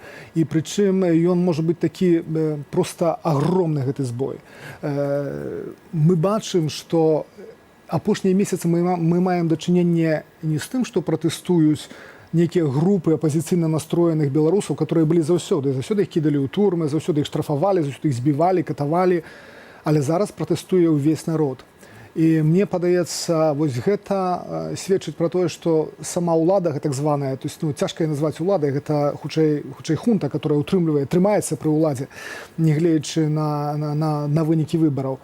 Дык вось яны зразумелі, што нічога з гэтым нельга зрабіць, і што нават калі яны змусяць людзей пасадзіць у аўтобусы, то частка гэтых аўтобусаў не даедзе. Калі пасадзіць у цягнікі, то, быць можа, некаторыя павыходзяць на станцыях, которые будуць паміж гэтым горадам і Менскам. І яшчэ, што магло найгоршае быць, гэта тое, што частка гэтых людзей, нават большая, магла проста далучыцца да іншай калоны, да калоны людзей, которые патрабуюць правядзення новых выбараў і хочуць абараніць свой голас. Мне падаецца, гэта сапраўды ўпершыню, трэба было шчыра сабе сказаць, прадстаўнікаў уладаў, што мы не збярэм ніякага, не то што 300-тысячнага мітынгу, можа нават 30-тысячнага мітынгу. Так што, мне падаецца, гэта проста разуменне сапраўдных настрояў у грамадстве. Праўладнага мітынгу не адбылося, затое сёння даволі паспяховы мітынг прыхільнікаў пераменаў. І Марыя Арцыбашева ў трэці раз спрабуем злучыцца. Маем надзею, што гэтым разам ўсё атрымаецца. Марыя, распавядзі, калі ласка, дзе ты знаходзішся і што адбываецца ў тым месцы? Так, добрый день, еще раз чуете меня? Так, чуем цябе, калі ласка, табе слова, распавядай. Супер, так, цяпер ужо калона праходзіць плошчу Бангалор, дайшлі да парку. Вельмі шмат людзей падтрымлівае з дамоў, вывешваюць сцягі. Вось тут на адным з дамоў на Богдановича вывесілі велізарны сцяг з надпісам «Шужаўшчына» нават, то бок людзі працягваюць гумарыць. Таксама натоўп ідзе, скандуе, патрабуе, каб прэзідэнт сённяшні самаабвешчаны сыходзіў. Таксама скандуюць забастоўку, патрабуюць. І размовы ідуць натуральна ў натоўпе акурат пра заўтрашнюю забастоўку. Людзі заклікаюць адзін аднаго і тлумачаць, навошта гэта патрэбна. У гэты момант ведаю, што паралельна па вуліцы Куйбышева рухаюцца разам аўтазакі. Каля 8 штук рухаюцца прыкладна з такім жа тэмпам, як цяпер рухаецца калона. Прыкладна так. Плакаты таксама зноўку цікавыя. Мы бачым чарговыя зноўку з гумарам і пастаянна яны новыя назіраюцца. Таксама людзі скандуюць «Глядзі ў вакно, а не ў тэлевізар». Таксама цяпер стала модная такая крычалка. Прыкладна такім чынам цяпер адбываецца марш. Маша, мы зараз на экранах бачым кадры з папярэдніх акцыяў, з папярэдніх нядзельных маршаў, жорсткія затрыманні, прымяненне светлашумовых гранатаў. Ці сёння штосьці такое на тваіх вачах здаралася? Ці ты бачыла людзей, якія, не ведаю, стралялі ў паветра, ці нейкім чынам брутальна затрымлівалі удзельнікаў маршу? Не, на дзіва, улічваючы прагнозы людзей перад маршам, што амаль усе былі ўпэўненыя ў тым, што сёння мы павінны чакаць жорсткага разгону, але пакуль на дзіва ўсё адбываецца досыць ціха і спакойна з боку сілавікоў. Покуль яны проста перакрываюць рух, не пускаюць да праспекту, але каб была ўжытая сіла ці светлашумовыя гранаты, нічога такога не назіраецца. Толькі што ў натоўпе адзінае, што бачныя заўсёды, які ўжо цяпер выходзяць яшчэ і ціхары, якія проста пакуль яшчэ сочаць за тым, як адбываецца сам марш. Дзякуй табе вялікі за гэтае злучэнне. Вось бачым, гледачам хачу сказаць, зараз на вашых экранах бачныя гэтыя кадры, як перакрываюць, блакуюць вуліцы сілавікі, каб калоны не змаглі прайсці далей у цэнтр. Гэта свежыя кадры з апошніх хвілінаў. Алексей, вяртаючыся да нашай размовы, таксама Александр Лукашенко казаў, што мы ў гэтую нядзелю навядзем на вуліцах Менску парадкі. Ён казаў, што будзе нешта зроблена такое, што ў Менску нарэшце нібыта па ягоных такіх словах будзе парадак. Але як бачым, нават затрыманняў ніякіх няма. Гэта было проста запужванне людзей. Лукашенко весь час абяцае. Так, я толькі хацеў сказаць, так, яшчэ ж у першы тыдзень пасля такіх брутальных разгонаў, пасля сутыкнення, пасля масы параненых людзей, збітых, Лукашенко казаў, што цягам тыдня мы наведзем парадак і будзе гэты парадак. І, як бачым, гэты парадак ніяк у разуменні, канешне, уладаў, бо я не бачу цяпер беспарадкаў на вуліцах. Калі гэтыя беспарадкі ёсць, то яны правакуюцца выключна праваахоўнымі органамі альбо, скажам так, бандытамі ў цывільным, бо трэба таксама правільна назваць гэтую з'яву. Один наш корреспондент, другий каже, ціхари. У цивільному вихоплюють людей, ці йдуть з нами. Що це означає? Чоловік, який у цивільній вопратці починає хапаць другого чалавека, некуды цягнуць. Это той самы, каб я ішоў і раптам нейкі бамбіза падбег бы да мяне, пачаў мяне хапаць, не прадстаўляючыся нейкіх дакументаў. Гэта ж, што можна падумаць пра такого чалавека? Можа, хоча мой кашалёк забраць, не ведаю што. Можа, это бандыт проста. Так вось гэты бандытызм, гэта ёсць беспарадкі. А не тое, што людзі мірна пратэстуюць. Заўважце, столькі часу мінула, мы не маем прыкладаў пабітых нейкіх вітрынаў ці знішчанага нечага. Вітрыны ў кавярні пабілі хто? Вядома, самі прадстаўнікі так званых праваахоўных органаў. Таму мне падаецца, што зрабіць парадак у разуменні ўладаў, калі б яны маглі это зрабіць, то яны б, я думаю, это зрабілі, бо для самого цяперашняга фармальнага кіраўніка Беларусі, мне падаецца, гэта проста не дазваляе яму і ягоным бліжэйшым харуснікам спаць, што яны не могуць сапраўды зрабіць такі парадак, як ён для іх лічыцца альбо падаецца ідэальным. Гэта значыць, што супраць усяго народу ну, цяжка зрабіць парадак з усім народам. Хіба тут раней улады, калі бачылі на вуліцах ну, там 3 000 чалавек, 2 000, ну 5 до 10 тысячаў чалавек, то маглі зрабіць з гэтым парадак. А калі улады пабачылі сотні тысячаў толькі ў Менску, а тут зусім іншая сітуацыя, яшчэ і ў рэгіёнах пратэсты адбыліся, то яны таксама вось сіла дэманстрацыя гэтай зброі, страляння ў людзей, але разгубленасць абсалютная. Мне падаецца, што ведаеце, я, канешне, не ведаю да канца, якія там, скажем, настроі пануюць сярод тых, хто працуе ў праваахоўных органах. Но для мне падаецца, што все-таки большасць гэтых людзей шла ў тую ж міліцыю, ці там, не ведаю, яшчэ ў нейкія, там, скажем, у тых базік, ці там яшчэ куды яны ішлі дзеля таго, каб все-таки выконваць сваю працу, ну, лавіць злачынцаў, там, ці карупцыянераў і гэтак далей. І калі ім ужо 3-й месяц кажуць бегаць з дубінкамі па вуліцах, малаціць уласных людзей, уласны народ, альбо, не ведаю, ламіцца ў дзверы да людзей, которые вывешваюць чырвона-белы сцяг, альбо там такія абсурдныя, допустим, калі хтосьці на гаубцы вывесіў пра сцяну, дзе было напісана «гэта не сцяг», і вот трэба было зняць гэта. Ну там ж напісана, што гэта не сцяг. Гэта ж яны выконваюць, як калі ты афіцэр, тым больш. Не тое, што вот ты малады нейкі курсант, загадалі, то бежыш там ці робіш нешта. Але калі ты афіцэрка, ты маеш там 15 гадоў за сабой службы ці 20, а табе кажуць займацца вось нечым такім. Мне падаецца, што гэта раней ці пазней, можа на пачатку чалавек падпарадкуецца раз, другі, трэці, але потым можа сказаць проста не, слухайце, я ўжо не магу гэтым займацца. І мне падаецца, што менавіта таму жорсткіх загадаў улада не можа аддаць, потому што баіцца таксама бунту сярод гэтых людзей. Але не толькі сярод іх, мне падаецца, што вельмі шмат хто з экспертаў пасля 9-11 вось гэтыя ў жніўні, першыя 3 дні пасля выбараў, калі вось гэты гвалт і жорсткасць была самая высокая, большасць экспертаў кажа, што менавіта гэта вывела людзей на вуліцы і зрабіла шэсці больш масавымі, а пратэст яшчэ больш такім крэпкім. Як бы гэтыя людзі аб'ядналіся вакол вось гэтай ідэі, што не павінна быць унутры дзяржавы гвалту, нават калі вы не пагаджаецеся. Гэта і пацвярджаюць даследаванні, которые вот былі зроблены адмыслова для нас, з которыми мы хутка пазнаёмім нашых гледачоў. Сапраўды ковід і вот фальсіфікацыя выбараў і гэты гвалт сапраўды, бо таксама трэба вот паставіць на месца звычайнага жыхара, допустим, майго роднага Пінску. Я памятаю, што апошняя там некая больш масавая дэманстрацыя была, можа, у 2000 годзе, ці ў 99-м, калі там 300 чалавек было ў Пінску на чарнобыльскі шлях. Зараз 1000 людзей. І вот тады таксама, я таксама сидзеў на сутках у арышце ў Пінску. І мои калегі сидзелі, і нас штрафавалі. Но гэта заўсёды была маленькая купка людзей, маленькая група людзей, которых это тычылася. Але цяпер, калі нема практычна сям'і, дзе знаёмага брата, свата, суседа не пабілі, не арыштавалі, не затрымалі, альбо недзе на працы.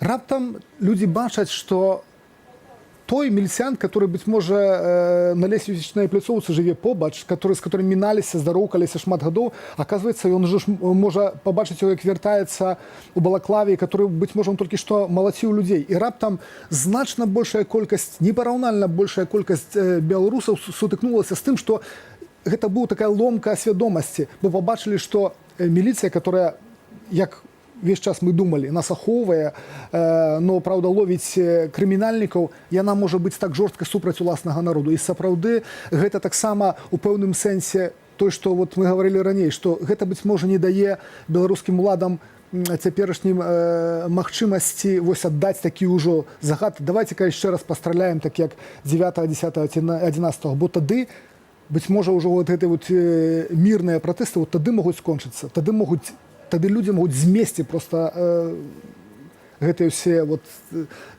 заслоны, гэтыя ўсе шчыты і гэтак далей. І тады, можа быць, сапраўды паліцца кроў, чаго, канешне, вельмі не хацелася. Дзякуем, Алексей. Алексей Дикавицкий, намеснік дырэктара нашага тэлеканалу у нас у студыі. А ўжо цяпер, спадарства, пераносімся ў Менск. Кацярына Ткаченка з намі на сувязі. Катя, дзе ты цяпер? Што адбываецца вакол цябе?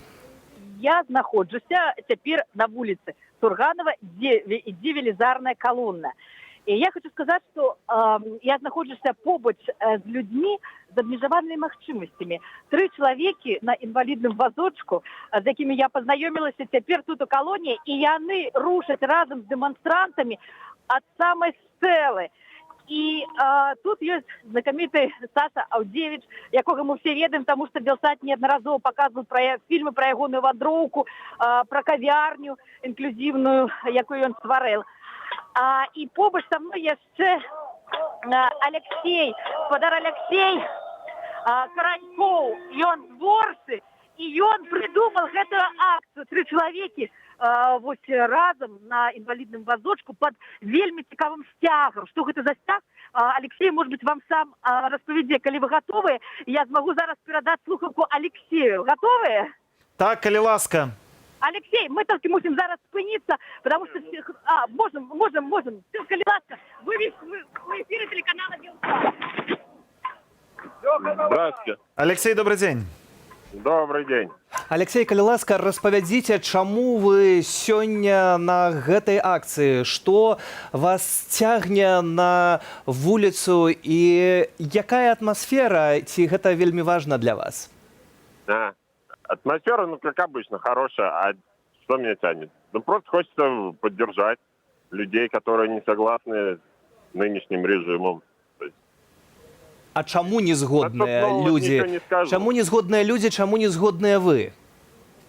Я потому что меня не устраивает. Я считаю, что меня обманывали все время. И я не считаю, что человек, который допускает такое в отношении своего народа, достоин занимать пост. Это враг. Бо вельмі часта можна пачуць, што чаго вам там у Менску не хапае. Ёсць праца, заробак можа невялікі, але плоцяць. Ідзіце, працуйце, зарабляйце, жывіце ў мірнай сінявокай Беларусі. Навошта вам гэтыя пратэсты? Што б вы адказалі на такія словы? Так а почему мы должны довольствоваться тем, что нам бросили вот эту кость? Типа? Почему нельзя развиваться дальше куда-то, чтобы жить еще лучше? Почему в каком-то застое надо находиться? Это странно очень. Типа можно же жить куда лучше и ориентироваться там на более прогрессивные страны. Я не знаю, как так. Дзякую вам за гэты каментар. Адзін з удзельнікаў сённяшняга маршу, а таксама была наша корэспандэнтка Кацярына Ткаченка. У эфіры, дарэчы, тым часам у Менску галава калоны пратэстоўцаў дайшла да плошчы Бангалоры. Вось наша калега Кацярына рухаецца па вуліцы Сурганава, я так разумею, у бок гэтай плошчы. Якраз пішуць нашы корэспандэнты, якія знаходзяцца на самым перадзе, вось ужо на плошчы, яны пішуць, што все люди спыніліся там на Бангалоры і чакаюць, пакуль астатняя частка калоны падцягнецца ў гэтае месца. Тут у студыі некалькі хвілінаў таму мы размаўлялі якраз пра вось гэты мітынг так званых ябацяк, які сёння быў адменены. 300 000 мелася прыехаць, але, канешне, гэта лічба абсалютна абсурдная, таму што нават... Слова Александра Лукашенка. Нават калі палічыць, што ў адным аўтобусе сядзіць 100 чалавек, уявіце сабе, што трэба 3000 аўтобусаў, каб прывезці такую колькасць людзей. А навошта ўвогуле весці? Калі верыць Лідзіі Ярмошынай, то за Александра Лукашенку толькі ў сталіцы прагаласавала больш за 540 хіба тысячаў чалавек. Калі усе б тыя выйшлі, то можна было б 300 000 сабраць. Дарэчы, на мітынгі ў падтрымку Лукашэнкі ў Менск людзей звычайна ж звозяць прымусам з прадпрыемстваў з усёй краіны. Мы запыталіся на вуліцах Віцебску, як людзі ставяцца да такой практыкі. Все равно сами на это идут. Это решение каждого человека. Даже навязанное кем-то, оно все равно принято собой. Это ж люди не сами хотят, а их возят против их воли. Очень плохо. За наши налоги власть, которая не хочет меняться, пытается согнать людей. Это мне не нравится очень сильно. Ну, конечно же, негативно. Как и любой нормальный человек, все это прекрасно понимают, и что творится, это абсурд у нас в стране. Так что 26-го все выходим на улицу и отстаиваем свои права. Как-то, в принципе, можно нормально объяснить своими словами. За Тихановскую я отношусь хорошо. За Бабарейка, за все свободные выборы я отношусь очень хорошо. Не хочу сильно вникать в это, пускай это проходит мимо меня. Чушь собачья. Чушь. Я здесь живу все время, уже 30 с чем-то лет. Никто не намекнул, чтобы я ехала куда-то. Все, как хочешь. Я знаю, надо спокойствие, тишина, и не надо этих митингов. Что хорошего будет? Украина добилась так она была богатой страной. А сейчас что? Нищая. Мы хоть пенсию получаем большую. Вот мне 80 лет, я получаю 600 с чем-то пенсию. Хто жадає працювати, хто жадає нормально жити, вони нормально живуть. Я не ходжу з них по мітингам, вони свій час займають тим, що треба. А не тим, що наогул я лічу, що це просто безпреділ. Люди хочуть нормально жити, і хай так буде. Тому що лепш, каб усё было тихо, нормально, спокойно. А мы, спадарства, працягваем наш жывы эфір. У студыі з'явілася наступная госця Ольга Кавалькова, сябра прэзідыуму Каардынацыйнай рады. Вітаем. Вітанне.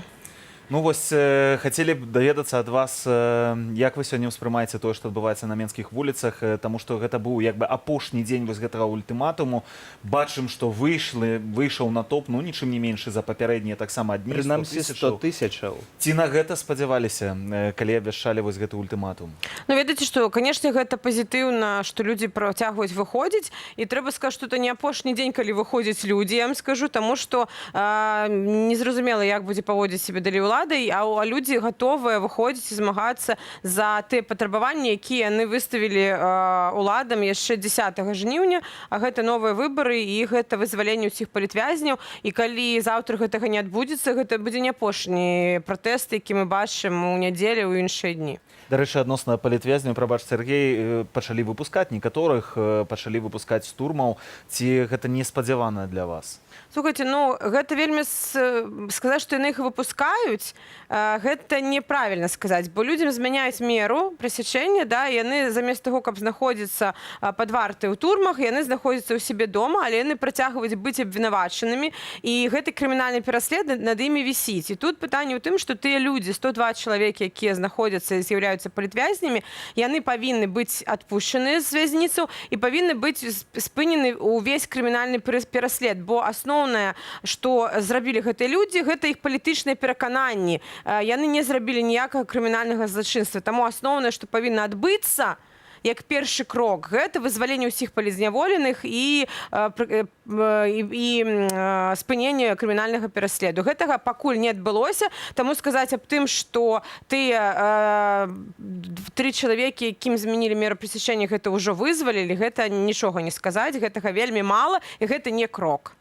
Ось, усё ж таки, вяртаючыся да фразы, якую вы сказалі, што калі улады не сыйдуць, то ўжо заўтра мае пачацца страйк. Верыце, што за гэты вечар, за ноч да раніцы Лукашенко перадумае і сыдзе, калі не зрабіў гэтага за вось гэтыя больш за 70 дзён? Ведаеце, што без веры перамога ў гэтым годзе бы не атрымалася. Яна атрымалася дзякуючы таму, што, можа быць, не так шмат, але людзей паверыла ў тое, што гэта перамога магчыма. І ў першую чаргу кожны беларус, які галасаваў за Святлану Ціхановскую, ён паверыў у сябе, ў свае сілы. Таму казаць, я як палітык, канешне, магу сказаць, што не пытаю асаблівых ілюзій наконт таго, што ён заўтра напіша заяву і там з'едзе з краіны, але мы павінны падвышаць заўжды стаўкі, мы павінны казаць, што мы ў сваіх патрабаваннях настойлівыя і неяк актывізаваць усё ж такі яшчэ настрой людзей. Я веру ў тое, што заўтра у Беларусі адбудзецца забастоўка, яна будзе больш шырокая, чым яна была ў жніўні месяцы, і што людзі сапраўды будуць ігнараваць тыя працэсы, якія зараз адбываюцца ў дзяржаве. Саму ўладу таксама, калі яна не разумее патрабаванні большасці. Таму тут все залежыць ад нашай веры, ад нашых дзеянняў. А дзейнічаць мы будзем працягваць. Таму у Лукашэнкі ёсць...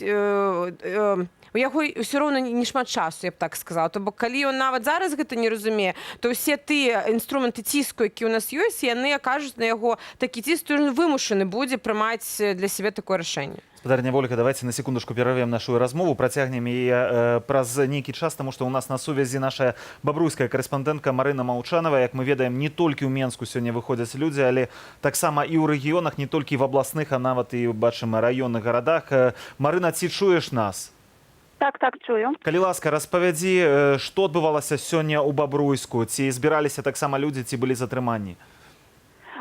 Сёння ў Бабруйску людзі выйшлі на галоўную плошчу горада, на плошчу Леніна, Фармат апошнім часам змянілі, бо калі раней былі 6, то цяпер людзі проста збіраюцца пасядзець, паразмаўляць, п'юць гарбату, чытаюць газеты, чытаюць кнігі. І сёння таксама недзе каля 50 чалавек сабраліся, было шмат міліцыі. Чакалі ўжо загадзя, зноў жа, як раней, каля выканкама там стаялі і аўтобусы, на якіх у нас тут АМАП ездзіць, і хадзілі таксама міліцыянты па плошчы. Праз некаторы час пасля таго, як людзі сабраліся, прыехаў ужо ўсім вядомы тут мясцовы такі падпалкоўнік Сергей Рудько, які заўсёды ходзіць з відэакамерай, здымае пратэстоўцаў і папярэджвае ўсіх, што яны парушаюць заканадаўства аб масавых мерапрыемствах. Ён падыходзіў, літаральна нават да тых, хто проста паадзіночцы сядзеў і чытаў кнігі і папярэджваў, што яны нешта парушаюць, нібыта тым, што яны сядзяць.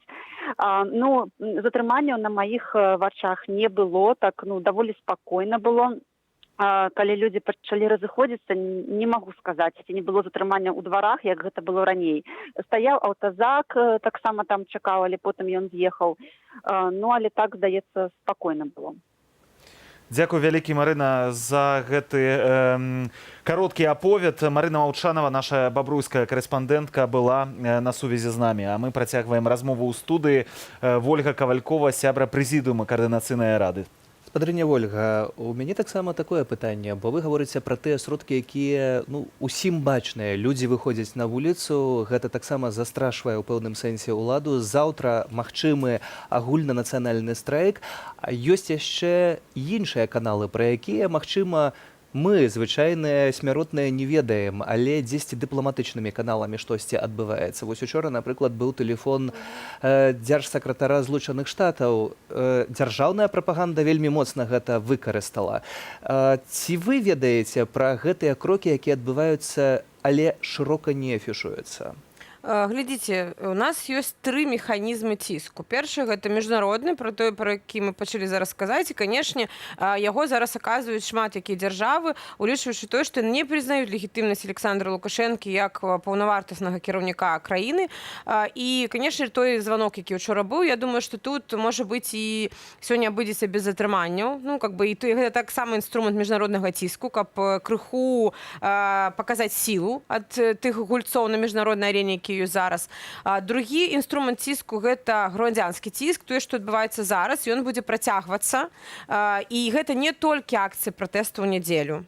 Бо, на мой погляд, самае асноўнае сёння, на што мы можам абапірацца, на што могуць абапірацца лідары і тыя людзі, які знаходзяцца не ў Беларусі зараз, гэта грамадзяне Беларусі, якія настойлівыя ў сваіх патрабаваннях. І вось акцыі пратэсту, які адбываюцца ў нядзелю, яны фактычна трансфармуюцца зараз у механізмы ціску забастовак і іншыя механізмы, які мы таксама прапануем для таго, каб працягваць вось гэтае змаганне.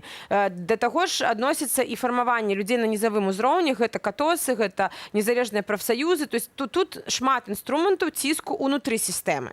У тым ліку гэта трэці інструмент, гэта эканамічны інструмент, гэта інструмент эканамічнага ціску і з боку міжнароднай супольнасці і ўнутры краіны. Бо мне падаецца, што ўлада не дацэньвае гэты інструмент апошні, бо калі яны кажуць, вось мы там будзем плаціць пенсію, вы зможаце плаціць, калі бізнес не будзе сыходзіць з Беларусі, калі прадпрыемствы будуць працаваць, бо мы сёння і ўсе беларускія працоўныя, яны фінансуюць усіх пенсіянераў.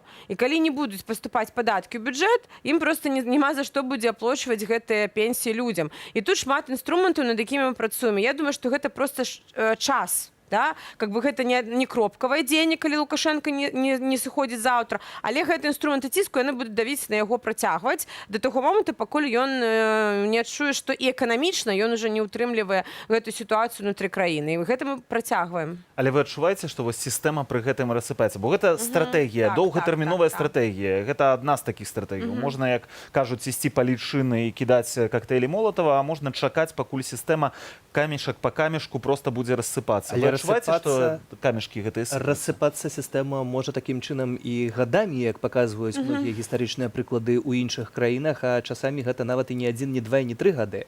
Знаеце, што ад нас зараз галоўнае ў Беларусі і ад лідараў?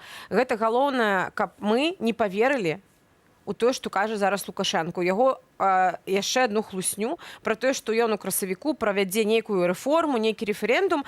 І, ну, в прынцыпе, я бачыла гэты сцэнарый яшчэ месяц таму, што так і будзе, што яны быццам бы як дыялог нам прададуць тое, што яны правядуць гэтую канстытуцыйную рэформу, пераразмяркуюць паўнамоцтвы паміж не парламентам, а прэзідэнтам, а паміж урадам і прэзідэнтам. І, в прынцыпе, Лукашенко надалей, я думаю, што бачыць сваю функцыю проста ў утрыманні сілавога блоку.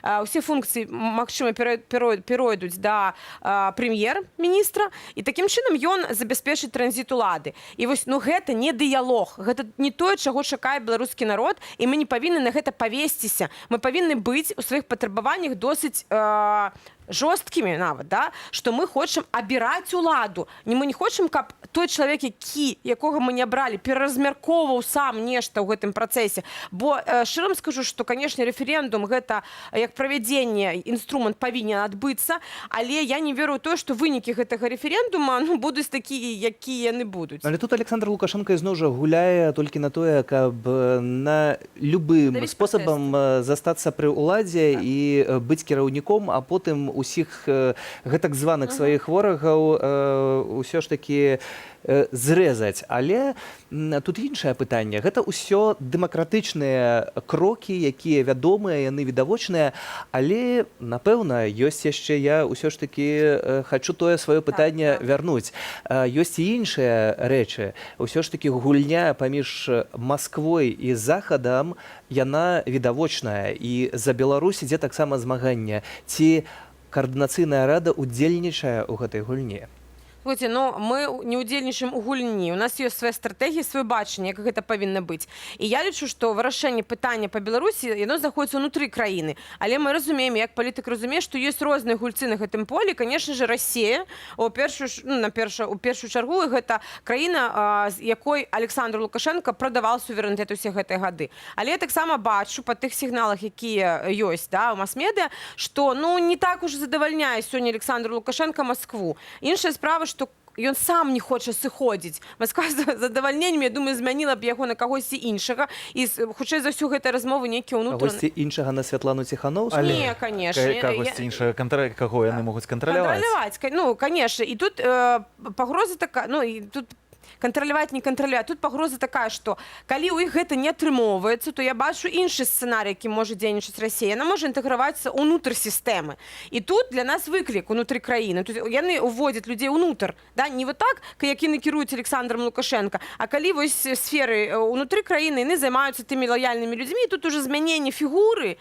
не носіць для іх ніякага там стратэгічнага характару. І тут якраз чаму я кажу, што важна фармаванне грамадзянскай супольнасці і лідараў, таму што мы павінны быць моцныя ў тым, каб супрацьстаяць не толькі вось такім працэсам, якія мы бачым, але працэсам, які мы можам не заўважаць, але якія ўсё роўна будуць адбывацца. Бо калі мы кажам пра іх размову, пра канстытуцыйную рэформу, на якую пагадзілася Расія, мы бачым, што яны таксама пра працэс.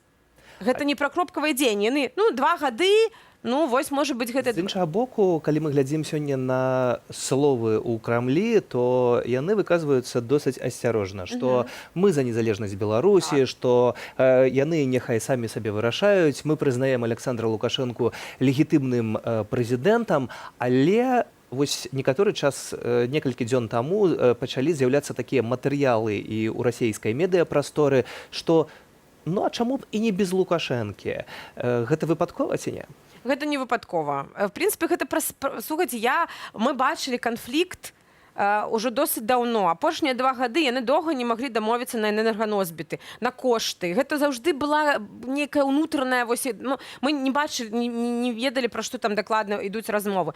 Потым, калі 10 жніўня Владзімир Пуцін павіншаваў Александра Лукашенко, ён не думаў, што гэтыя пратэсты адбудуцца, але навошта яму нелегітымны ў сваёй краіне прэзідэнт, пагадненні, з якім ён будзе падпісваць і дамаўляцца, і яны кожны раз будуць узбуджаць пратэст унутры краіны. Таму, конечно, ён шукае нейкае тут выйсце для таго, каб нейкі легітымны чалавек быў. Тут пытанне ў тым, што Александр Лукашенко за 2,5 месяца не змог падавіць пратэсты і не смог даказаць сваю легітымнасць. Вось асноўная праблема. Таму і меседжы Масквы і Крамля таксама змяняюцца. Я думаю, што мы побачым яшчэ штосьці цікавае. Спадарня Вольга, давайте яшчэ таксама на секундачку перарвемся. Нагадаем нашим гледачам, што сёння апошні дзень народнага ультыматуму, і калі ён не будзе выкананы ад заўтра, у Беларусі пачнуцца і стачкі, будуць спыняцца нейкія прадпрыемствы. Таксама бізнес заклікае Святлана Ціхановская, каб зачыняў свае дзверы, напрыклад, і таксама далучаўся да гэтага страйку. Давайте паслухаем, у нас ёсць меркаванне жыхароў Магілёву, што яны думаюць пра народны ультыматум. Я согласен с этим ультиматумом в целом. Вот, все правильно. Вот, но конкретно я не хочу рисковать, потому что у меня, скажем так, могут быть последствия от этого всего. Надо же что-то делать. А если мы ничего не будем делать, мы так и как быдло были, так и будем жить всю жизнь. Он вообще не должен уже у власти быть. У меня устраивает все. Все устраивает, поэтому только за президента. Я из-за него на даче была, даже открепилась здесь по телефону и боялась, что моего голоса не хватит. Я против за то, чтобы нашего отца, батьку, как говорится, выгнали, как говорится, с этого поста. Количество насилия слишком большое, и человек должен уйти. Почему вы так думаете? Ну, потому что я живу 18 лет с одним президентом. То есть этого, хватит. Как такое может быть? Я, конечно, против любого насилия. Мне кажется, что забастовка – это не метод. И вот призывать молодежь выходить, знаете, это подставлять их немножечко. Разве правильно бить людей и издеваться над ними? По-моему, нет. Поэтому и надо это прекратить. Очень плохо за то, что они избивали первые дни, показывали с синяками, а потом никаких не возбуждали уголовных дел. Уже слишком все жестоко стало. То есть надо все это как-то в мирную сторону переводить. Это односторонний немножко такой ультиматум. То есть если брать стороны конфликта, то должен быть какой-то диалог все-таки. А тут как бы ультиматум, он с одной стороны, понятно почему он выдвинут, но диалог он не подразумевает. То есть двоякое ощущение от него. Садиться надо всем, наверное, разбираться, искать какие-то решения, диалог какой-то. Паводле праваабарончага цэнтру «Вясна» на гэты момант вядома пра 34 затрыманых па ўсёй Беларусі, сярод затрыманых і нашыя калегі ў Віцебску. Зміцер Казакевіч у горадні Алесь Краўцевіч. З якім мы звязваліся, дарэчы, яшчэ зусім нядаўна. Зміцер Казакевіч, так, быў літаральна некалькі хвілінаў таму ў нашым эфіры, а вось цяпер вядома пра ягонае затрыманне. Мы ж працягваем нашу размову. Вольга Кавалькова ў нас у студыі. Спадарыня Вольга, вельмі масавыя сёння пратэсты адбываюцца. Гэта заўсёды для многіх, калі я чытаю з раніцы Facebook, такое набіранне паветру, выйдуць людзі, не выйдуць. І потым ужо такі аддых, што так атрымалася, і зноў беларусы выйшлі. І сёння выйшла вельмі шмат беларусаў па ўсёй краіне, не толькі ў Менску, але Александр Лукашенко анансаваў свой мітынг, у сваё падтрыманне гэтак званых ябацяк, якія, як ён казаў, ажно 300 000 хацелі прыехаць у Менск, але не даехалі, не прыехалі. Як вы на гэта адрэагавалі? Слухайте, гэта чакана, што ён нічога не будзе праводзіць, вам шчыра скажу, бо ён не праводзіў сваю кампанію не тое, што з траўня. Ён не збіраў подпісы, ён не праводзіў сустрэчы, мітынгі, ён ніяк не паказваў сваю падтрымку, з чаго зараз ён распачне сваю там кампанію. Было зразумела, што людзі не прыедуць у такой колькасці, у якой яму патрэбна для таго, каб паказаць сваю падтрымку. І я думаю, што ў апошні момант яны проста гэта ўсё адмянілі. Яму няма каго паказваць. Людзі ў такой колькасці, як выходзяць самі сёння на пратэсты супраць гэтага беззаконня, супраць таго, што Александр Лукашенко сфальсіфікаваў зноў выбары, і ён ніколі не дасягне такога выніку колькаснага, потому што мы бачым 100-200, колькі там чалавек выходзіў у яго падтрымку, і людзей трэба акумуляваць, зацікаўліваць у тым, каб яны прыходзілі на гэтыя акцыі. Таму зразумела, ён інаўгурацыю правёў таемна. Ён не можа даказаць сваю легітымнасць сёння ні на якім узроўні. Ён нават калі збірае сваіх чыноўнікаў, ён павінен яшчэ ім зараз даказваць тое, што ён легітымны. па тым месседжам, які я чую. Ні адзін... Але вось гэтыя кадры, якія мы цяпер бачым на экранах, гэта Полацк, і гэта вельмі брутальныя кадры затрымання сілавікамі. Спадарыня Вольга, вось у гэтай сітуацыі, калі вы кажаце пра тое, што Лукашенко ніяк не можа пацвердзіць сваю легітымнасць, навошта сілавікі дзейнічаюць так брутальна, разумеючы нібыта, што ультыматум сёння апошні і вельмі важны дзень, калі альбо туды, альбо сюды.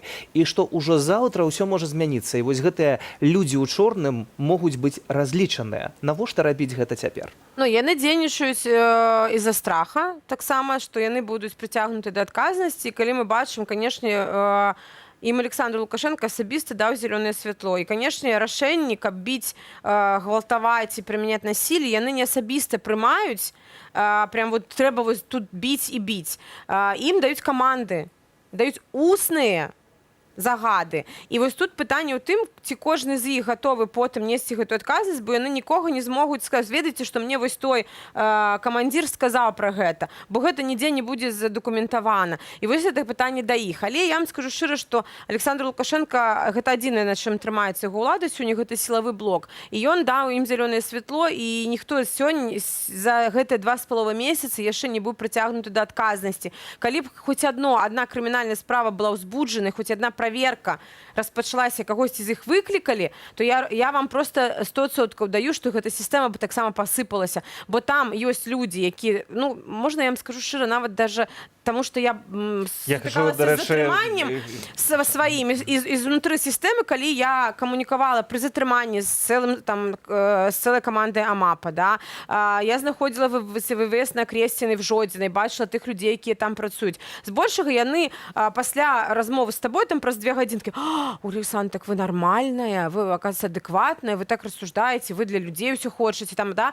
На наступны дзень я бачу тых же людзей зноў з нейкімі шклянымі вачыма, і я не разумею, на якім моманце праходзіць нейкая прапаганда, ці ідэалагічнае накручванне, што мы нейкія ворагі. Сябры, мы не ворагі. Я хачу, каб іх паважалі, каб яны не хаваліся пад гэтымі маскамі, каб яны не называлі адзін аднога, друг мой, а не называюць друг друга. Просто яны баяцца нават назваць адзін аднога імёнамі. Ну гэта ненармальна, гэтага не павінна быць. Прабачце, калі ласка, я нашым гледачам таксама нагадаю, што вы скончылі акадэмію Міністэрства ўнутраных справаў, так? У 2006 годзе, то бок вы гэтую сістэму ведаеце, ну, як ніхто, можна сказаць, сярод апанентаў Александра Лукашэнкі, таму што не так шмат людзей маюць. З іншага боку, таксама даведаліся пра гэтую сістэму, калі знаходзіліся за кратамі перад сваім вывазам, выездам у замежжа. Вось бачым таксама сённяшняе Берасце нам падказваюць на кадрах. Так, і там былі жорсткія затрыманні, акружылі сілавікі проста з двух бакоў, акружылі пратэстоўцаў, пачалі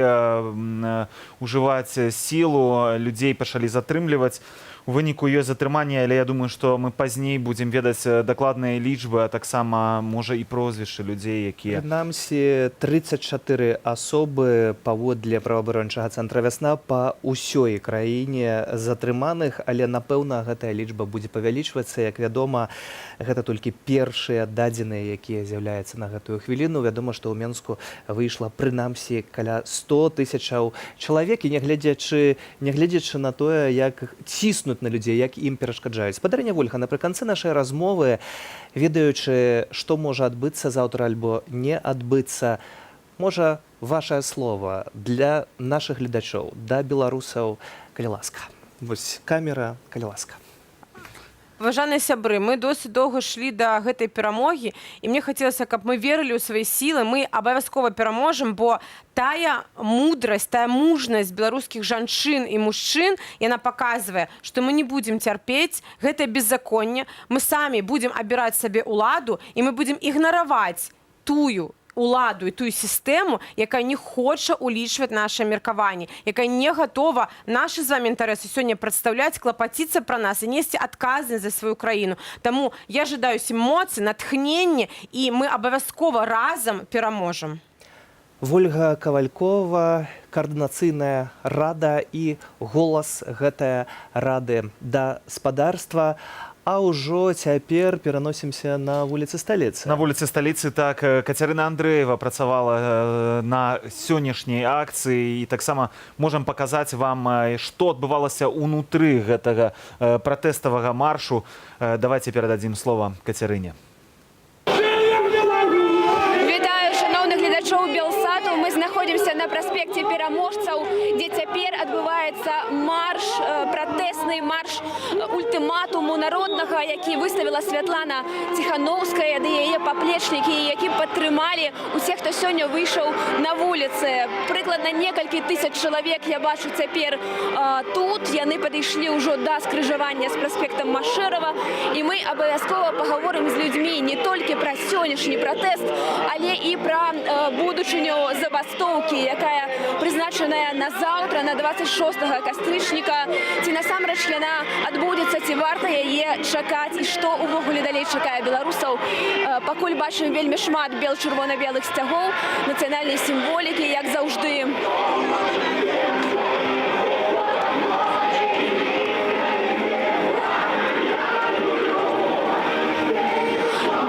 Телеканал Белсат, скажите, калі ласка, вось вы цяпер ідзеце па праспекце Пераможцаў.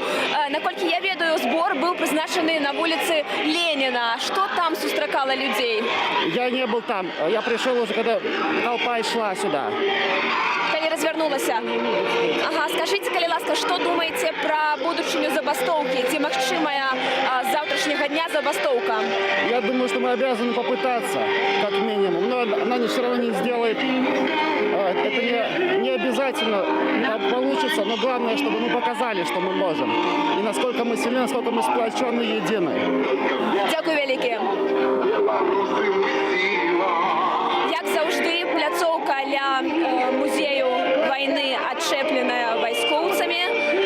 Прагучала тут папярэджанне праз гукаўзмацняльнік, што гэтая акцыя недазволеная, але людзей гэта не спыняе. Як вы бачыце, ўсё адно вельмі шмат людзей выйшла.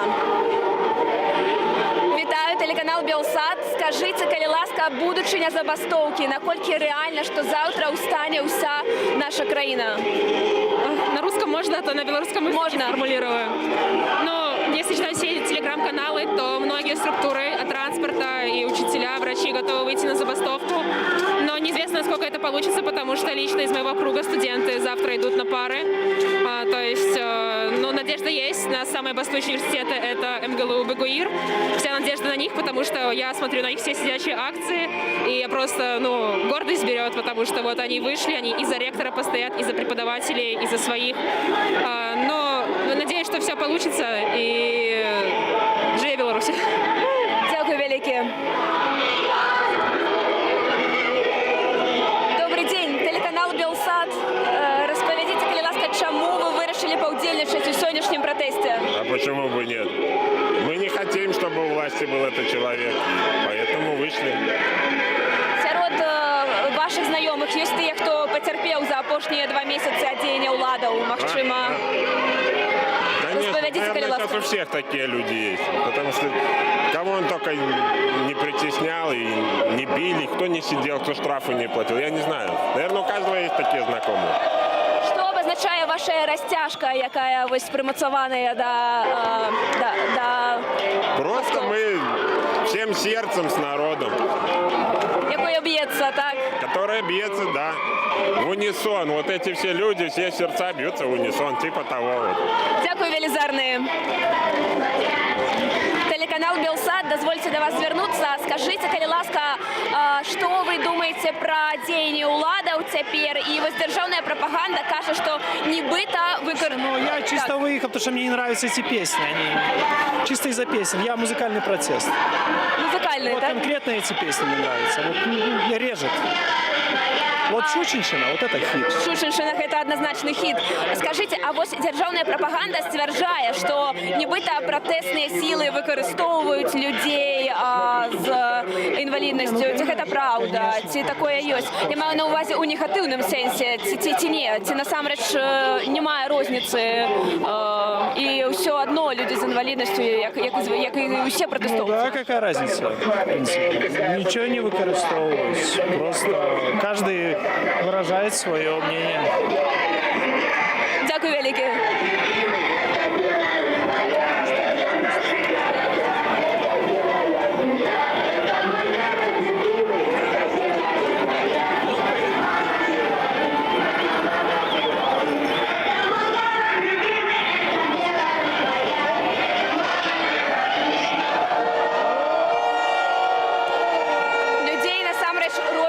Больш яны ўжо займаюць фактычна ўсё скрыжаванне праспекта Машэрава і праспекту Пераможцаў, а таксама на пляцоўцы каля гасцініцы Планета, вось там на газоне таксама шмат людзей. Дакладна мы можам цяпер казаць пра тысячы удзельнікаў як мінімум, але нешта мне падказвае, што неўзабаве ўжо і пра дзясяткі тысяч зможам мы гаварыць.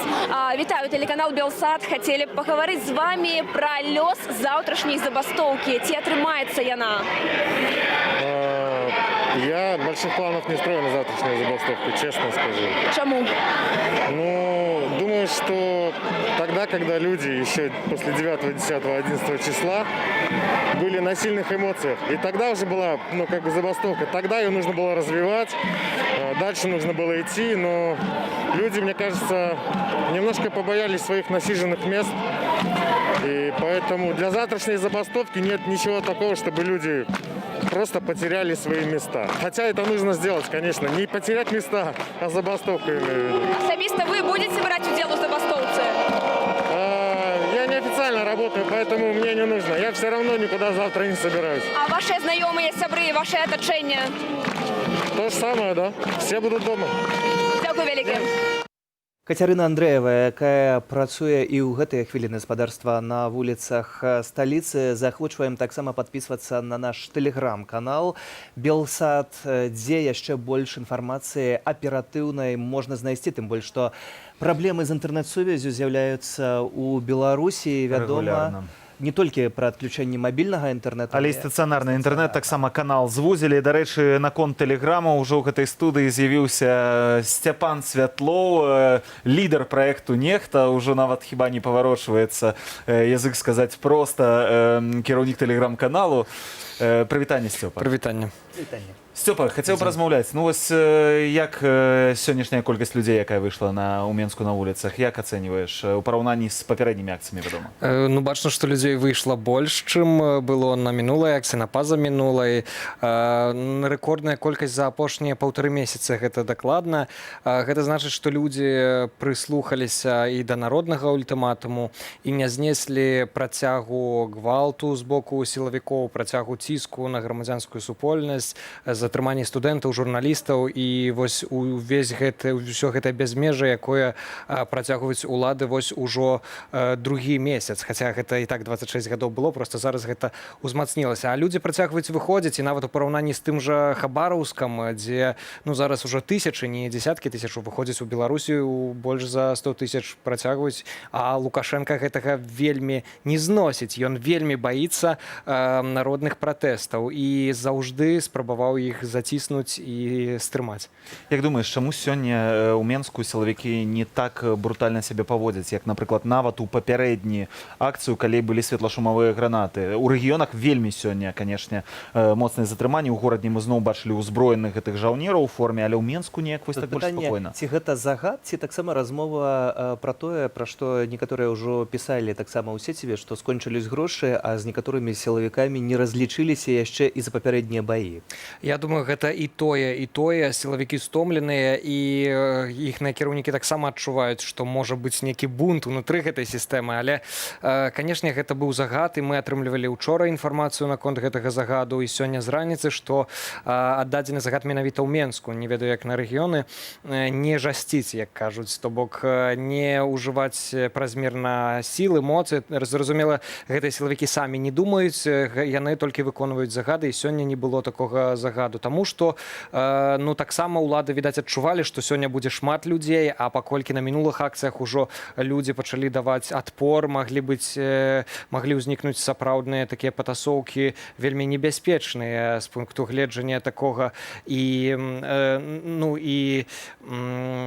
з пункту гледжання вось як людзі на гэта будуць рэагаваць, на тое, што сілавікі працягваюць гвалт, нягледзячы на тое, што людзі выходзяць мірныя. То бок я думаю, што вось быў просто такі загад, і яны спужаліся, што шмат людзей сёння выйдзе. І таксама адмянілі мітынг праўладавы, так, каля стэлы.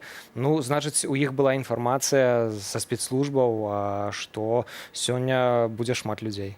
Вось цікава, дарэчы, што адмянілі яны гэты мітынг. Як думаеш, вось твая прычына? Думаеш, менавіта з-за таго, што будзе шмат людзей у мітынгу як бы канкурэнтным, мітынгу прыхільнікаў пераменаў, ці нейкая іншая ёсць яшчэ прычына чаму? Я думаю, таксама, ну, першая гэта галоўная прычына, а таксама тое, што яны пабачылі, што вельмі цяжка будзе сабраць нават тыя 10-20 тысяч, таму што людзі з рэгіёнаў будуць вельмі неахвотна ехаць. Памятаем, як і Лукашенко збіраў мітынг за сябе, свой першы. Таксама там не надта шмат людзей сабралася, а паказалі гэта як нібыта 70 тысяч, муз даў лічбу. То бок таксама яны спалохаліся, што ну проста гэта будзе смешна выглядаць, і яны дыскрэдытуюць самі сябе. Сцяпан, таксама на гэтым тыдні тэлеграм-канал нехта быў, і знак нехта быў прызнаны экстрэмістскім у Беларусі. Вось тут пытанне. Напэўна, тут небяспека для ўладаў не толькі з-за гэтых заклікаў выходзіць на вуліцу альбо не заклікаў інфармавання пра пратэсты, але і тое, што менавіта на тваім тэлеграм-канале з'явіліся адрасы, цэлыя спісы прозвішчаў сілавікоў. І, напэўна, ты маеш інсайды з гэтых структураў сілавых. Якія там настроі цяпер пануюць? Ці яны нейкім чынам за гэтыя 3 месяцы змяніліся?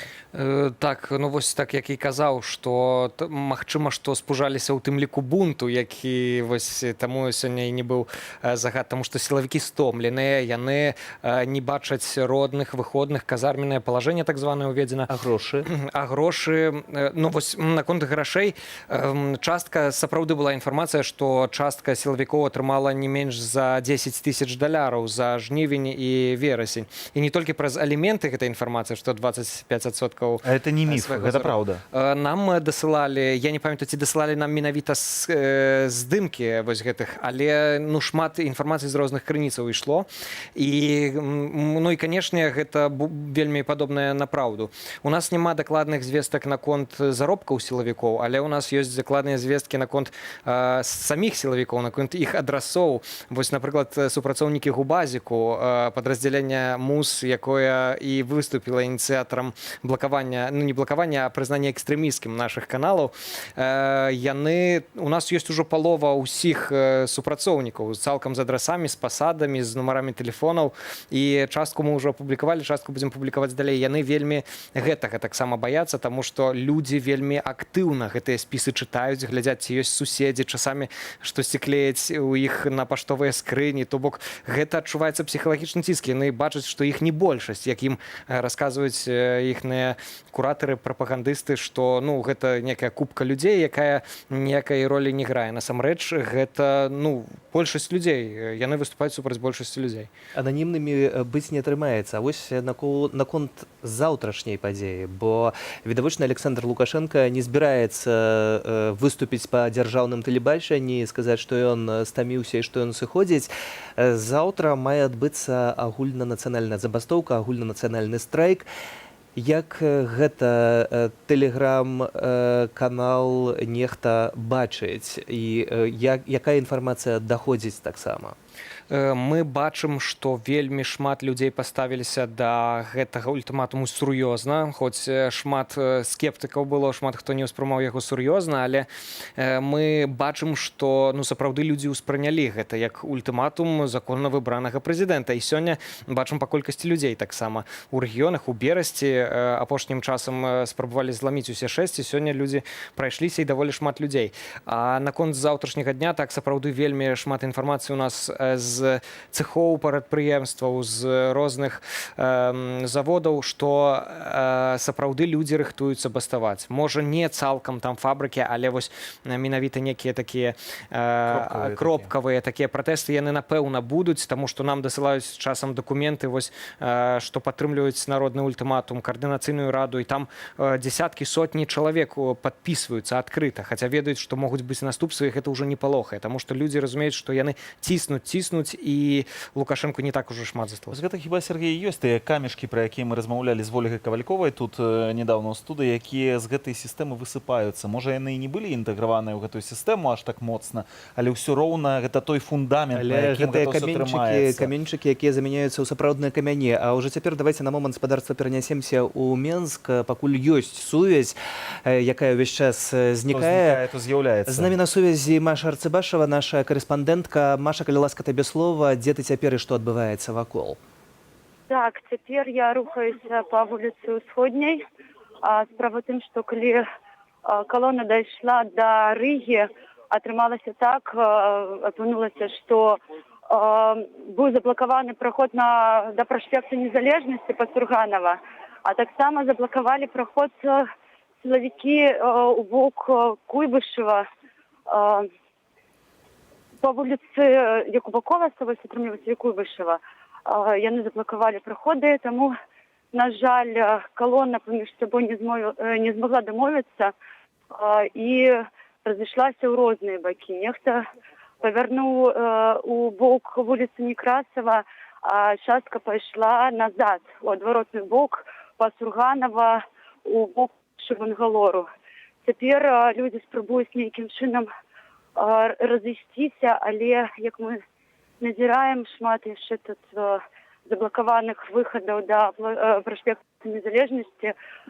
Бусікі стаяць з сілавікамі, яны пільнуюць, таксама яны здымаюць людзей на камеры, якія спрабуюць прайсці каля іх. Ну, вось нейкім такім чынам ганяюць па дварах людзей.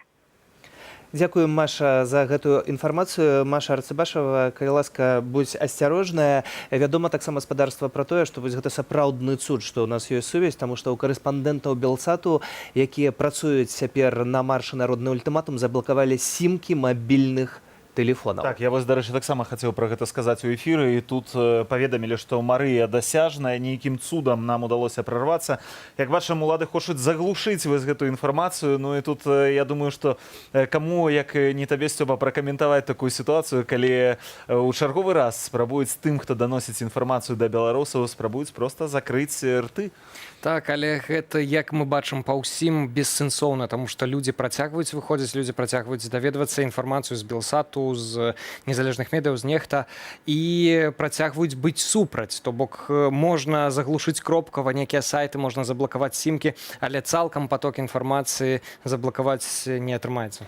Але таксама вось дзейнічаюць праўладныя блогеры. Гаворка ідзе пра Берасці цяпер. Інфармацыя даходзіць пра тое, што такі блогер у Берасці Алексей Голікаў здымае актыўных удзельнікаў пратэсту на відэа, потым паказвае здымкі міліцыі, пасля чаго людзей затрымліваюць. Вось і такія дзеянні ёсць, але з іншага боку людзі ўжо таксама пазнаюць гэтых людзей у твар. Напрыклад, у Менску сёння Александр Харавец, гэта прапагандыст БТ, людзі яго пазналі, плюнулі ў твар, потым давалі таксама там яму салфеткі, каб ён мог выцерціся.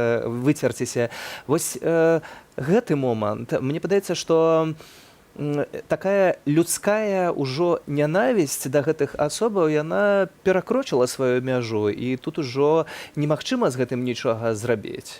Так і ёсць. Мы бачым, што была перайдзена з боку ўлады мяжа, якую нельга было перасякаць, і людзі вельмі незадаволеныя. Яны, зразумела, спрабуюць дзейнічаць у рамках закону, які ёсць, але калі ўлады не дзейнічаюць па закону, то і людзі, вядома, хочуць. Хаця з іншага боку Лукашенко хоча падзяліць пратэст, на радыкалізаваць яго, як гэта было, чаму і разгоны былі два тыдні таму. Таму што яны, па-першае, хацелі, каб людзі больш не выходзілі, зноў забаяцца, але не забаяліся, працягнулі выходзіць.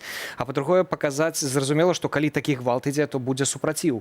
І паказаць, што людзі нібыта радыкалізаваліся, хочуць, вось зараз будуць ужо коктейлямі Молотова кідаць, а не, беларусы не падаліся на правакацыю, працягваюць мірна выходзіць, працягваюць ціснуць на рэжым усялякім спосабам, эканамічным, псіхалагічным, і значыць, што перамога абавязкова. Але Александр Лукашенко вось нават на днях заявіў пра тое, што менавіта сёння ён навядзе парадак на вуліцы. Можа, і ў чарговы раз ён гэта сказаў, але ўсё ж такі гэта прагучала. Думаеш, гэта нейкім чынам паўплывала на людзей вось такая пагроза?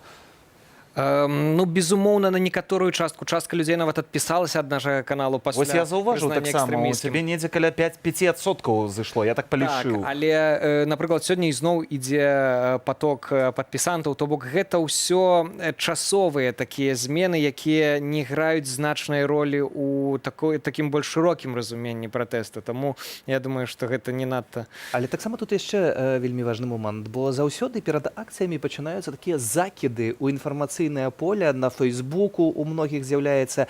Зрэшты, па сабе звяртаю увагу, што дзіўныя асобы дадаюцца ў знаёмыя без фотаздымкаў, без нейкай інфармацыі, і потым пачынаецца нават не размова пра тое, што яны пераконваюць там за Лукашэнку альбо супраць Лукашэнкі, размова пра тое, што сёння могуць страляць, сёння будуць выбухі, не хадзіце на гэтыя акцыі. Але, Сергей, прабач, калі ласка, нават калі прачытаць каментары, якія ідуць у нас пад акцыі, сёння выйшла ўжо значна менш людзей, то бок вось такое псіхалагічнае, хоць чалавек бачыць на карцінцы, што людзей не менш, але вось гэтыя каментары і вось гэта ж псіхалогія чалавека, калі гэта ўплывае на той стан рэчаў, які сёння мы маем у краіне. Мы таксама атрымліваем як рэдакцыя вельмі шмат, дзясяткі, перад кожнай акцыяй сотні такіх паведамленняў, што рыхтуецца правакацыя, у тым ліку ад нашых сталых суразмоўцаў, якім ёсць давер, што будзе выбух, што таму мітынг ябацькаў і адмянілі, што яны нешта рыхтуюць. Але кожны раз,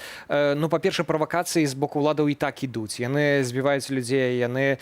І мы бачым гэта на кадрах, прабачыце, па што пераб'ю якраз вось кадры, якія мы паказваем, гэта кадры з Наваполацка, калі я не памыляюся, там сёння былі жорсткія затрыманні, газам пырскалі таксама ў твары людзям, якія спрабавалі адбіць тых, каго затрымліваюць. Ну вось 10 хвілін таму акурат стала вядома, што губазікаўцы выйшлі на паляванне, хаця іх значна менш на здымку, таму што пра кожнага з іх будзе вядома. Кожны з іх ужо, па-першае, той, хто вядомы, ўжо унесены ў спіс, якім будзе неўзабаве забаронены ўезд у краіны ЕС.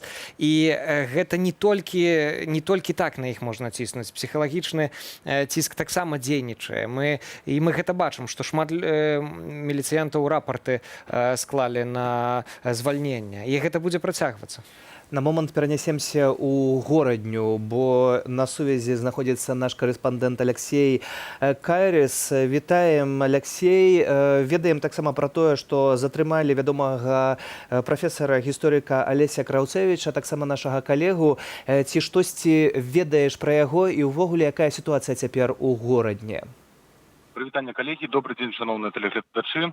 Так, сапраўды быў затрыманы Алесь Краўцевіч, і ён зараз знаходзіцца по нашай інфармацыі у Ленінскім раусе, працягваем адсочваць сітуацыю наконт яго. Таксама магу азначыць, што сёння ў горадні акрамя яго было затрымана каля 50 чалавек. Даўно такого не было. Людзі сёння выйшлі, даволі шмат было, я бы сказаў, што больш за 1000, але людзі не смоглі сабрацца там, дзе планавалі. Людзі ўвогуле планавалі сёння схадзіць на матч горадні Славія, раскупіць все квіткі, тым самым падтрымаць родную каманду, сваю каманду, а потым пайсці гуляць па гораду маршам. Аднак за дзень хіба што да матча стала вядома, што матч адбудзецца без гледачоў, закрыты то бок будзе. Вось, і таму у людзей проста не было выбара, людзі проста хадзілі па савецкай. Адбыліся спачатку затрыманні каля універмага, затым людзі сабраліся пазней вышэй трошкі па вуліцы каля фарнага касцёлу, зноўку перайшлі на савецкую і зноўку там адбыліся затрыманні. Працавалі сілавікі АМАПу і сілавікі з унутраных войскаў працавалі. Некаторыя нават былі са зброяй. Такія вось на дадзены момант навіны. Дзякуй, Алексей. Дзякуй, Алексей, вялікі за гэты расповед. Дарэчы, затрымалі гісторыка Краўцэвіча. Яшчэ некалькі тыдняў таму быў затрыманы Александр Смаленчук, таксама доктар гістарычных навук, таксама ў горадні яго, наколькі я памятаю, нават збілі перад затрыманнем. А цяпер асудзілі. На гэтым тыдні адбыўся суд. На гэтым тыдні асудзілі. Вось так, калі ласка, прафесуру, людзей з доктарскімі ступенямі, навуковымі затрымоўваюць. Хацеў яшчэ вярнуцца да размовы са Сцёпай, бо перапыніліся на секунду. Ты якраз сказаў, што ўсе сілавікі, іх імёны будуць вядомыя. Я ўзгадаў недаўна гісторыю, якая не трапляе вось у СМІ. Не ўсё часамі нават трапляе ў СМІ, і гэта даволі цікава. Можа, памятаеце гісторыю, калі ў Ганцавічах нібыта наклалі там кучу міліцыянту аднаму пад дзверы. Дык вось недавно мне распавялі, што нідзе пра гэта не пісалі, што ў Ганцавічах начальніку мясцовай міліцыі вылілі на прыватны аўтамабіль вядро з памыямі, і, на жаль, усе аўтамыйкі сказалі, што нічога з гэтым зрабіць больш нельга. Невядома, што з гэтым аўтамабілем будзе далей, то бок ўсё ж такі вось гэтае людское абурэнне, яно знаходзіць сваіх герояў. А колькі мы яшчэ такіх выпадкаў не ведаем, вось я пра гэта малых гарадах. А, дарэчы, наконт супраціву такога, вось пякарня таксама адным з гарадоў адмовілася печы торт амапаўцам на некае свята іхнае. То бок гэта такія дробныя прыклады, але вось з гэтых дробных прыкладаў, з каменьчыкаў і складаецца вось гэты супраціў каменёў. Дзякуй вялікі табе, Сцяпан, за гэтую размову і за візіт у нашу студыю. Сцяпан Святлоў, лідар праекту «Нехта», быў нашым і спадарства госцем. Дзякуем, Сцяпан. А мы, спадарства, працягваем. Сёння падтрымаць народны ультыматум выходзілі і беларусы з-за межа, у прыватнасці ў Варшаве пад амбасадай Беларусі. На месцы працаваў наш калега Вітаў Ціўчык. Вітаю, шановное господарство. Сёння под амбасадай Беларусі ў Варшаве сабралася больш за 100 чалавек, і гэта нягледзячы на складанасці, звязаныя з эпідэміяй COVID-19. Людзі ўсё роўна прыйшлі для таго, каб падтрымаць народны ультыматум. Сёння апошні дзень.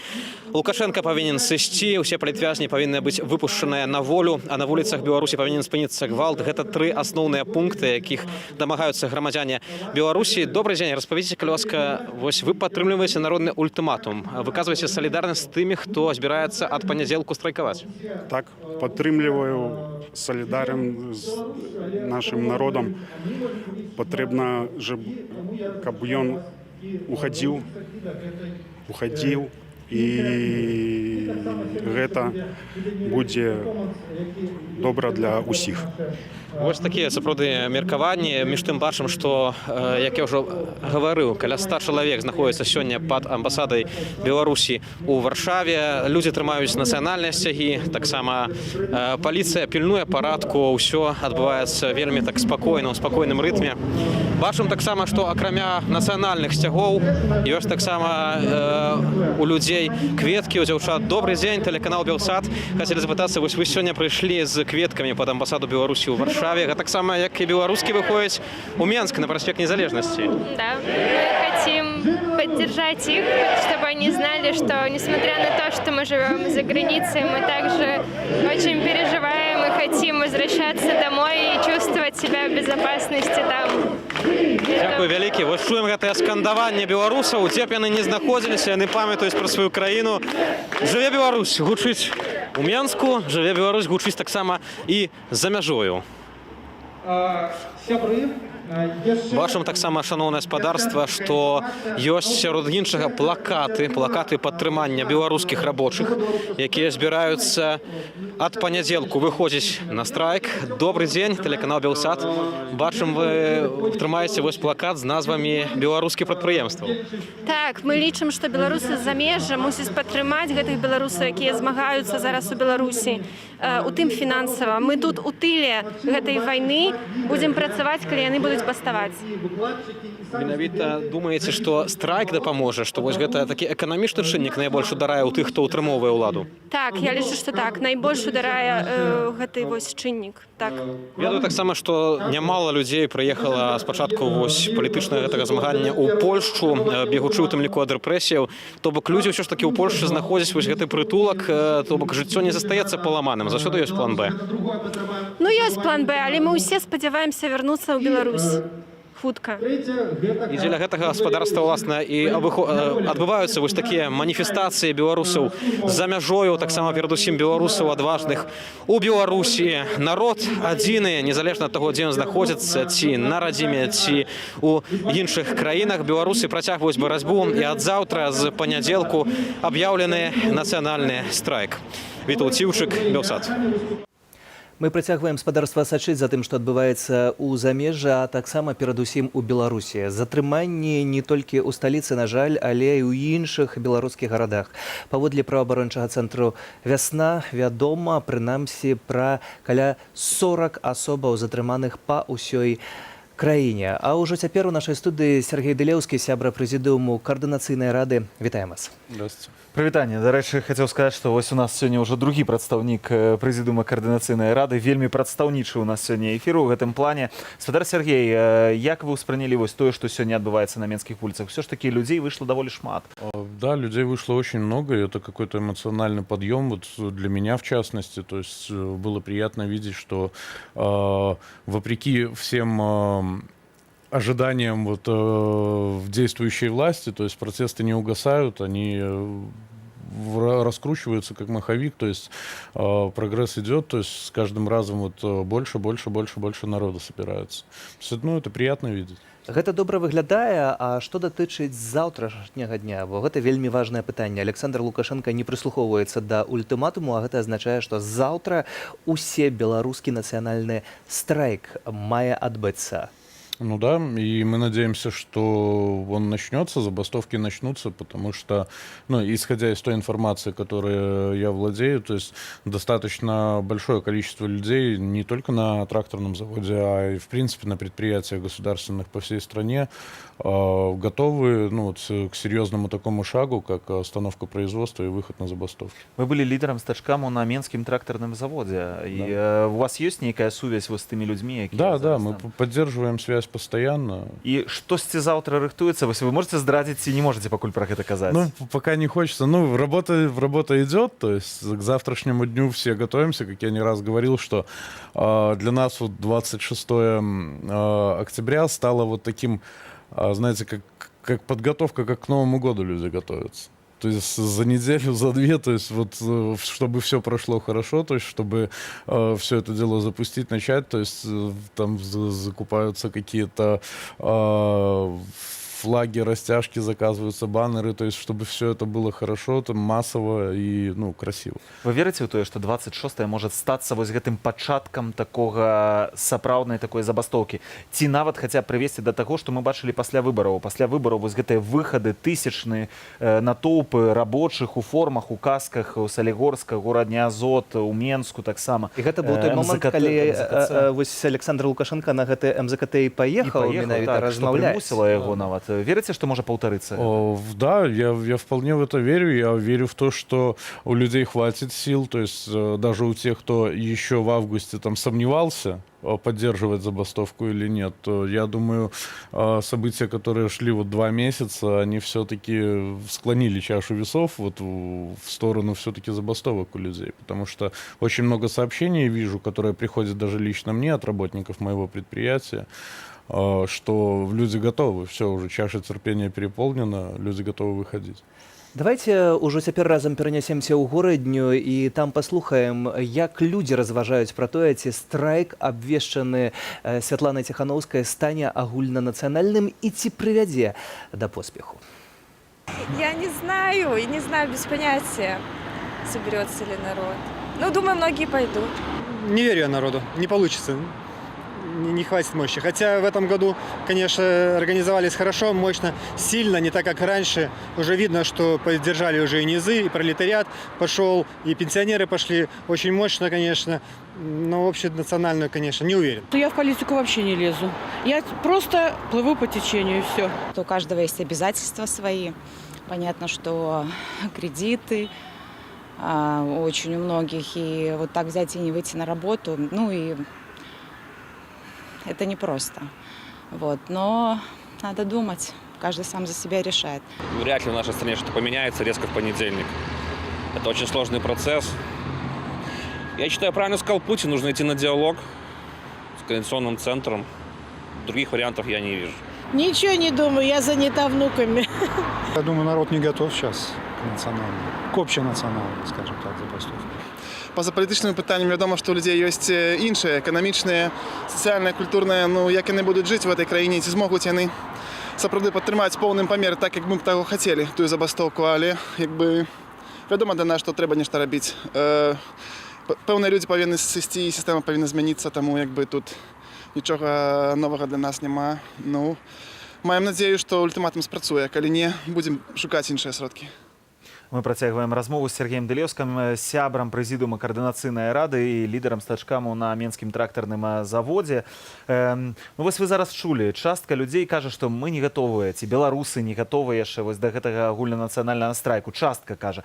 Але як вы думаеце, што б магло прымусіць вось гэтую частку, якая ўсё ж такі з'яўляецца прыхільнікам таксама нейкіх пераменаў у Беларусі, все ж таки выйсці і ну не ведаю, вось рызыкнуць так на сваёй працы ці працай нават зарызыкаваць?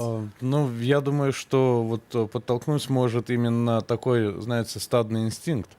Это тоже работает, оно неплохо работает. То есть, если вот человек работает там с напарником со своим, если он скажет, что все, с меня хватит, кинет там этот ключ, встанет и пойдет, да, то я думаю, и этот человек тоже, если он сомневался, то, ну, а я что, хуже, что ли? Вот, и точно так же поддержит, то есть на такой волне оно может все, ну, сработать, придать еще более массовости этого вот характера. Плюс, опять же, вот видео с Гродно мы смотрели, чувствуется, что над гродненцами краник поработал хорошо. Вот. Ну, я думаю, что все-таки это только часть людей, то есть тут такой соцопрос. Ну, должно сработать. Не менш, у горадні Азот адно з самых, можна сказаць, актыўных прадпрыемстваў. Я нават не бачу зараз такой актыўнасці на трактарным, як ідзе ў горадні Азот, дзе записываюць дзясяткі, а можа і сотні, далей падпісваюцца людзей, якія робяць далей вось гэтыя пратэсты, часамі яны выходзяць, у іх затрымліваюць нават некаторых іх лідараў гэтых пратэстаў. Вось, як бы там рух адбываецца ў гэтай горадні? Так, ну, на Гродно-Азоте, да, причем про Гродно-Азот доподлинно известно, что ребят вплоть до того, что некоторых там сдерживать приходилось, все-таки ультиматум 25-го, 26-го страйк, и надо 26-го, а ребята говорят, так давайте к выходным остановим, то есть, ну, такая ситуация. Вот, то есть активность на Гродно-Азоте очень неплохая. Але таксама вось актыўнасць ёсць, але людзям, напэўна, варта сказаць, што ну, няма чаго баяцца згубіць працу, бо ніхто яе не згубіць, бо будзе новая ўлада, мы пераможам, і гэта азначае, што праца будзе, и будет только лепш. Конечно, конечно. Работа будет в любом случае. Никто не останется за бортом жизни. То есть даже если при нынешней власти кого-то уволят, то это расценивать скорее можно как отпуск.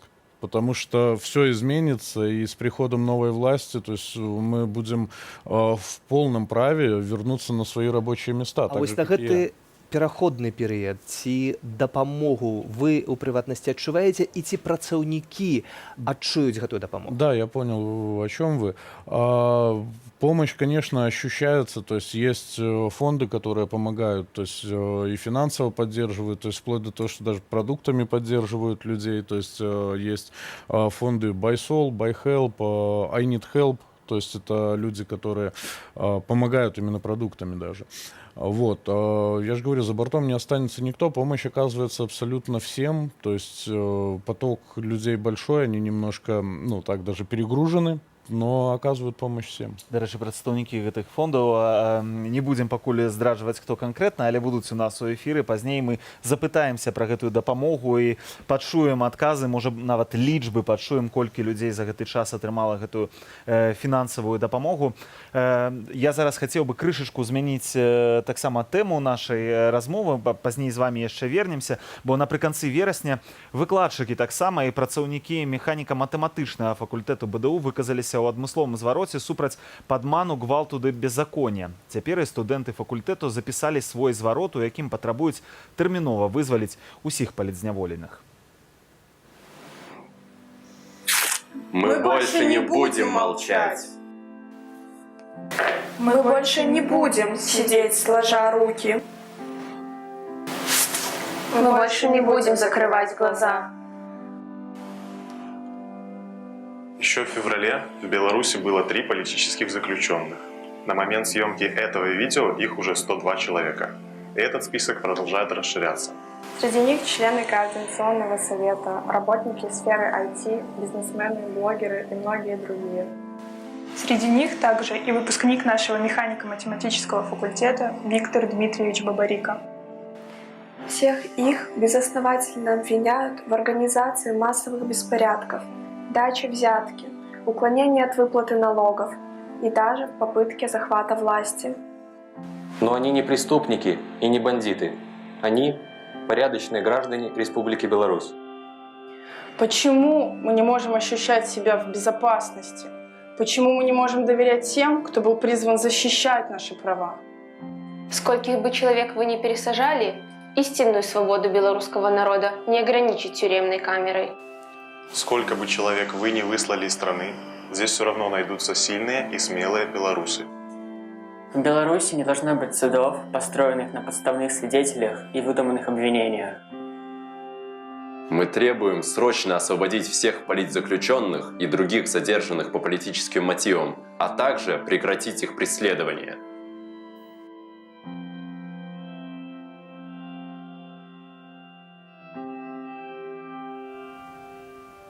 Працягваем размову са спадаром Сергеем Далёўскім, сябрам прэзідыума каардынацыйнай рады.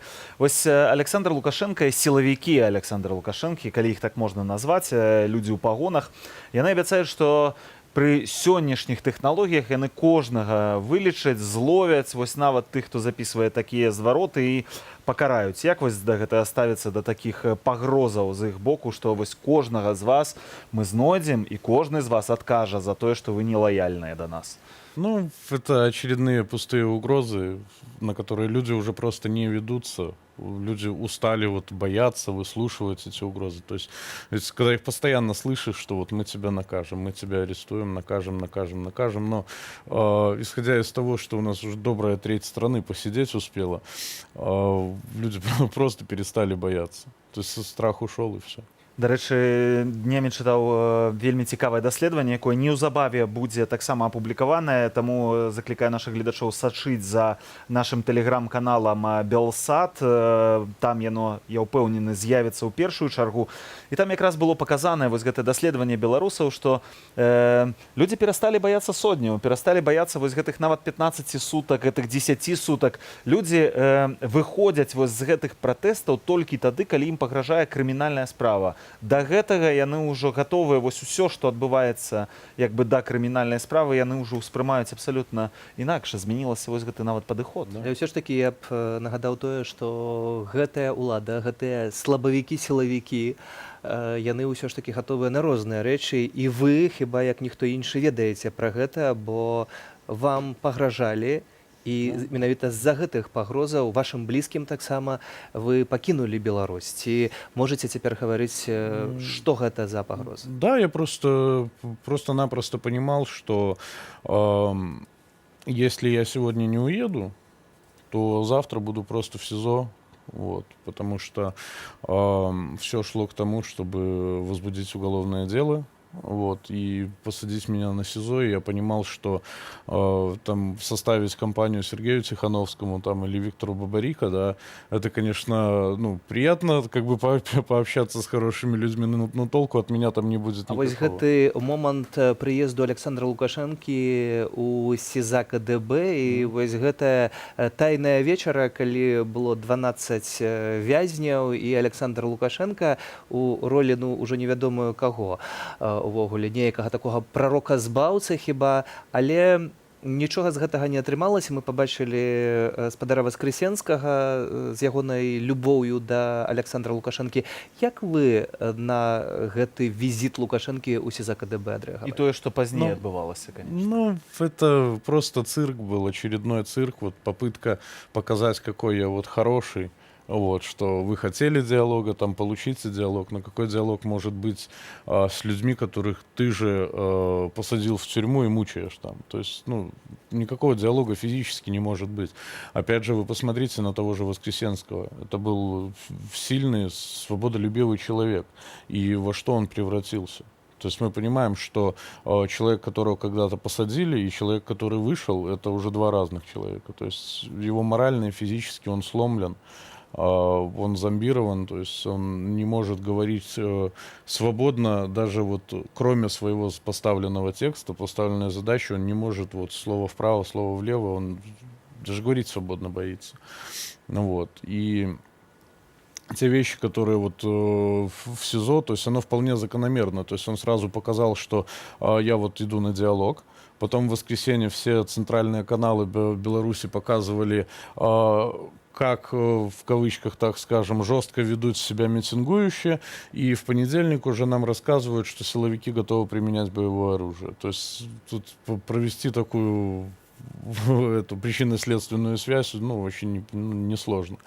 То есть опять очередная попытка запугивания, очередная попытка показать, что я хороший, а вы плохие и так далее.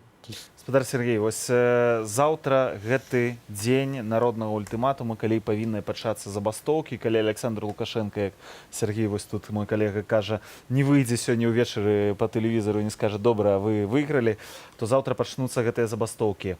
Вось калі б вы маглі звярнуцца да сваіх калегаў, да іншых рабочых, таму што вы таксама працавалі на Менскім трактарным заводзе, што б вы ім сказалі? Вось які зварот да іх вы бы адресавалі зараз? Я бы сказал, что, ребята, хватит бояться. То есть просто-напросто не бойтесь, выходите. Мы не рабы, мы не стадо, которым можно управлять. То есть мы свободные люди, которым нечего просто бояться. То есть мы устали все от этой власти. Мы понимаем, что наши заводы под его руководством просто загибаются. Если мы сейчас ничего не сделаем, если мы не остановимся на забастовку сегодня, то через полгода мы остановим предприятие, потому что нам нечего будет делать. Работы просто не будет, оно развалится все. Так что бояться не стоит, никого не оставим в беде. Если, не дай бог, что-то случится, поможем, поддержим. И все у нас будет хорошо. Главное не бояться. Сергей Делиоский, сябра Президиума Координационной Рады, лидер стажкаму МТЗ, был нашим и спадарства гостем у студии. Дякуем за ваш приход до нас и дякуем за то, что вы робите. Ну а мы вяртаемся на вуліцы Менску, пакажам вам тое, што адбывалася ўнутры гэтага маршу. Працаваў там наш калега Станіслаў Івашкевіч. Давайте паглядзім, якая атмасфера панавала вось падчас гэтых некалькіх гадзінаў на вуліцы, наколькі я разумею, спрацаваў каля стэлы і пазней па вуліцы Сярод тысячаў людзей, паводле ўжо шматлікіх крыніцаў гаворка ідзе пра тое, што толькі ў сталіцы выйшла больш за 100 тысячаў чалавек, нягледзячы на пераслед, на затрыманні і ўсялякія перашкоды. Мы зараз знаходзімся на вуліцы Зыбіцкая, дзе калоны пратэстоўцаў, ідучы з розных бакоў гораду і аб'яднаўшыся ў раёне цырка, зварочваюць у накірунку да Нямігі.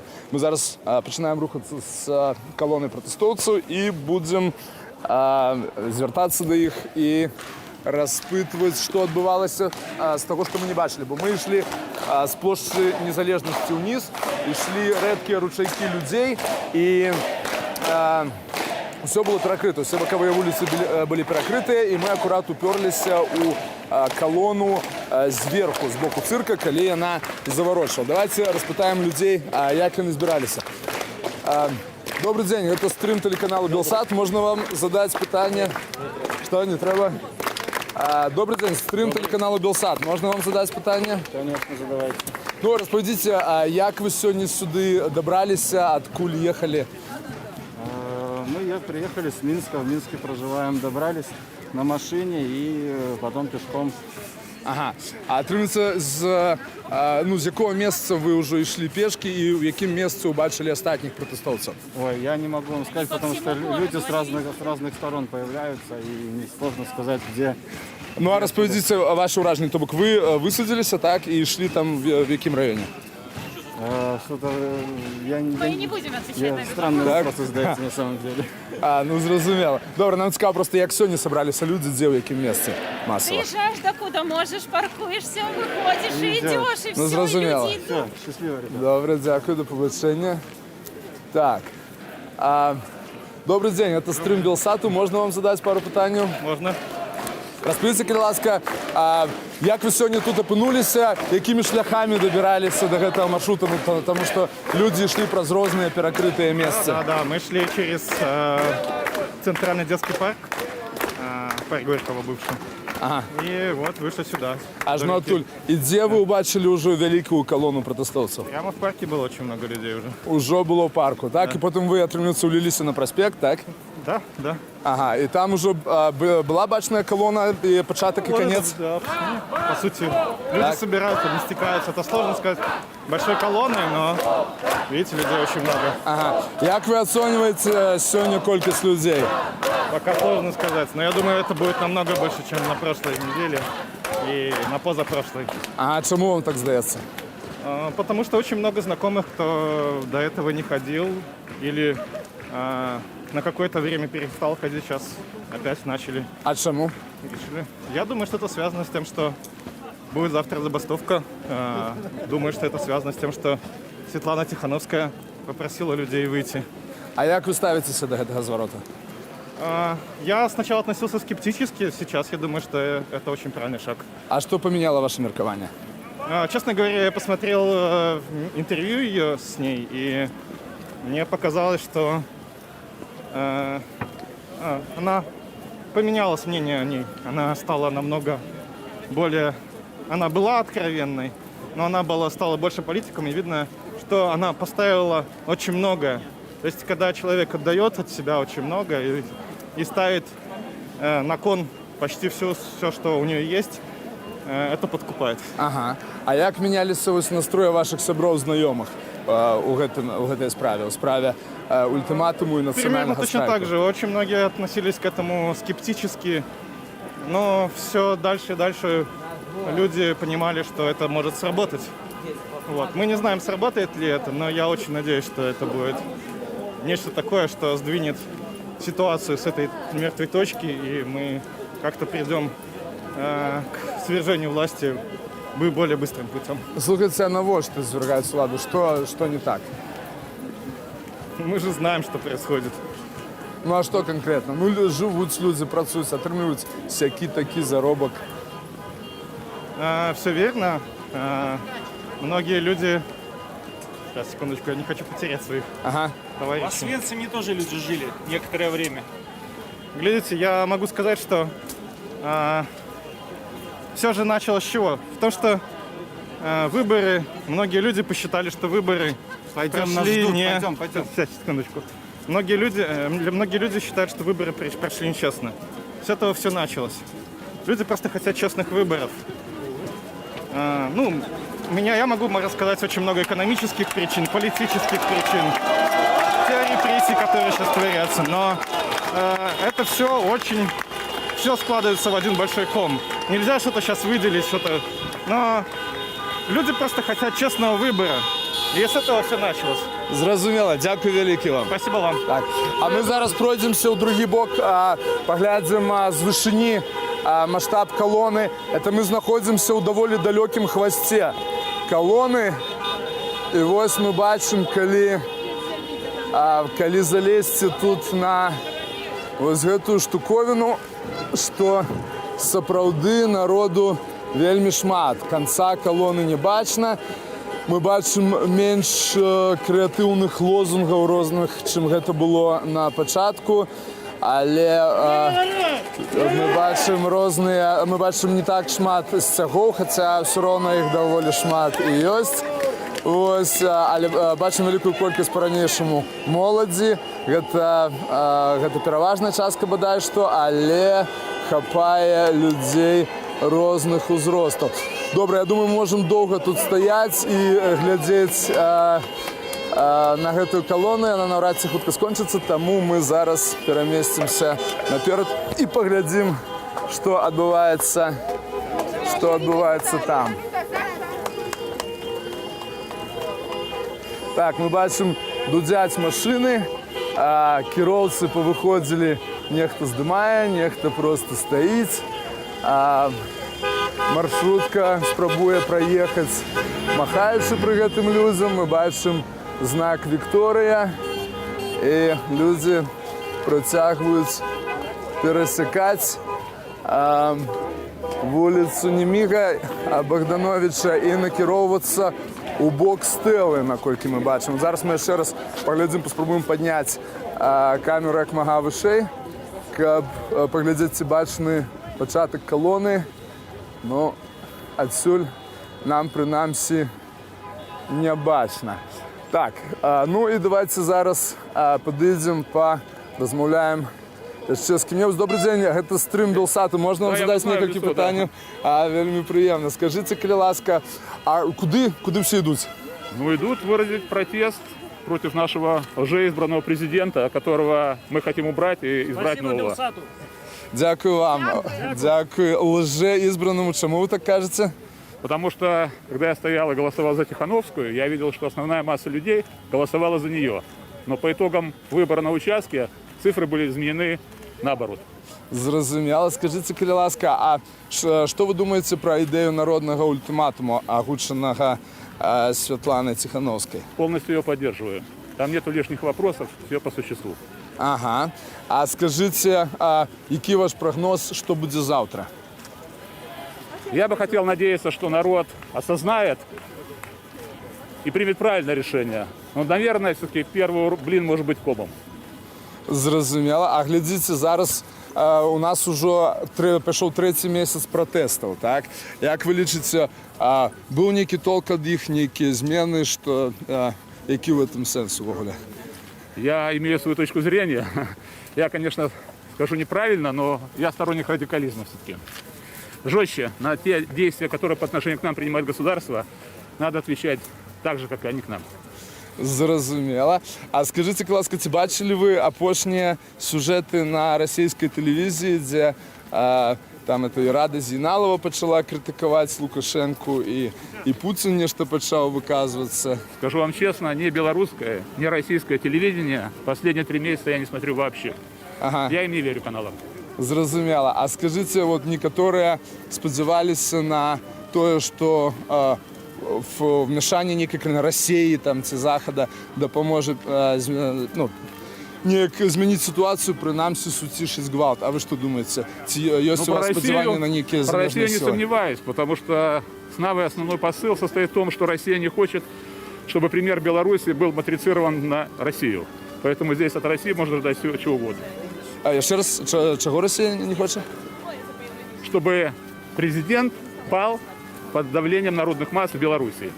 Потому что это потом вызовет такую же реакцию в России.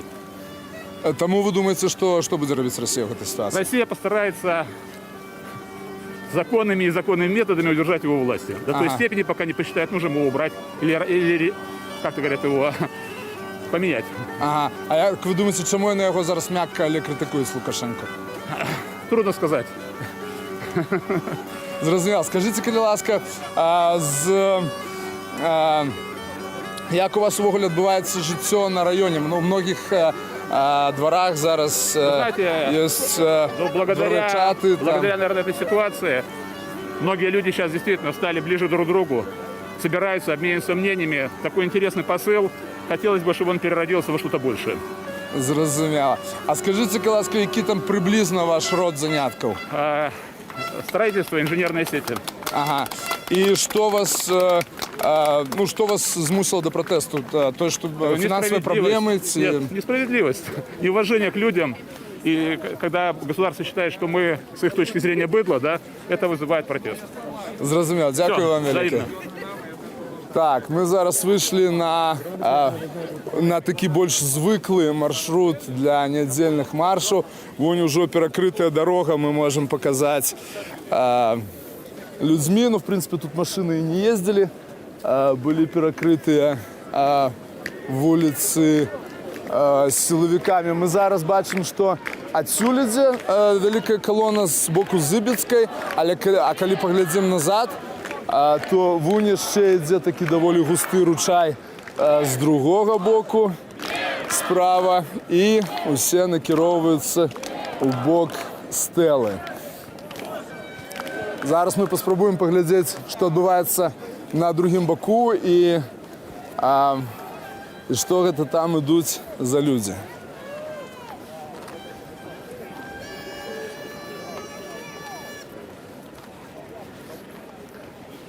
Вось мы бачым, гэта, напэўна, сцяг нейкага раёну на Вудзе. Гэта Малінаўка.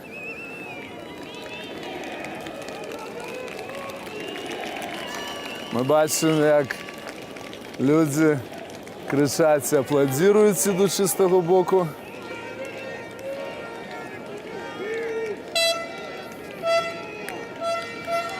Так, а мы зараз падыдзем да крышачку больш рэдкага натоўпу.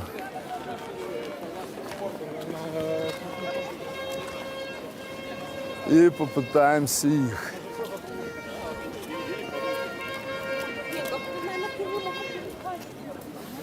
Добрый день, это стрим Белсату. Скажите, можно вам задать несколько пытаний? Давайте. Распавядзіце, ласка, адкуль вы ідзеце з таго боку? Ад Мускамедии. Ад Мускамедии, ага. Да. Была у вас проблема неяк пробраться сюда? Стояли машины с ОМОНом, 4 автозака, несколько автобусов. Но нас не трогали, шли спокойно. Ага. А Мускамедия, это потолмачьте, это какая улица? Это, что у нас там, пересечение проспекта? Километра 3. Не, Партизанский на вокзал, как эта улица идет? А? Зразумела, ну карацей, з таго боку ви не прийшли разом з усіми з площі Перемоги, так? Не. Ага. Ну, ми бачимо, доволі шмат людей йде оттуда, так? Там много людей, все троллейбусы, автобусы, люди выходят, и почему-то все хотят в выходной день прогуляться по Свислочи. Совершенно случайно. Так, а чому? Чим ви тут тлумачите? Я очень люблю... Давайте пройдемся, к вас не затримливаться. Я очень люблю свой город, очень люблю свою страну, и хочу, чтобы моя дочка осталась в этой стране жить, работать, в новой стране жить, работать, создавать семью и прочее. Поэтому я иду. А что бы ей могло перешкодить? Что бы ей могло перешкодить? Она уже мне сказала, что хочет, уже за границу хочет. Чему? Чому? Да. Не бачите перспектив економічних, так? Зарплаты маленькие, работать негде. А по яких галинах приблизно вы судите? По яких галинах экономики? Возьмите строительный сектор. Строительного сектора сейчас у нас нету. У нас кто строит? Дана строит. Ага. Ну, на Дані ж так само белорусы працують. Они работают как гастарбайтеры, да, за копеечки. А львиную долю уходит в карман, сами знаете кого. Кого? Сербов? Того, кого Сербы. нельзя сейчас фамилию называть. Осторожно упадете. Зрозуміло, дякую. А значить, ви приблизно в этой сфері, да, працюєте? Нет, ну у нас же кругом знакомые. Угу. То бок для вас економічний чинник важний, що не бачите ніяке економічне погоршення, так? Не тільки економічне. Ми не хочемо, щоб повторився 37-й год. Коли приїжджають і тебе забирають з дому, з роботи, з вулиці, це нам не подобається. Зрозуміло. А яке ваше ставлення до ультиматуму Світлани Тихановської озвученого? Мы поддерживаем. Мы поддерживаем, мы здесь. Я считаю, что вот прям чувствуется уже этот последний этап, поэтому... Ага. Откуда у вас такое отчувание?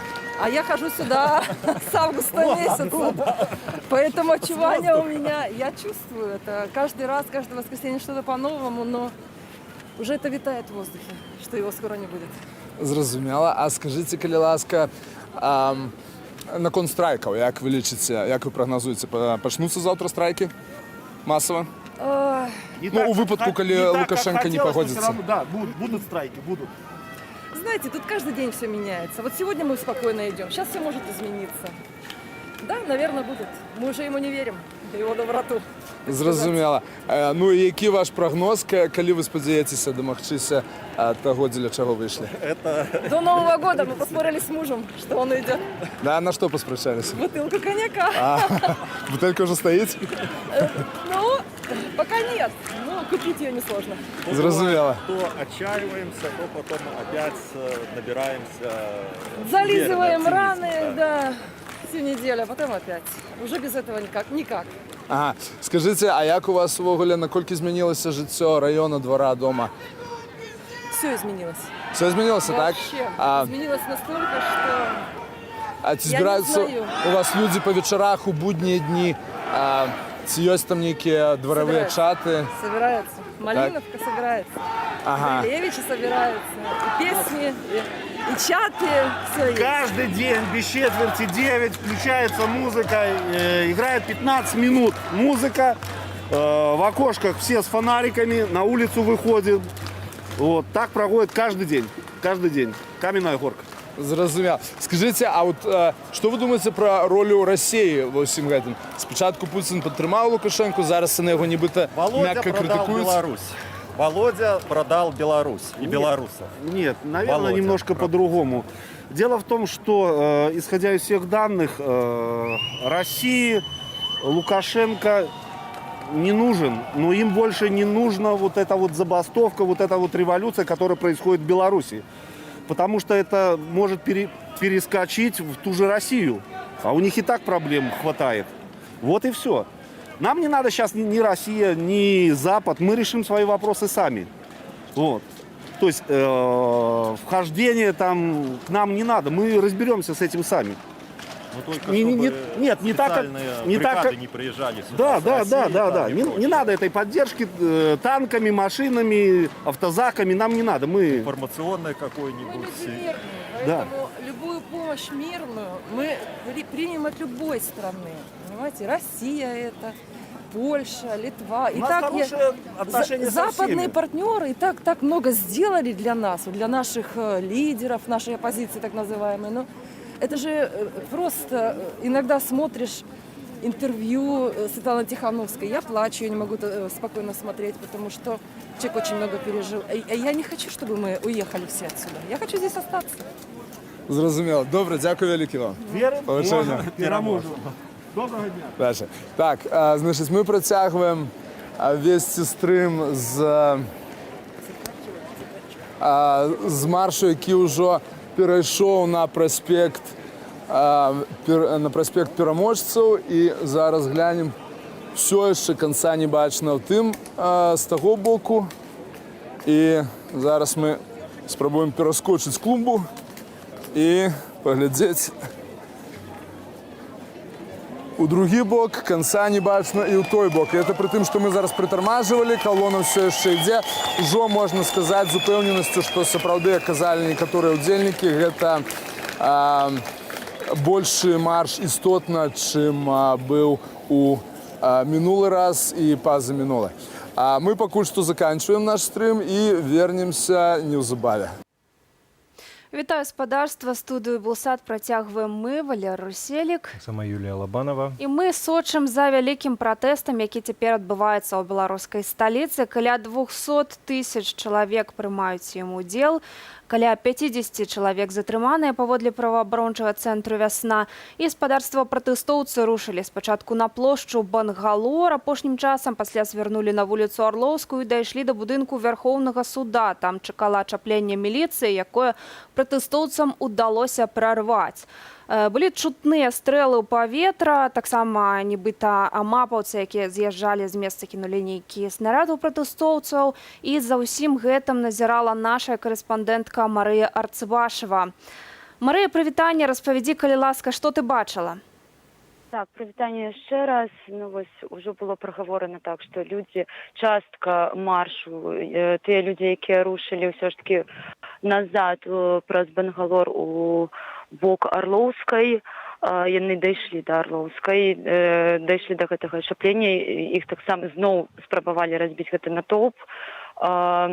Кажуць пра тое, што былі стрэлы ў паветра, але таксама ёсць меркаванне, што гэта ўсё ж такі былі петарды, то бок відавочцаў, якія гэта ўсё бачылі на свае ўласныя вочы, на жаль, няма у каго запытацца, як гэта адбывалася, ці сапраўды гэта ў паветра, ці па людзях. Такім чынам, але людзі не разыходзіліся, хаця гэта падавалася, што ўжо калі натоўп дайшоў да Сурганава, што гэта ўжо канец маршу і вельмі шмат людзей пакінула гэты марш. Шмат людзей адлучылася, пайшлі ў іншы бок. Хіба вось гэта і была мэта і правакацыя з боку дзяржавы для таго, каб разбіць гэтую калону, што ім натуральна крыху ўдалося, але вось як мы бачым, людзі не гатовыя сёння скончыць так проста гэты марш, і яны працягваюць ісці. Да ўсяго яшчэ было чутно вельмі шмат меркаванняў пра тое, што трэба працягваць яшчэ і на раёне выходзіць і яшчэ там працягваць, як кажуць, гулянні, так, выйсці пагуляць яшчэ ў сваіх раёнах. Таму ўжо на Сурганава хіба шмат людзей адлучылася і паехалі да сваіх раёнаў для таго, каб рыхтавацца на заўтрашнюю забастоўку. А што гэта за рэакцыя сілавікоў? Ці выглядала на тое, што яны сапраўды спужаліся такой вялікай колькасці пратэстоўцаў? Ці гэта быў загад, можа быць, ісці? Наўрад ці хутчэй гэта выглядала як загад, таму што сілавікоў было па горадзе вельмі шмат і першасна вельмі доўгі час у прынцыпе не было ніякіх разгонаў, яны проста не прапускалі, але затрыманняў ніхто не бачыў і я ў тым ліку. Таму я хутчэй думаю, што у іх проста загад не пускаць быў, а загаду сапраўды затрымліваць людзей, збіваць. Як мы бачым, нават практыка мінулых дзён, так, што раптам знянацку спыніліся гэтыя масавыя затрыманні. Гэта было і учора, таксама не шмат людзей затрыманыя, так, і перад гэтым нейкія папярэджанні замест прысудаў і сотняў людзям выдавалі. Таму, можа быць, пакуль гэта нейкая зацішша і спроба проста глянуць, што будзе далей. Але, праўда, гэта выглядае вельмі дзіўным чынам. І што цяпер робяць пратэстоўцы? Ці яны плануюць рушыць далей, ці ўжо хутчэй разыходзяцца? Хутчэй разыходзяцца, вельмі шмат людзей пайшло па дварах. Нехта кажа пра тое, што трэба працягваць, што трэба стаяць і да ночы.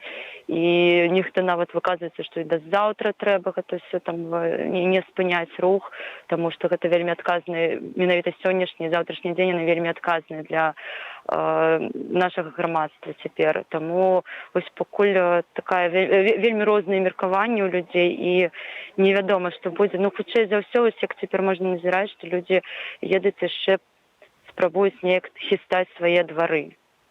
Паказаць, што яны яшчэ так на месцах могуць нешта паказаць. Дзякуй вялікія, Марыя. Гэта была Марыя. Таксама яшчэ гучаць не меркаванні, а планы нават на заўтра. Людзі кажуць пра тое, што трэба ўжо ад самай раніцы ехаць да бліжэйшых заводаў на сваіх раёнах і спрабаваць там блакаваць рух і заклікаць людзей да забастоўкі. Дзякуй вялікі. Гэта была Марыя Арцыбашева, наша журналістка з Менску. Будзем назіраць, як далей будзе развівацца пратэст. Спадзяюся, што ўсё ж такі вось на падыходах дадому людзей не будуць хапаць. Хаця затрыманні сёння былі, я вось хацеў адрэагаваць на адно з смс-паведамленняў ад нашего глядача. Очень печально, альбо глядачки, очень печально наблюдать, что Белсат освещает события только в столице. На это горестно смотреть, ведь Беларусь это не только Минск. Проснитесь, просьба, что с вами. Я абсолютно с вами згодны. Конечно же, Беларусь это не только Минск. И у регионах так само люди протестуют и выходят. И как раз у регионах было сегодня... Ну, вось прапорцыя затрыманняў нашмат большая. Людзі ўжывалі слезатечны газ. Так, гэта агрэсія з боку сілавікоў, канешне, там непараўнальна большая была сёння. Аднак, акрамя таго, што пра рэгіёны распавядалі мы у сваім эфіры, трэба таксама разумець, што затрымліваюць усіх, у тым ліку і белсатаўцам. Ведаем, напрыклад, што вось у Віцебску затрымалі наша калегу з метра Казакевіча, у горадні затрымалі таксама вядомага прафесара гісторыі, які супрацоўнічае з нашым тэлеканалам Алеся Краўцевіча.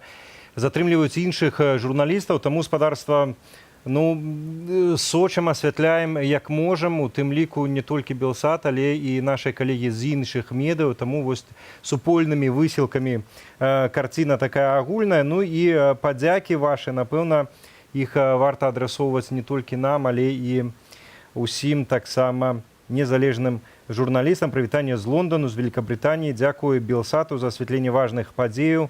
На маёй радзіме гляджу вашыя праграмы кожны дзень, падтрымліваю маіх суайчыннікаў на радзіме праз фонды салідарнасці. Жыве Беларусь, піша Віталь Шуранаў. Таксама самый добрый день, я пишу из Санкт-Петербурга, меня зовут Екатерина. Очень сильно переживаю за граждан РБ, сил вам, терпения, и помните, вы обязательно победите, вы космос. Ну, вот таких поведомлений вельми шмат, и дзякую, господарство, за то, что застаетеся з нами, за вашу неабыякавасць. Ну и, конечно же, дзякую усім, хто не далучыўся до нашага стрыму праз тое, што выконвае свой грамадзянскі абавязак у гэты момант. Так, акурат нашыя журналісты паразмаўлялі на акцыі з яе удзельнікамі, і вось думкі пратэстоўцаў вашай увазе.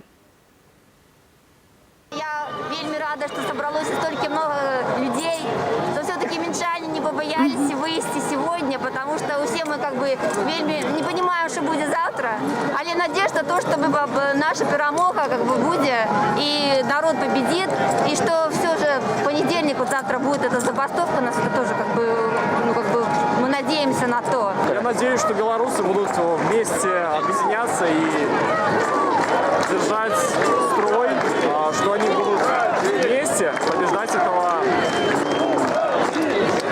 тирана, который уже давным-давно заслужил место в тюрьме. Завтра обязательно начнется забастовка, потому что тот, кто не начнет завтра забастовку, будет понятно, что он не с народом. Про народный ультиматум, я думаю, что не надо отчаиваться, получится он или не получится. Все равно дожмем. Больш-менш все ідзе по нашему плану, а як там буде далей, буде бачено. Може завтра, там, послезавтра. Ось мої думки. Не буду загадувати, бо я доволі скептичний чоловік. Мое сердце болит, и эта боль выражается в этом поступке лично моем, и это, думаю, народа. Боль за правду, за будущее. Ну і вось некаторыя паведамленні з нашага стрым-чату. Менск, як мінімум адзін чалавек пацярпеў ад выбуху светлашумовой гранаты, а шкепкамі яму пашкодзіла галёнку, перадае корэспандэнт нашай Нівы. Пацярпеламу неабыякавыя людзі дапамаглі выйсці з небяспекі, і гэта, спадарства, таксама ёсць паведамленне пра тое, дзе гэта адбываецца. Минск на Орловской. Слышны многочисленные взрывы, люди бегут в рассыпную по дворам, взрывы дают огненно-оранжевый свет. По Орловке поехало много автозаков. Минск, это повторяется. На Орловской каратели применили светло-шумовые гранаты.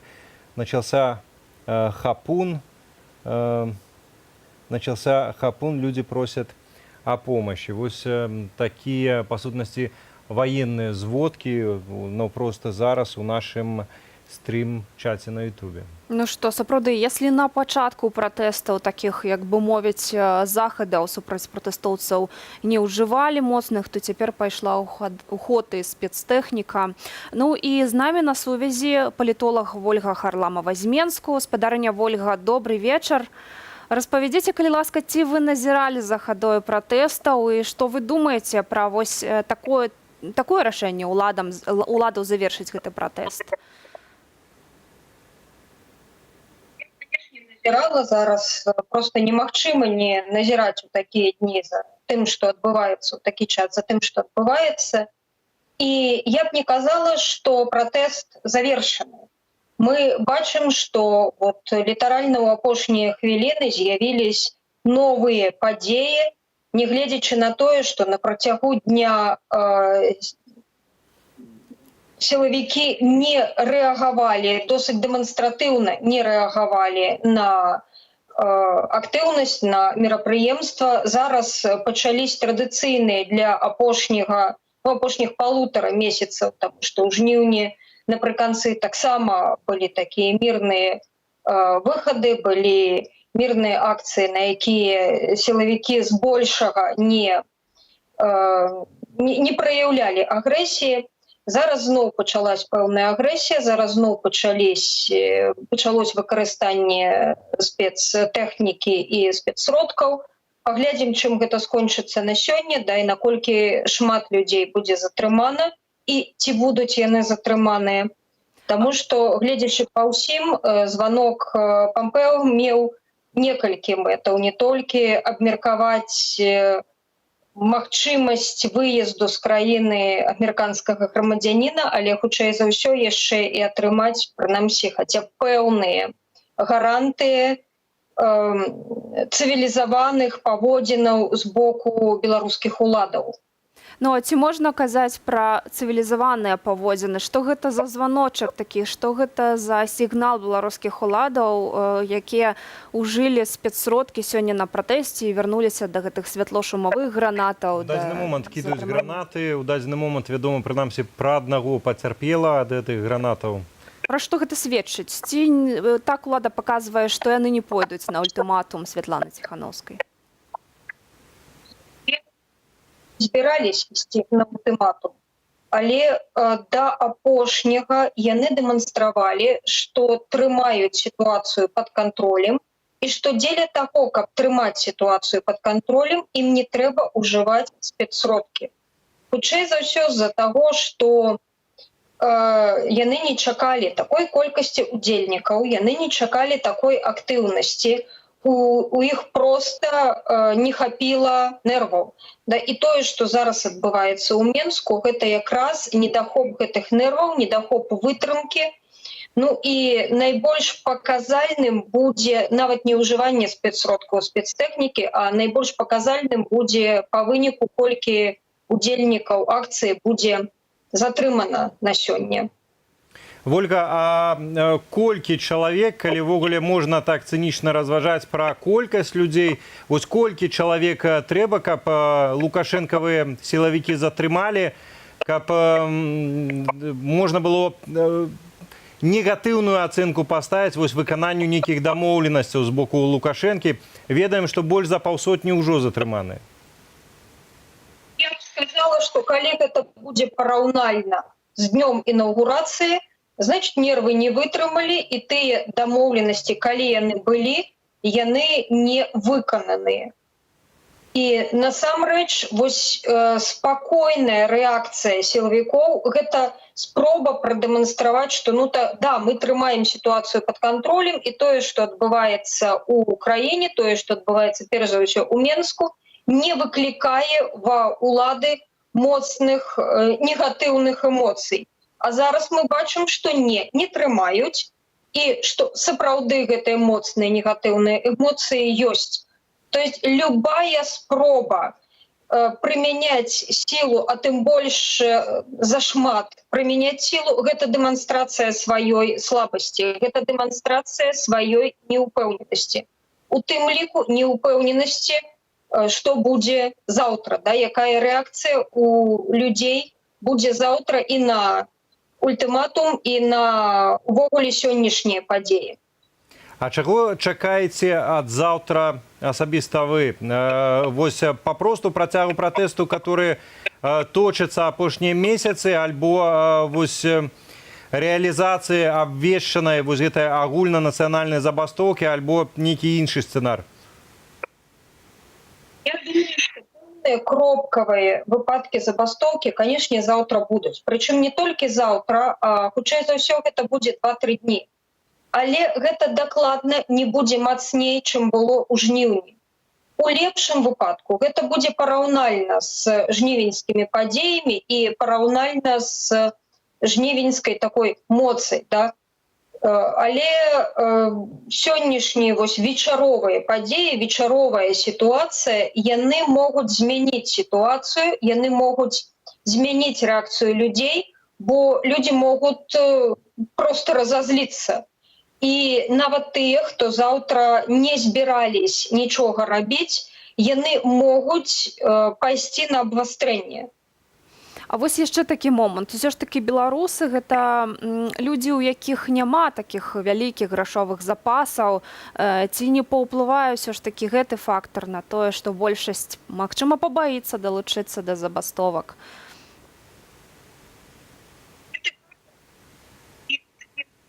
Канешне, паўплывае і заўтра. І, безумоўна, большасць не будзе далучацца да забастовак. Заўтра гэта будуць пэўныя санітарныя дні, хтосьці возьме там адпачынак на 1 дзень за свой кошт, хтосьці сыдзе в адгул. Але з майго пункту гледжання тут нават не галоўнае, наколькі па часе будуць забастоўкі. Тут галоўнае сам факт прадэманстраваць, што гэта магчыма, прадэманстраваць, што ёсць актыўнасць, што ёсць жаданне дзейнічаць далей, што пратэсныя настроі яны не сышлі, пратэсныя настроі яны захавались, і людзі гатовыя і далей дзейнічаць і дасягаць тых мэтаў, якія яны бачаць перад сабой. Ольга, у нас з'явілася відэа таго, як улады гатовыя вось эту рашучасць людзей да дзеянняў задушваць. У нас ёсць відэа, уласна, з Арлоўска ў Менску. Мы прапануем яго паглядзець нашым гледачам, і затым яшчэ вернемся да размовы.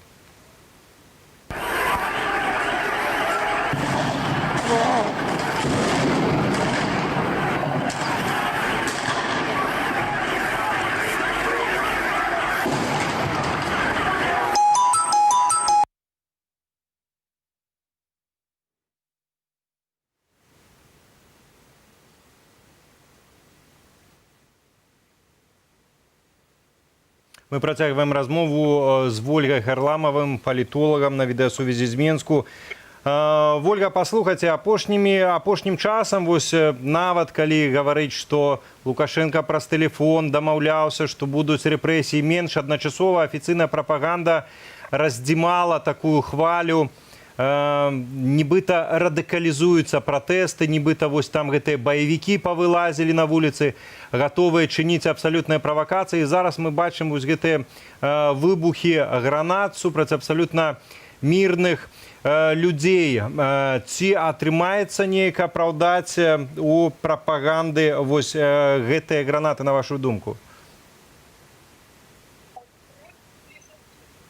Мы чуем ужо апошні месяц. І гэта такі проста тренд у беларускага дзяржаўнага тэлебачання, у расійскага дзяржаўнага тэлебачання аб тым, што пратэсты зусім не мірныя, што гэта людзі, якія схільныя да жорсткасці, гэта людзі, якія схільныя да ўжывання нават зброі. Нам рэгулярна паказваюць і пэўныя відэа, калі спрабуюць забрасаць ровды коктейлями Молотова, гараць машыны.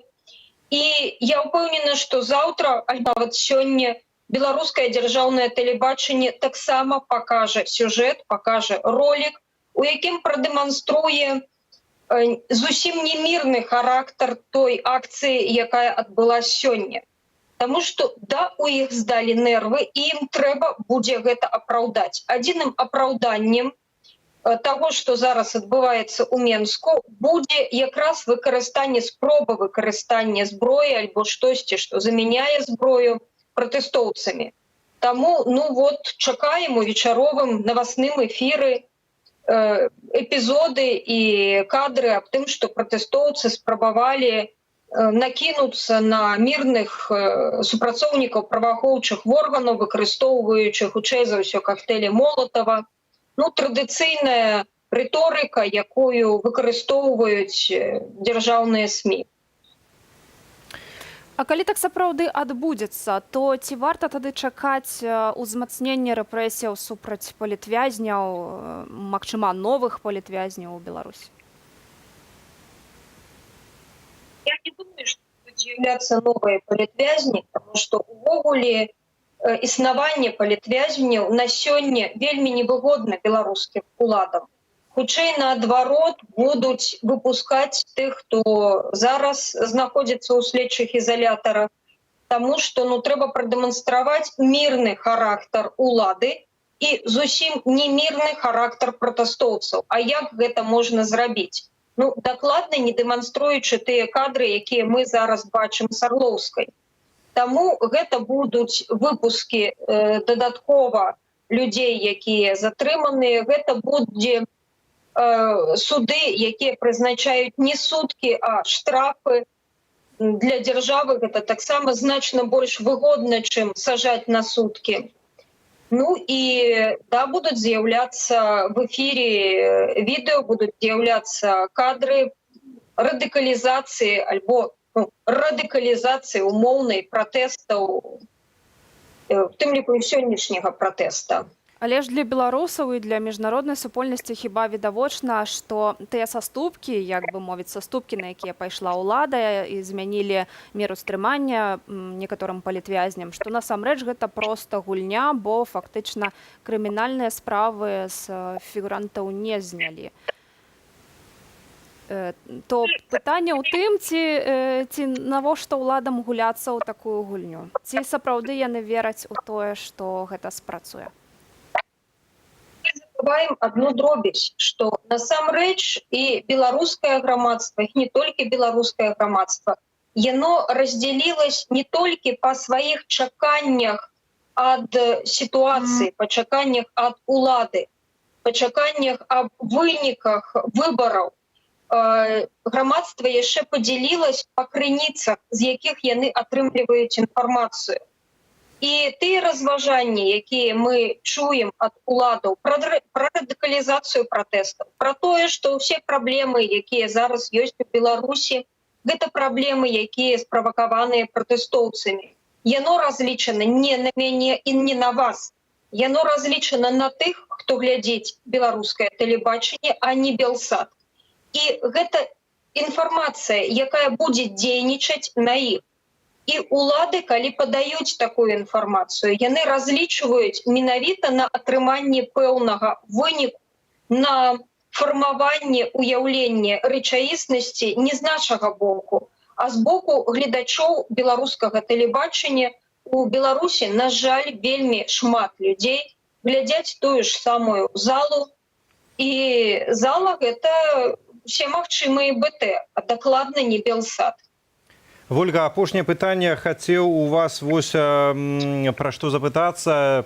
Слухаю вас і сам у думках разважаеце. Можна ўсе дзеянні, в прынцыпе, рэжыму Лукашэнкі патлумачыць страхам, але страхам не папросту людзей, а страхам якраз функцыянераў, уласна вось лукашыстаў. І тое, што яны распавядаюць па сваіх прапагандысцкіх каналах, гэта папросту такая рэтрансляцыя іх сапраўдных страхаў, што яны сапраўды баяцца, што вось гэты народ — это нейкія баевікі, якія іх там паразрываюць. У нас у студыі былы следчы, які распавядаў, што там кругавая парука, і яны адзін за адно баяцца, што там здадуць адзін аднога, альбо ну як ты будзеш выглядаць здрайцам, калі цэлы калектыў цябе асудзіць, і гэтак далей, і гэтак далей.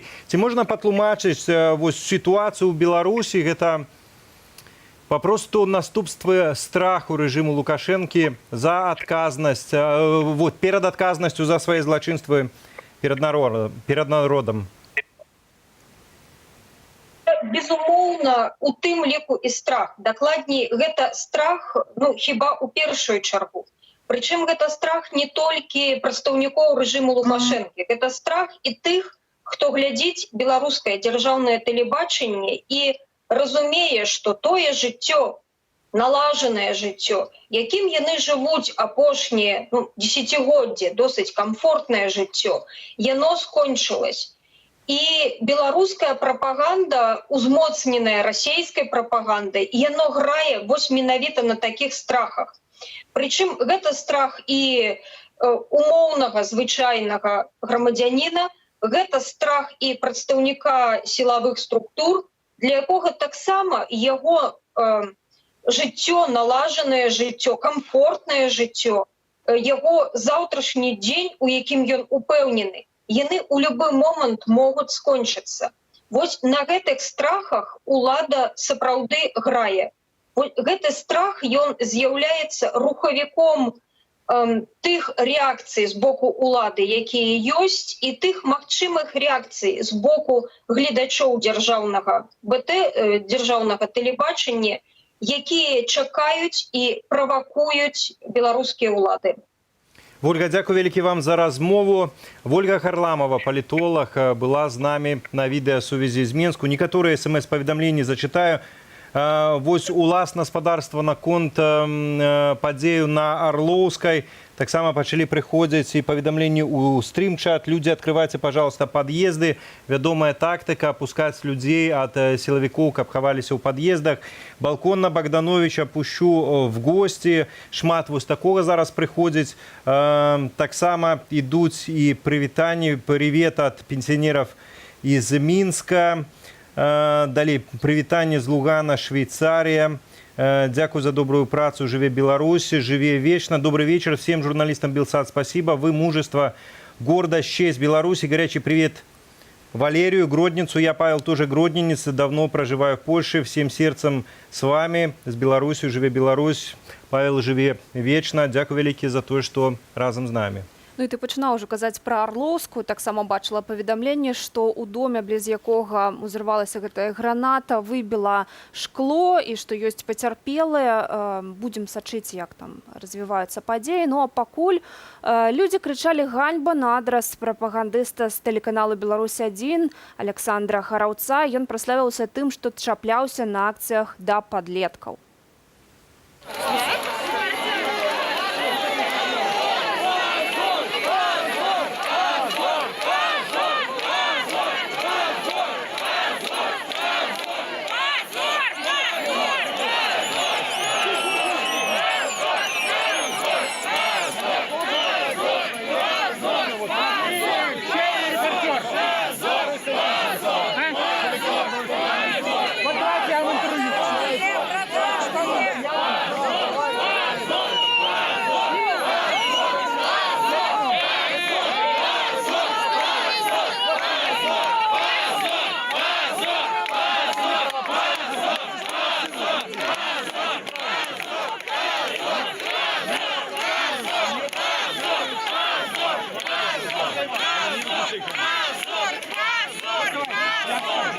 Не надо провоцировать, пускай стоит, все. Пускай идет, все. Его нет. Спадарства, а у нас у студыі з'явіўся Эдвард Свянцецкі, былы працаўнік Менскага трактарнага завода і уцякач. Добрый день. Добрый день. Скажите, коль ласка, вы были вымушены съехать с Беларуси? Так, я был вымушен съехать, потому что, когда принял активное участие в забастовочном, сразу правоохранительная система у нас быстренько сработала. То есть они, своих тактика у них, когда ходишь на площадях вместе с людьми, то ничего. Но когда они приезжают под дом и на стоянке автомобилей пильнуют, выпильновывают, хватают. Так и произошло со мной. Вам погрожали чем-то? Они не погрожали. Когда я вечером подъехал, я заметил с людьми, у меня сосед есть такой, который, любитель поутрания, он нигде не працует, он ходит только выпивая.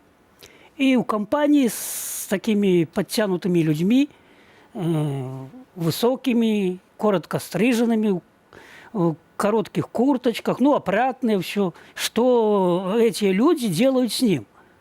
Просто меня заинтересовало такое, интересно. Ничего, вечером я домой пошел, а утром, когда с женой выезжал, то есть собрался выехать жену завести на работу, и подходить к своему автомобилю, смотрю, опять мой сосед в 7:30 утра, уже опять в компании с этими ребятами. Потом сосед махнул им что-то, и сам, смотрю, убегать начал. Я так супруге сказала, говорю, тут что-то не то, что-то хочет то. Мы с ней остановились. Смотрю, этот, который стоял, обернулся и пошел. Отходить от машины, я так посмотрел, 15 метров. Говорю, наверное, нет, ничего. К машине подхожу, ничего. Сел в машину, завел. Смотрю, бегом назад начал возвращаться. Но я успел завести машину и уехать. Я понял, что это пытались, на них что-то не согласовали, что-то не получилось. И я уже уехал, домой не возвращался. Так а за что вас хапать? Вы некий супер такие авторитеты дзяяч у вас на предприемстве были? Вы там дзяячем никаким я не был. Просто утром, после того, когда мы узнали, с тюрьм начали отпускать побитых людей, искалеченных, прочее, утром, когда пришли на работу, все это посмотрели, рабочие очень, ну, все были взволнованы, заведенные. Ну, мой друг говорит, надо забастовка, надо забастовка. Хотя уже там мы слышали, что собираются на час дня, там то. Дружок мой такой, он, не надо, пошли, говорит, сейчас поднимем. Я говорю, а как будем поднимать? Пойдем по цехам. Ну и мы пошли по цехам, прямо как в 90-е годы. Идем по цехам, кидаем на работу, кричали, все. И прошли через цех кабин, через 5-й механический, потом 3-й механический зашли, цеха там позвали людей, потом я сбегал в кузнечный цех, там позвал. Ну и пришли на площадку перед проходной. Ждем, думаем, ну, наверное, говорю, никто не откликнулся. Тут смотрим со всех сторон. Люди как пошли, то. А руководство завода, у них планы были, в этот день должен был приехать премьер-министр, то и тут какие-то перебили все. Ни с того, ни с сего людей повыводили, а мы сами тоже спонтанно не знали, что там все запланировано. А што паўплывала на ваше рашэнне вось фактычна стаць на чале гэтых пратэстаў, стачак на трактарным заводзе? Ну, повпливало это, конечно, это жестокость. Никогда такого не ожидали, что у нас может такое произойти. Никто даже с рабочих не думал, что так могут бить. Послухайте, ну вот зараз, по сутнасці паўтарэння такой сітуацыі адбываецца ў Мінску, зноўку кідаюць гранаты, там стралялі, наводзілі на людзей стрэльбы, вось гэтыя сілавікі. На заўтра абвешчаная агульнанацыянальная забастовка. Вашыя прагнозы па Мінскім трактарным заводзе, як людзі адрэагуюць, не адрэагуюць? Ну, я не могу так за всех сказать, находясь здесь. Дело в том, что я позвонил там своим приятелям, которые там остались, то сказали, что вроде бы в чатах все начали сговариваться, начали то, что многие откликнулись, сказали, что будем выходить, будем делать. Ну и насколько я тоже узнал, ну, что уже и говорят, что и правоохранительная система, что завтра уже автозаки будут там, так как и в прошлый раз. Все рыхтуюцца, баяцца паўтарэння першай сітуацыі. Аднак, якія ўвогуле настроі на МТЗ? Людзі супакоіліся, бо шмат прапаганда гаворыць пра то, што выдахліся пратэсты, здзьмуліся, то, можа, і працоўныя таксама супакоіліся, махнулі рукой на ўсё? Я бы не сказал, чтобы они супокоились, что они все это приняли и прошли. Просто после прошлых забастовок репрессивный механизм очень хорошо заработал. И как они работают, все знают. Вот я недавно рассказывал об этом.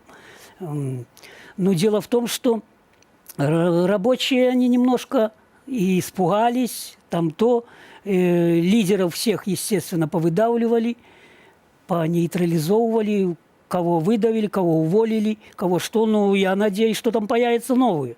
Потому что наш народ творческий. А ці, можа, ёсць нейкая арганізацыйная праца, інфармацыйная праца, таму што шмат паведамлялася, што працоўныя да канца не ведаюць, якія яны правы маюць і на што, і як можна ўвогуле дзейнічаць у такой сітуацыі, бо мы ведаем прыклады, напрыклад, горадня Азот, калі там затрымалі аднаго з лідараў, 70 чалавек прыйшлі, напісалі заявы на звальненне, і кіраўніцтва прадпрыемства сказала, і нічога не змагло зрабіць, то няўжо працаўнікі МТЗ, пабачыўшы рэакцыю пасля першай этой хвалі, пабачыўшы, што па адным будуць раскідваць, ніхто не падкажа пра тое, што трымацца разам, і калі выходзіць разам і адстойваць адзін аднаго. Ці, можа, вы ведаеце, ці ёсць, можа, такая праца? Ну, по телефону я там созванивался, об этом ничего не говорили мои приятели, которые там остались. Но я надеюсь, что все равно что-то возникнет и что-то будет. Потому что наш народ уже не успокоится, и лидеры появятся новые. Я уверен в этом. Паслухайце, а на вашу думку, наколькі можна ўвогуле ацэньваць, наколькі важныя забастовкі менавіта буйных дзяржаўных прадпрыемстваў? Таму што ведаем, што ўсё-такі вялікая маса беларусаў, яны задзейнічаны не на такіх прадпрыемствах, а там у прыватным сектары, да прыкладу. Вось гэтыя прамысловыя гіганты, у чым значэнне забастовак на іх, на вашу думку?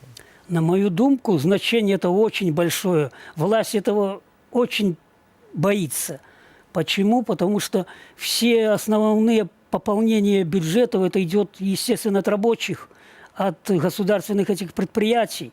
Почему? Потому что там люди работают за очень невысокие зарплаты. И почему за невысокие? Потому что налогами обложенные полностью все выкачивается в бюджет. Ну, или по другим схемам, можно так назвать, коррупционным. И поэтому власть этого очень боится. Если остановятся заводы, долго режим не выдержит. Ці МТЗ може чисто технічно спинитися, тому що, коли я вже згадував город Дня Азот, там такая вытворчасць складаная, што калі спыніць, там могуць быць выбухі, катастрофы тэхнагенныя. У выпадку з МТЗ ці хаця б тэарэтычна магчыма папросту ў адзін дзень? Поверьте мне, что если остановится МТЗ, никаких ни выбухов не будет, никаких срывов, никаких ничего. Остановятся те же самые печи, охладится металл, сольется, по-новому запустится и по-новому зальется. Это все белорусская пропаганда и обман. Добре, ще такое питання. Ще до виборів був заклик від незалежних профсоюзів до працівників беларускіх прадпрыемстваў выходзіць з афіцыйных прафсаюзаў і ўступаць у незалежныя. Ці гэты працэс назіраўся на МТЗ? Этот процесс пошел даже когда я еще там присутствовал. В тот же, когда только начались акции, уже сразу заявления писали, сразу уже уходили с этого профсоюза.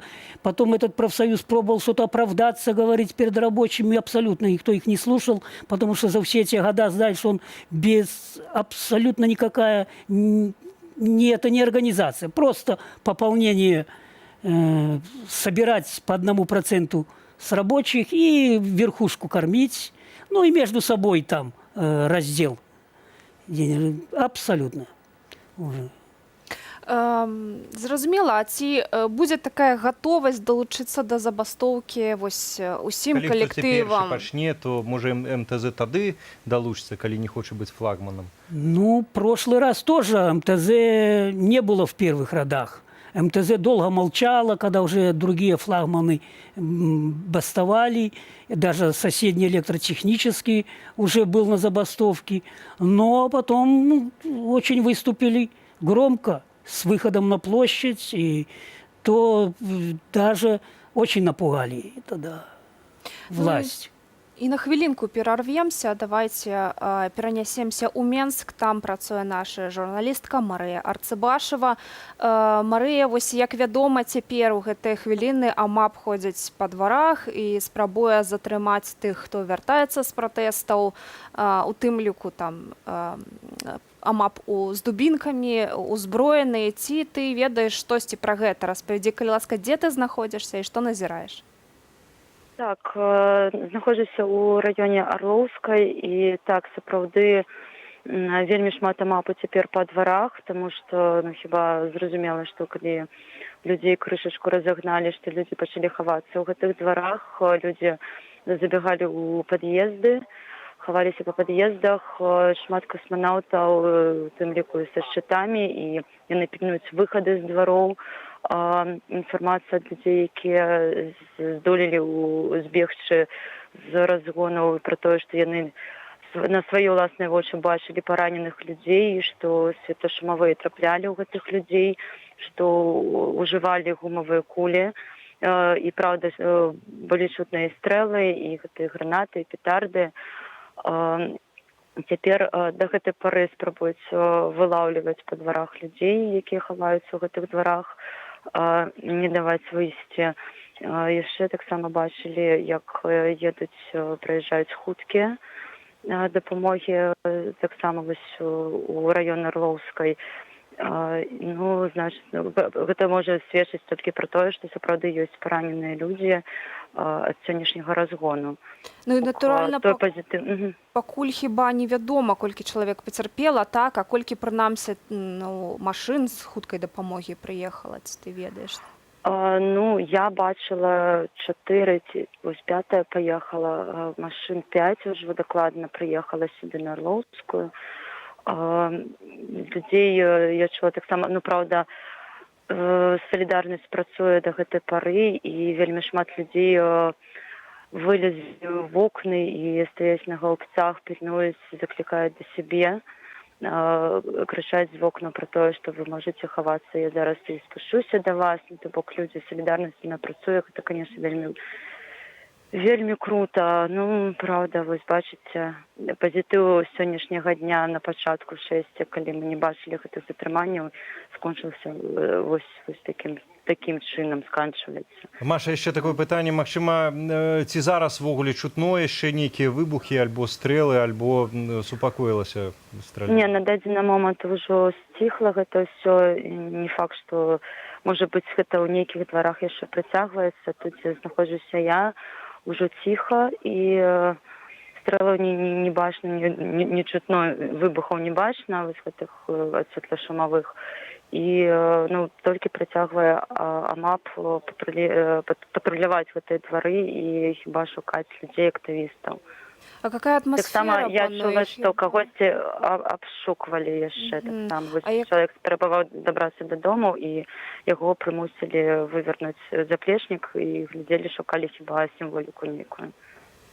А якая атмасфера ўсё ж такі цяпер пануе? Я так разумею, што людзі моцна перапалохаліся, ці выходзіў хтосьці з дамоў па дапамогу, ці наадварот пратэстоўцы пачалі шукаць месца, дзе схавацца?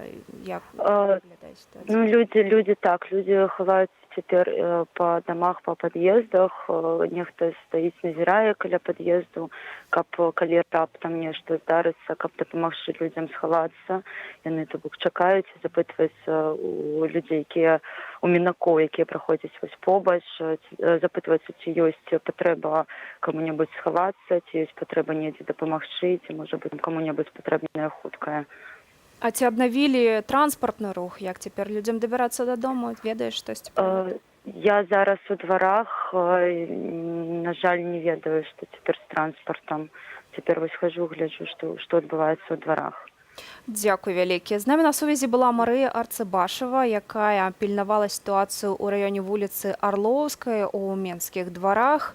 Што ж, будзем далей сачыць за развіццём падзелаў Мінску. Працягнем размову з Эдвардам Свянцецкім, былы працаўнік Мінскага трактарнага заводу у нас у студыі.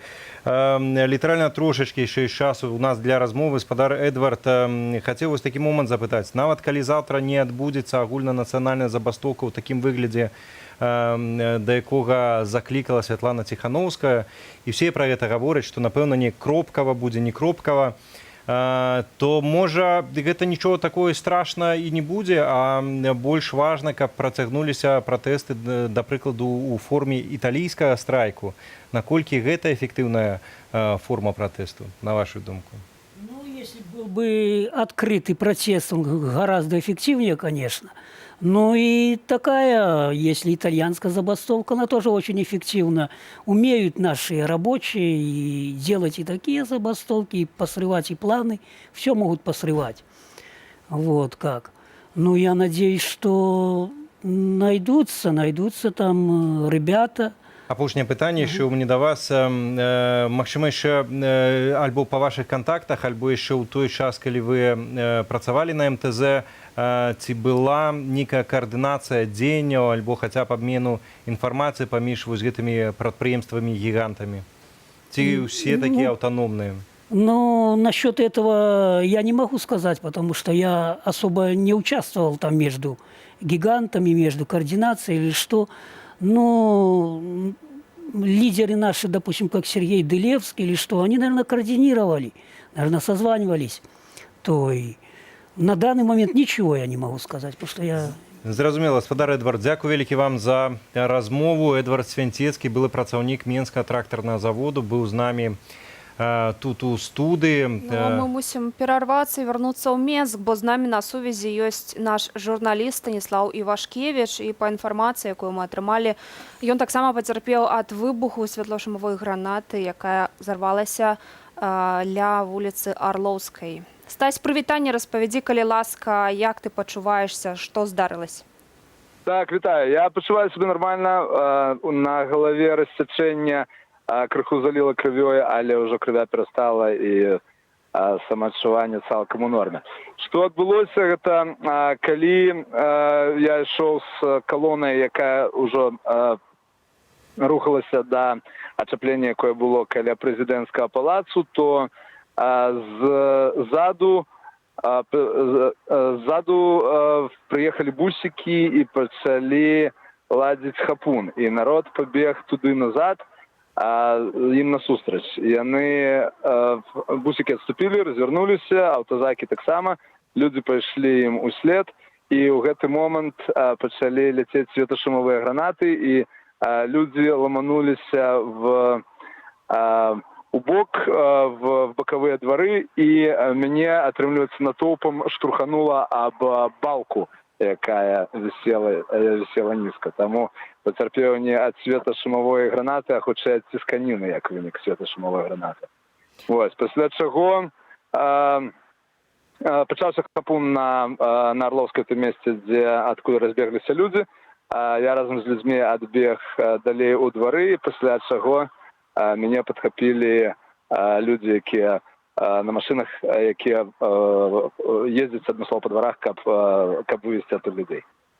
Ну, а што гэта была што за намер быў? Намер быў разагнаць пратэстоўцаў, хутчэй напужаць іх, вось як ты ацэньваеш? Намер быў так, разагнаць пратэстоўцаў, таму што адбылося тое, што вось я назіраў минулым разам, калі прыязджалі бусікі і людзі іх прагналі, то гэтым разам людзі прагналі бусікі і цэлую калону аўтазакаў. То бок вельмі маса. Там яшчэ частка людзей, дайшоўшы да гэтага канчатковага ачаплення, зразумеўшы, што это, в прынцыпе, канец ужо маршрута, масава пачалі сыходзіць у бок вадасховішча у парк і там разыходзіцца, але ў гэты час, калі пачаліся крыкі, што ззаду хапун, людзі з парку таксама пабеглі, і было некалькі тысяч чалавек, дакладна, больш можа 5,000 чалавек, якія сабраліся і дружна кінуліся на той амап. То бок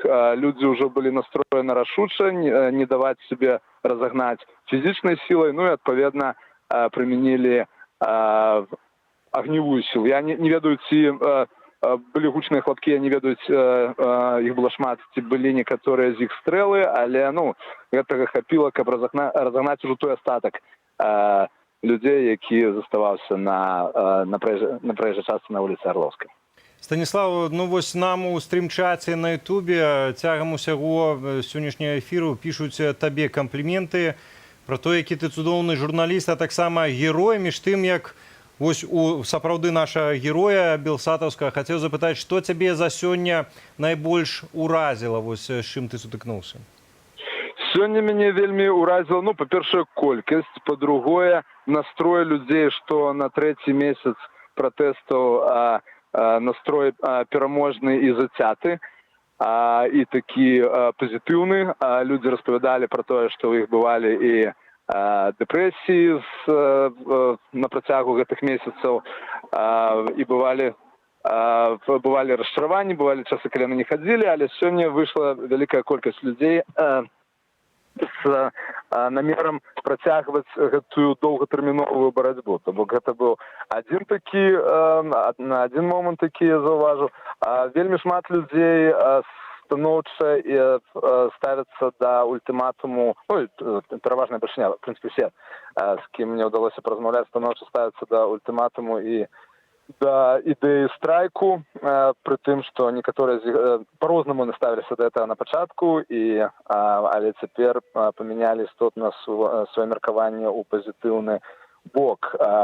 Істотна змяняецца стаўленне да Святланы Ціхановскай. Гэты рашучы крок відавочна дадаў ёй шматлікія сімпатыі. Ну і, ў прынцыпе, і яшчэ вядома тое, што яшчэ заўважалася з минулага разу, што людзі стомленыя гвалтам і з боку сілавікоў, і все большая і большая колькасць не хоча дазваляць ім працягваць гэта рабіць без супраціву. То бок ты гаворыш пра тое, што спее радыкальны настрой у грамадстве? Безумоўна. То бок я гэта чуў сёння ад пажылых людзей і ад маладых, ад жанчын ад мужчын.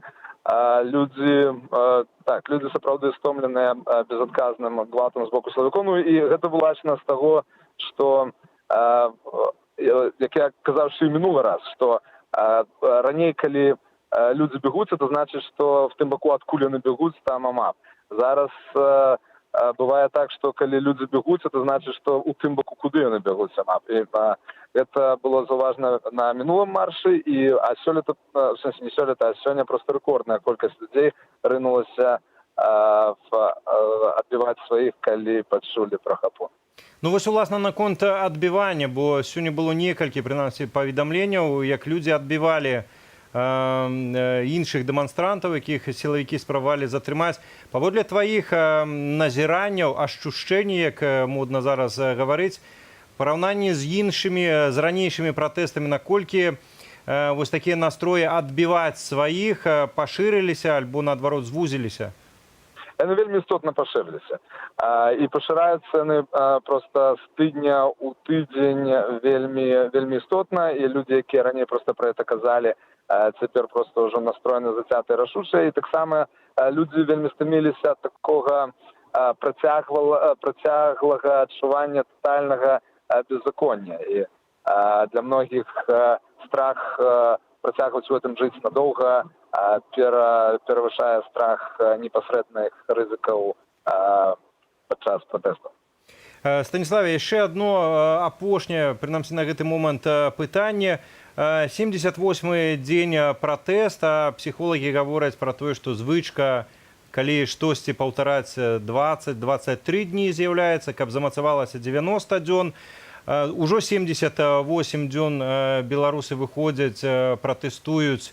На твою думку, гэтая звычка ўжо з'явілася, альбо гэта не той выпадак і, можа быць, пратэсты будуць здзімацца? Як адчуваеш?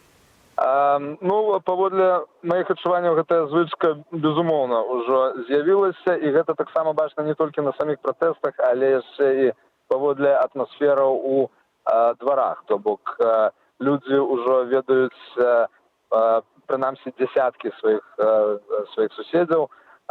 У тым двары, дзе я жыву, до 50 чалавек збіраецца в прынцыпе в невялікім жыллёвым блоку штодзень. Кожны дзень увечары. То бок людзі паміж сабой вітаюцца. Там, напрыклад, была сітуацыя, калі павязвалі людзі стужкі ў адным двары, і прыехаў нарад міліцыі, і людзі адбеглі ў пад'езды, і пажылая жанчына была вельмі ўсім гэтым узрушана, казала, што такое адчуванне, што вярнулася да мяне маладосць. Ну, не ў тым сэнсе, што такія прыгоды, крыху хуліганскія прыгоды, а ў тым сэнсе, што у людзей з'явілася мэта агульная паводле таго, што я бачу, і гэта не разовый запал, які можна збіць у агляднай перспектыве, на маю думку. Дзякуй вялікі, Стась. Будзь асцярожны, беражы сябе. І нагадаю, мы размаўлялі з нашым карэспандэнтам з Менску, Станіславам Івашкевічам, які на свае вочы бачыў, як уласна выбухнулі гранаты на вуліцы Арлоўскай у Менску. І давайце цяпер яшчэ раз на ўласныя вочы пабачым, як гэта было.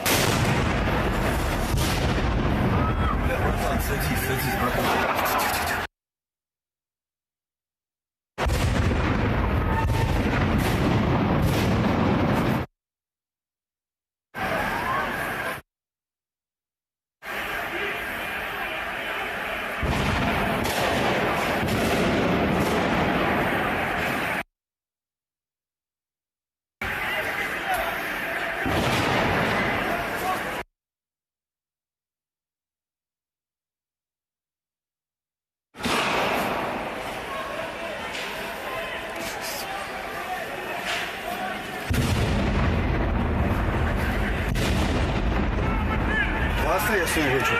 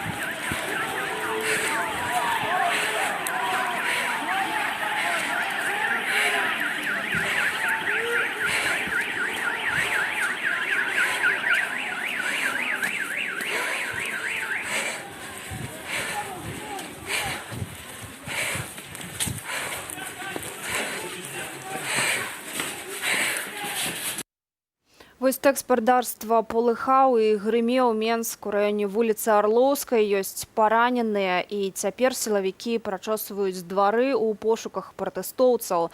Таксама вядома, што на праспекце Машэрава стаяць міліцэйскія бусы, міліцэйскі транспарт, а сам МАП размясціўся са шчытамі на мосціку праз Свіслач. У горадні таксама каля 100 затрыманых, і людзі збіраюцца ля будынку ленінскага РАУС. Ситуация во всей краине напруженная. Ну и нагадывая такую войну з, ну, тут не скажешь, з уласным, войну з белорусским народом, з боку Лукашенки и верных ему силовиков. Ось у нас у стриме пишут о Луке плевать, он по колхозам ездит, до которых не было дела 26 лет.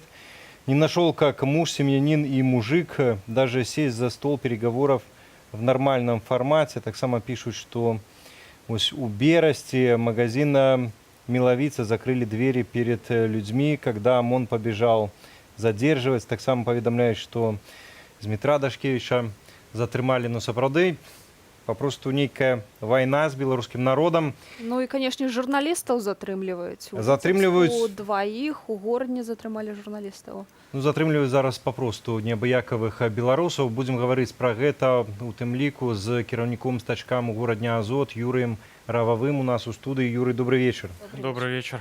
Ну, толькі што разам мы глядзелі вось гэтыя выбухі ў Менску. Ведаем, што ў нашай роднай горадні больш за 100 чалавек затрымалі. Гэта пры тым, што каля 1000 выйшла, это кожнага 10-го затрымалі.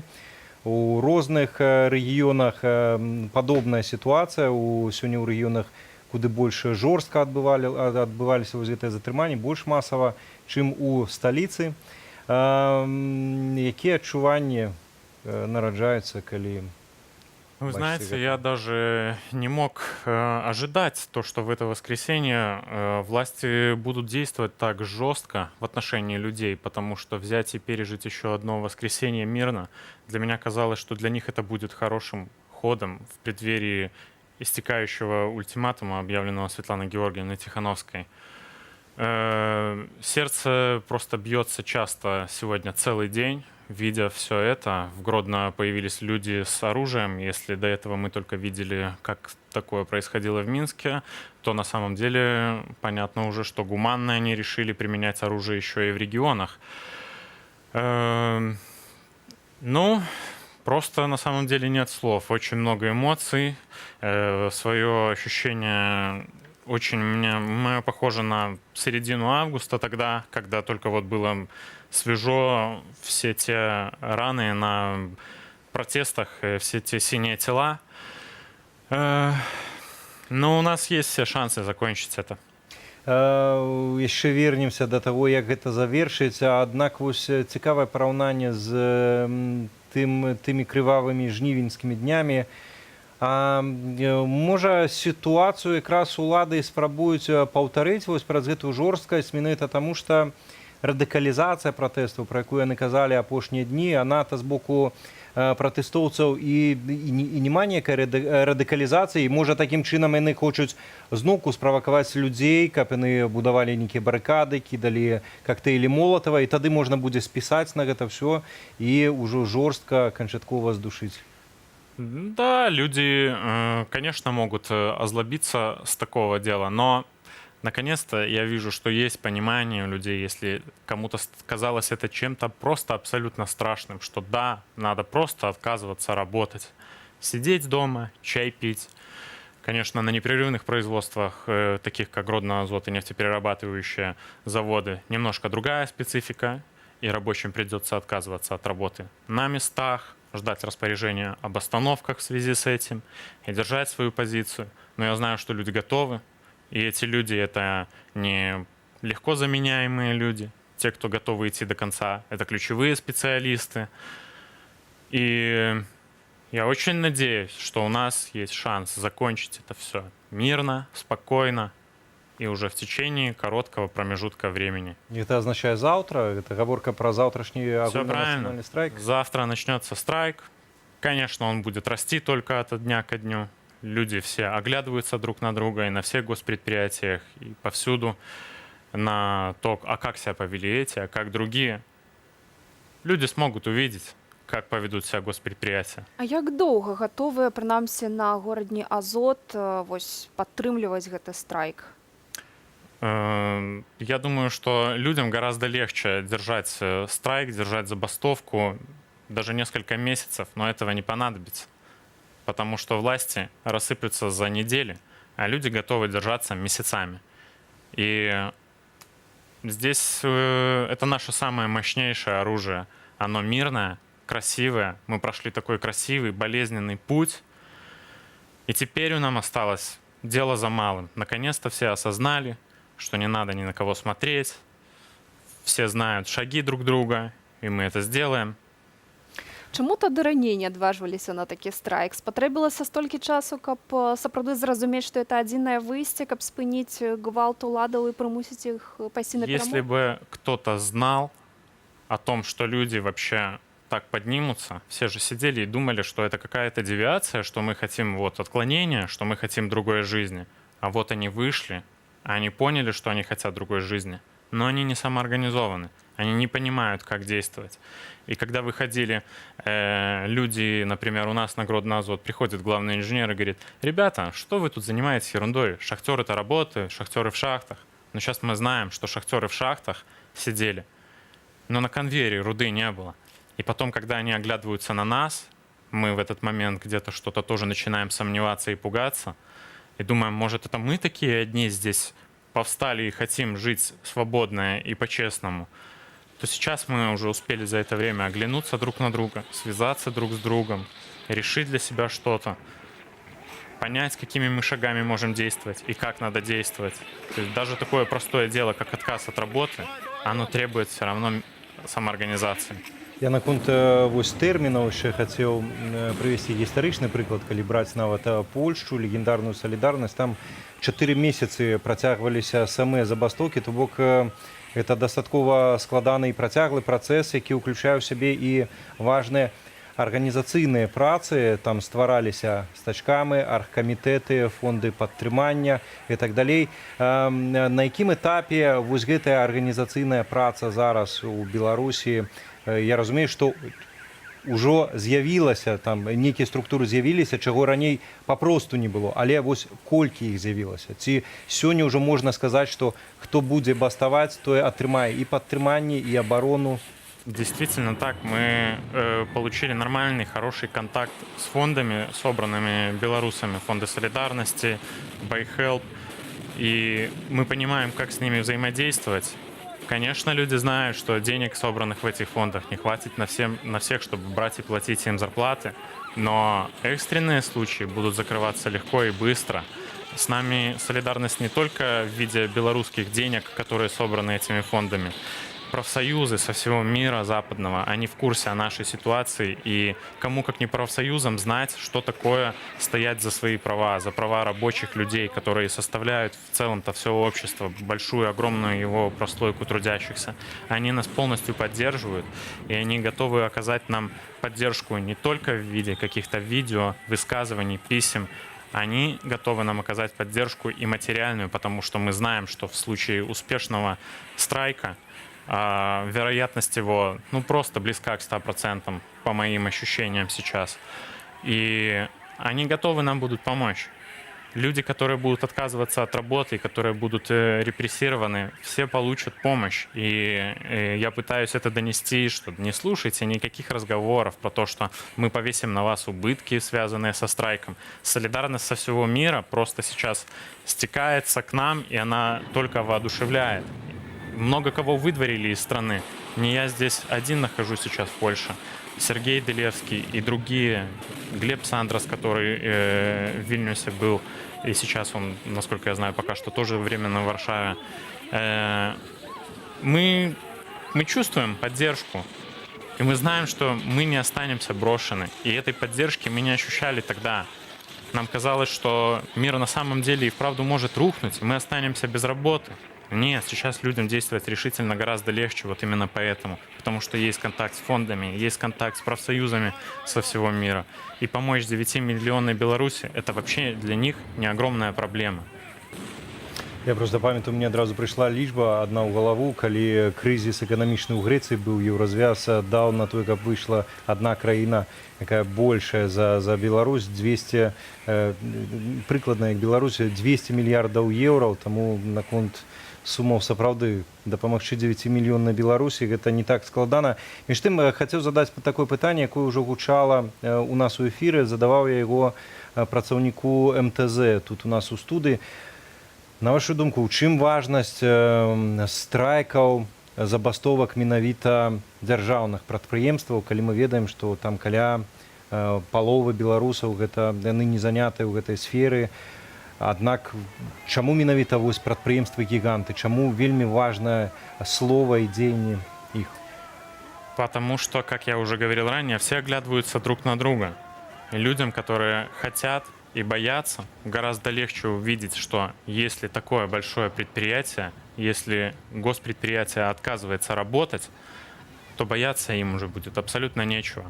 Конечно, помимо этого, это серьезная валютная выручка, которая идет напрямую в государство и позволяет брать валюту Лукашенко напрямую с них.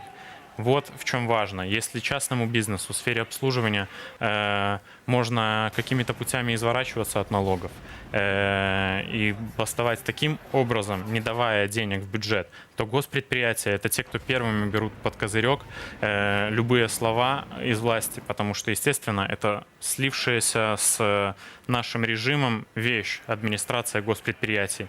И если отрубятся эти деньги, всем остальным гораздо будет легче сказать «нет», и мы вам денег не дадим, потому что вы нас за эти деньги и бьете. Ну вось, уласна, наконт гэта зліцця з уладай Лукашэнкі, можа справа не столькі у грашах і памеры там валютнай выручкі ад дзяржпрадпрыемстваў, а якраз яшчэ і ў тым, што гэта такі сімвал электарату Лукашэнкі. Яны пад абсалютным кантролем, адміністрацыя цалкам зраслася, гэтыя людзі у адрозненне ад прыватнікаў, яны больш залежныя, яны не могуць выкручвацца, выварочвацца. І калі ўжо такія людзі паўстаюць, то вось гэтая рыторыка лукашыстаў пра тое, што это там нагляделись, поездили у Польшу, это нагляделись интернетов, зажрались, вот они повыходили на улицы, на завод идите працевать, а тут заводы повстают. Может, как раз еще и повстание это символу так само? Конечно, в этом есть и большой символизм, что именно вот госпредприятия, те, на кого якобы опирался Лукашенко, и там у него, ой, какая хорошая поддержка, символизм тоже есть, имеет в этом место. Но еще вот хотелось бы сказать, вы даже не представляете, насколько черные вещи там происходят. А вы нам расповедите у эфира и нашим глядачам, хотя бы час. Помимо вот всех этих людей, которые там фальсифицировали выборы, это абсолютно пешки. Есть люди, серые кардиналы, которые находятся там в службе безопасности нашего завода, их больше всего, и другие бывшие сотрудники КГБ, которые просто рады, конечно, и они не видят другой для себя жизни, потому что они могут делать очень интересные схемы с контрабандой просто из-за того, что они подчиняются этой власти, все закрывают глаза. Уже начинают страдать невиновные люди на заводе, которые якобы вмешаны в дела с контрабандой. Я не могу пока что вам точно сказать, что вот этот человек виновен. Ну да, бывшие сотрудники КГБ, очень много на них это все указывает. Не было сейчас времени и возможности все это до конца раскрутить. Но хочу передать привет этим контрабандистам. И, конечно, вам есть чего бояться. Но не бойтесь, пару лет своих отсидите, и все с вами будет хорошо. Жизнь продолжится. Конечно, деньги мы у вас ваши заберем, потому что они будут нужнее рабочим и стране. Именно вот из-за того, что у них есть способ свои пополнять карманы, им легко себя оправдывать, что надо поддерживать эту власть. А потом, коли что, куды утекать и куды ты свои коттеджи у предместья города не поденешь? Да, приостанавливали строительство многие люди своих коттеджей сейчас, потому что оглядываются. У людей есть возможность победить, да? Ну, может, мне не надо тратить денежку сейчас. Я городенец хочу падтрымаць вось гэтае слово наконт контрабанды, потому что заўсёды так смешна выглядаюць паведамленні ў медыях вось пра мяжу, пра затрымку кантрабанды. Польскія памежнікі затрымалі партыю ў 2 мільёны цыгаретаў, калі цэлымі вагонамі, ну, звычайныя контрабандисты, они ж не могут загрузить целые вагоны. А как купить даже просто столько сигарет? Вот как их купить? Конечно, это очень серьезные договоренности. Они должны ехать напрямую из табачной фабрики, которая находится в Гродно. То есть дело имеет гораздо больший масштаб. И которая находится, которую называют тытуневую фабрику часткой семейного бизнесу Лукашенко. Між тым, вось наконт гэтага прывітання хацелася таксама удакладніць, ці азначае гэтае прывітанне, што з тачкамі дапамогуць у иллюстрации, у стварэнні гэтых спісаў, злачынцаў? Конечно, обязательно, потому что у госпредприятий, у работников есть ощущение и понимание того, что если сейчас рабочие не покажут свою силу, на вас будет плевать и другая власть. Нет, ребята, вы должны, чтобы вас слышали, создать на самом деле мощный прецедент. И тогда вас никто не забудет и не осмелится обижать и в Новой Беларуси. Ну, вось, уласна, працаўнікі горадня Азота і хочуць быць пачутымі, запісалі відэазварот, і я прапаную яго паглядзець цяпер. Работники ОАО «Гродно-Азот» обращаемся ко всем жителям нашей страны. Мы, азотовцы, как и многие другие, не можем оставаться в стороне от происходящего в нашей любимой Беларуси. Мы устали и категорически против обмана и жестокости. Против той бесчеловечности, которая происходит сейчас на улице, на наших глазах и глазах наших детей.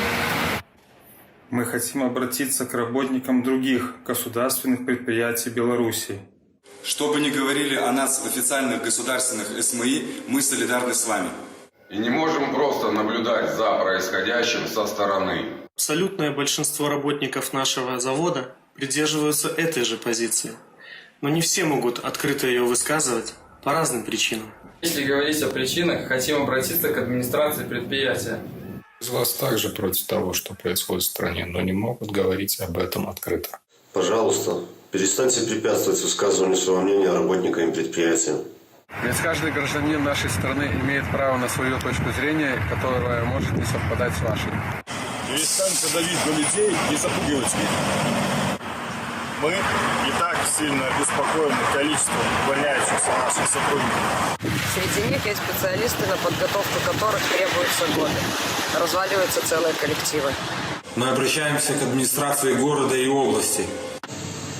Хотим напомнить вам, что все события в городе и стране берут свое начало соглашения результатов выборов на избирательном участке.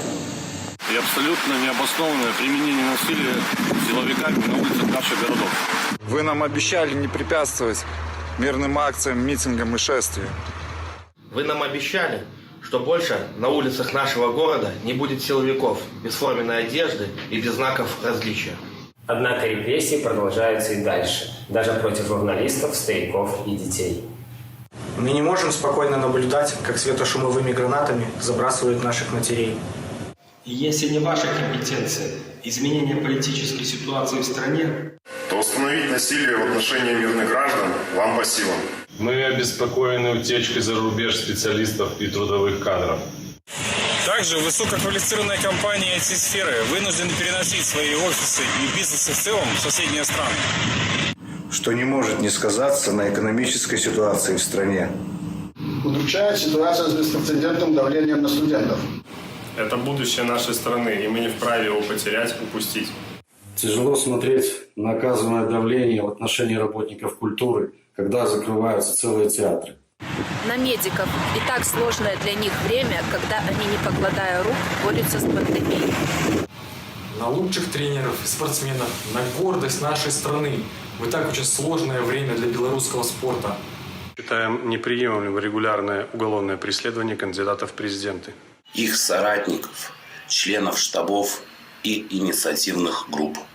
Только из кандидатов в 2006 году осужден Козулин, в 2011 Никляев, Ус, Рымашевский, Санников, Статкевич, в 2020 в СИЗО Тихановский и Бабарика. Мы, как и остальные жители Беларуси, за правду, право и возможность иметь свое мнение. Мы против лжи, насилия, против беззакония и ущемления прав. В том числе и право выбора, против фальсификации и жестокости. Мы требуем защиты и соблюдения наших конституционных прав. Статья 21. Обеспечение прав и свобод граждан Республики Беларусь является высшей целью государства. Статья 33. Каждому гарантируется свобода мнений, убеждений и свободное их выражение. Монополизация средств массовой информации государством, общественными объединениями или отдельными гражданами, а также цензура не допускаются. Статья 35. Свобода собраний, митингов, уличных шествий, демонстраций и пикетирования, не нарушающих правопорядок и права других граждан Республики Беларусь, гарантируется государством. Статья 38. Граждане Республики Беларусь имеют право свободно избираться и быть избранными. Также мы опечалены ситуацией на международной арене. Отзывам послов практически всех европейских демократических стран. Гаспадарства гэта быў зварот працаўнікоў горадні Азоту. Ну а ў Менску працягваюць пільнаваць вуліцы сілавікі, і вось па адной з інфармацый на вуліцы Старавіленскай нават з аўтамабіля выцягнулі кіроўцу пасажыраў, каб затрымаць. А МУС ужо пачаў рабіць такія заявы, што страляць давялося таму, што пратэстоўцы ладзілі і чынілі беспарадкі. Так само пишут в нашем стрим-чате про то, что водитель улицы Каховская, много людей поубегает. Так само вертаемся до размовы с Юрием Равовым, кіраўнік стачкам у городе Азот у нас у студии Белсад.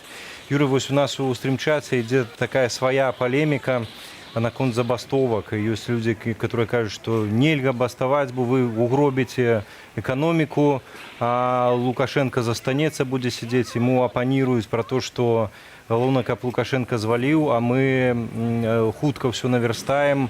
Что можно было подказать, коли долучаться до этой полемики? Конечно, мы все наверстаем, а другим методом он не услышит.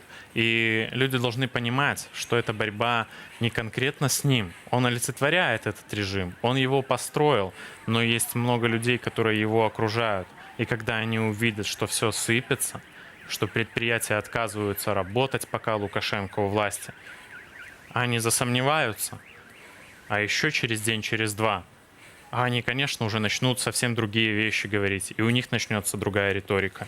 Вось наконт іншай рыторыкі, якраз у нашай роднай горадні была такая сітуацыя, калі хуценька нават двойчы пераабуліся цягам 3 дзён, спачатку пайшлі на сустрач, як мы вось чулі таксама і ў звароце, нашыя землякі згадвалі, дазволілі там всё, всіх павыпускалі, ў цэнтры збірацца можна. Все сказали, вау, горадня першы горад свабодных людзей, праз 3 дні забылі ўсе абяцанні, ўсе дамоўленасці. Зараз як дамаўляцца з гэтымі мясцовымі чыноўнікамі и про что, калі вось яны так парушаюць свае? Надо понимать, что вот, например, что было в Гродно конкретно с Гоем, естественно, его испугало количество людей, которые были не согласны с этим решением, которые поднимали руку, когда кто-то спросил, кто голосовал за этих Кожны 9-й гарадзенец выйшаў тады. И естественно, ему было страшно, вот нашему мэру, но это немножко по-другому, да, называется, руководителю администрации городской Гоя, ему было страшно. И его кинули одного, он не понимал, что ему делать. Там человек в возрасте, к нему приезжала скорая помощь.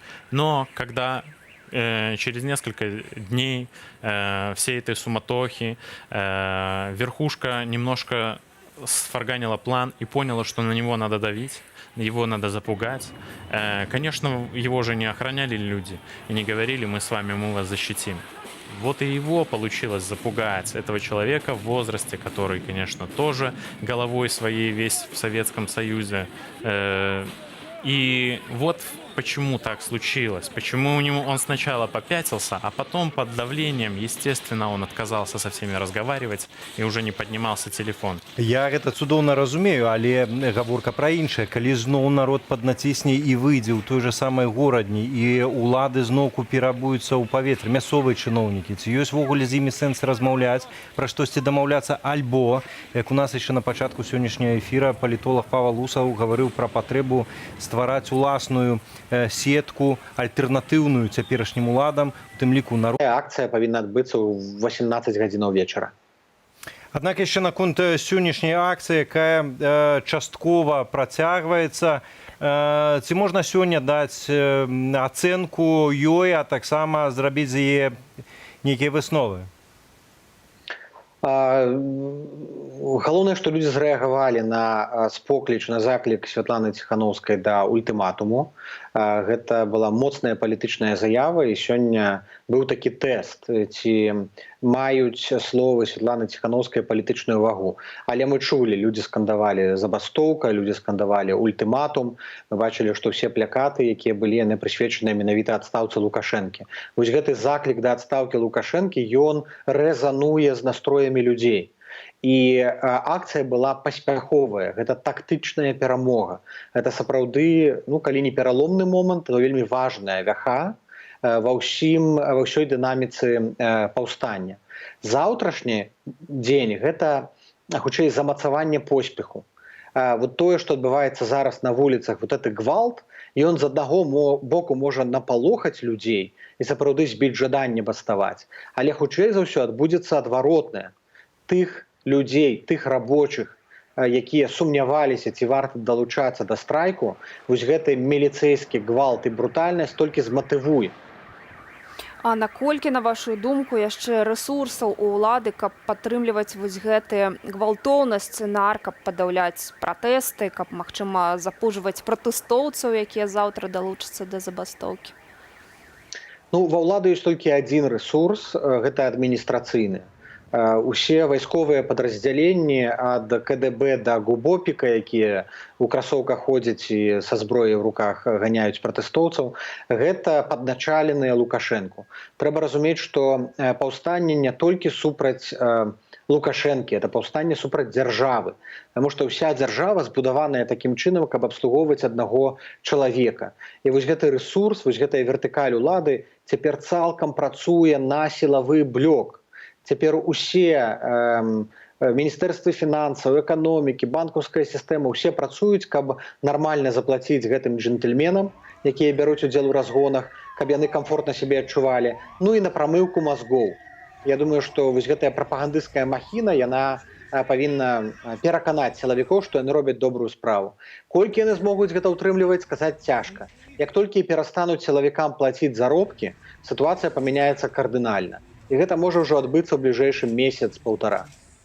Ну і таксама, Франя, выходзячы з тваёй цяперашняй функцыі дарадцы Святланы Ціхановскай па міжнародных справах, наколькі зараз трымаецца ўвага міжнародная да падзеі ў Беларусі і, магчыма, у ёй адбываюцца нейкія зрухі, таму што дагэтуль мы бачылі, ну, можна нават сказаць, пэўную нерашучасць, калі ввогуле высвятлялі супраць каго ўвесці санкцыі, можа ўводзіць не супраць усіх, да прыкладу, да Лукашэнкі, не ўжываць гэтых санкцыяў. Ці зараз адбываецца нейкі настроі, вот змена гэтых настрояў у міжнародным маштабе і нейкае выпрацоўваецца агульнае бачанне, магчыма, большае жорсткае да цяперашніх уладаў? Я думаю, што Святлана Ціхановская здзейсніла прарыў міжнародны. Усе сустрэчы яны далі вынік. Дзесьці ішла гаворка пра кароткатэрміновую дапамогу, дзесьці пра доўгатэрміновую падтрымку, як праекты рэформаў ці інвестыцыйныя пляны. Але глядзіце, санкцыі прынятыя, санкцыі супраць Лукашэнкі прынятыя. Што не прынята, гэта асобныя абмежавальныя захады супраць прадпрыемстваў, звязаныя з Лукашэнкам, замарозка гандлёвых кантактаў з лукашэнкаўскімі фірмамі, гэта яшчэ не зроблена. Але Святлана Ціхановская, напрыклад, дабілася абсалютнага выключэння ізаляцыі Лукашэнкі на міжнароднай арэне. Акрамя гэта, падчас апошняй паездкі ў Капенгаген, яна, і я прысутнічаў таксама, мы сустрэліся з парламенцкай асамблеяй АБСЕ. Мы вядзем перамовы зараз з рознымі краінамі, і Аўстрыя, і Швецыя, і Італія, пра магчымыя фарматы перамоваў. Частка гэтых фарматаў уключаюць Расею, частка не уключаюць Расею. Ну, асноўная канцэпцыя, падыход міжнароднай стратэгіі Ціхановскай трымаць дзверы адчыненымі, адамкнутымі для ўсіх. І тое, што яна робіць у кожнай еўрапейскай сталіцы, это фантастычная справа. Цяпер саюзнікаў у Беларусі больш, чым калі-небудзь было ў гісторыі. І у выпадку, калі Лукашенка дасць слабіну, пачне рабіць саступкі, гэтыя перамовы, арганізацыя перамоваў застанецца справай тэхнічнай. Хутчэй за ўсё, перамовы будуць адбывацца на пляцоўцы АБСЕ, пэўны працэс ужо адбываецца, пэўныя размовы, пэўныя сігналы ўжо праходзяць, у тым ліку да лукашэнкаўскіх прадстаўнікоў. Вось гэты Васкрэсенскі, якога вызвалілі, гэта таксама ў нейкай ступені сігнал пра гатоўнасць Лукашэнкі весці перамовы, праўда, пакуль ён трошкі няўцямны і дзіўнаваты. Але мы ў добрым кірунку. Галоўнае, каб не здзьмулася вуліца. Пакуль будзе вуліца, перамога нашая будзе набліжацца. Як толькі вуліцы не стане, усё можа зацягнуцца на працяглы тэрмін. Ну вось Міністэрства ўнутраных справаў ужо пачало казаць пра тое, што стрэлы адбыліся нібыта з-за таго, што беспарадкі былі нібыта ў абарончых мэтах, ці не варта ўсё ж такі засцерагацца такога сцэнару, што пратэсты будуць выдавацца як гвалтоўныя і зноў-такі Лукашенка папросіць дапамогі Расіі? Можа папрасіць, але я думаю, што Расія ўжо яму не дапаможа. Расія яго вырашыла ў крытычны момант узамен на пэўныя саступкі, магчыма, дарожныя карты, магчыма, нейкія прысягу лаяльнасці ў яго выбіла. Але я думаю, што другі раз дапамогі ад Расіі ён не дачакаецца. Расія таксама шукае шлях адыходу. Расія нашмат менш пэўная наконт Лукашэнкі, чым нам здаецца. Я думаю, што яны яго падтрымліваюць да пары да часу. І вельмі важна, каб і Святлана Ціхановская, і Каардынацыйная рада не замыкалі дзверы для кантактаў з Расіяй. Таму што Расія, яе недапамога Лукашэнку, яна можа сыграць ключавую ролю. А з нашага боку вельмі важна будзе гарантаваць усім бакам, і пратэстуючым, і Захаду, і Расіі, што Беларусь, прынамсі падчас пераходнага перыяду, будзе трымацца нейтральнасці. Менавіта нейтральнасці, менавіта такой захавання статусу кво у міжнароднай палітыцы. Франя, я выбачаюся, але ці гэта дастаткова будзе для Крамля, пра які мы цудоўна ведаем без ілюзіяў, што яны сняць і бачаць Беларусію часткай Расіі? А я не думаю, што яны зняць і бачаць. Вядома, яны ўспрымалі, яны наадварот, яны ўспрымалі Беларусь часткай Расіі. Але зараз ім трэба будаваць трошкі іншыя адносіны. Крамлю ўсё роўна выгадна памяняць уладу ў Беларусі, але на такую, каб гэтая ўлада не была варожая Расіі. Цяпер карціна, якую ім малююць ФСБшнікі, менавіта людзям у Крамлі, якія прымаюць рашэнні, гэта тое, што тут каляровая рэвалюцыя і празаходнія сілы захапілі вуліцу. Гэта не так. Яны павінны сапраўды зразумець, што гэты пратэст, ён не геапалітычны, ён не антырасійскі.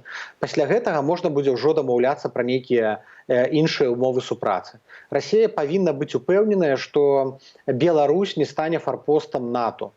Як толькі вось гэтае будзе запэўнена, будзе прасцей камунікаваць. Усё роўна мы ад Расіі нікуды не дзенемся, і таму тут палітыка і пазіцыя Святланы Ціханаўскай павінна быць максімальна інклюзіўная, максімальна адкрытая. І менавіта з такой пазіцыяй прасцей будзе весці перамовы.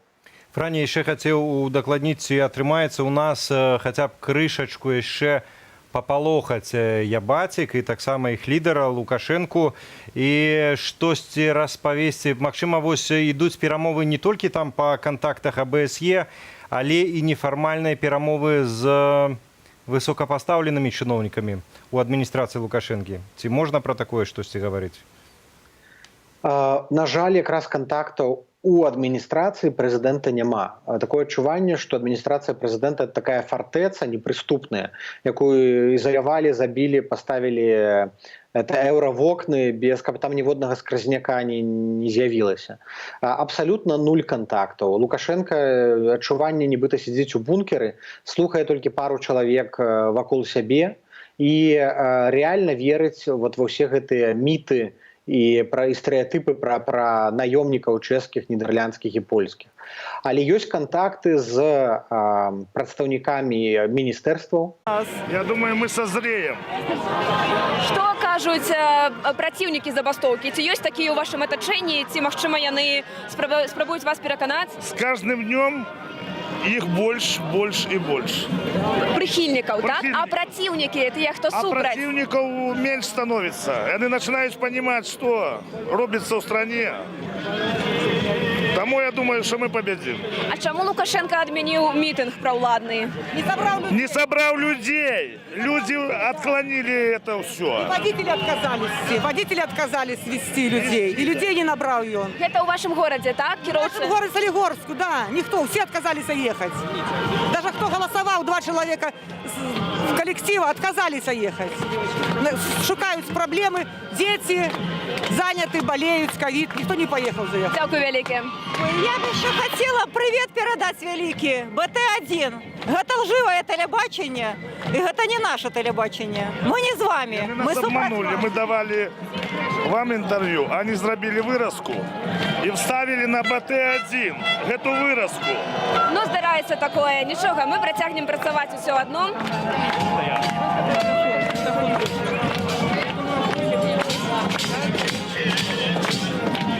Пакуль што калона не працягвае руху, яна спынілася на скрыжаванні пераможцаў і Машэрава, ды чакаюць людзі, магчыма, тых, хто яшчэ падыходзіць, падцягваецца. Вітаю, телеканал Белсат, Захарова-Пуліхава, адмысловы сцяг, цэнтр гораду. Ведаю, што гэта таксама вельмі актыўны раён. Як цяпер усё там абстаіць справа і ці гатовыя людзі да забастоўкі ў вашым раёне? Готовы. Все спокойно пока. Пока все спокойно, люди готовы. Готовыя. Ці сярод вашых знаёмых ёсць праціўнікі забастоўкі? Да, есть. Як гэта тлумачыць, што кажуць? Ну, некоторые считают, особенно которые частники, что им бесполезно идти забастовку. Дякую за ваш каментар. Трохи кепска чуваць стала, таму што людзі вельмі гучна вітаюць, дакладней не вітаюць, а рэагуюць на словы пра гукаўзмацняльнік, які супрацоўнік міліцыі агучвае, кажа пра тое, што марш не санкцыянаваны, як бачым, людзей гэта не спыняе. І дзясяткі тысяч на дадзены момант тут дакладна прысутнічаюць па такіх вось візуальных ацэнках вельмі прыкладных. Беларусь!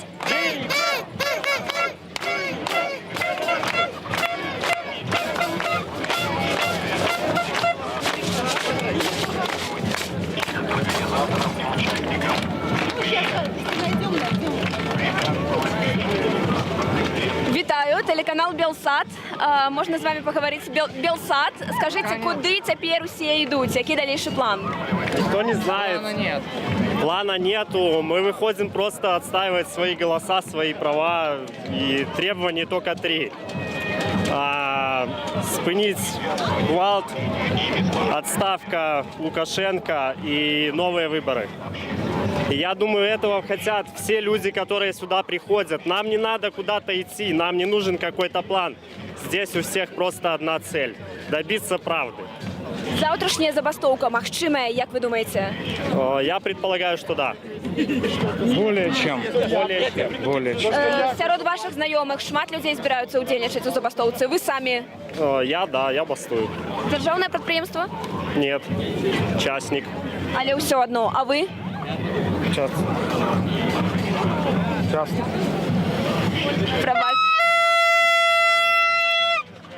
Ось так своє міркування люди так само виказують замість відказу на питання гучний свисток протестний.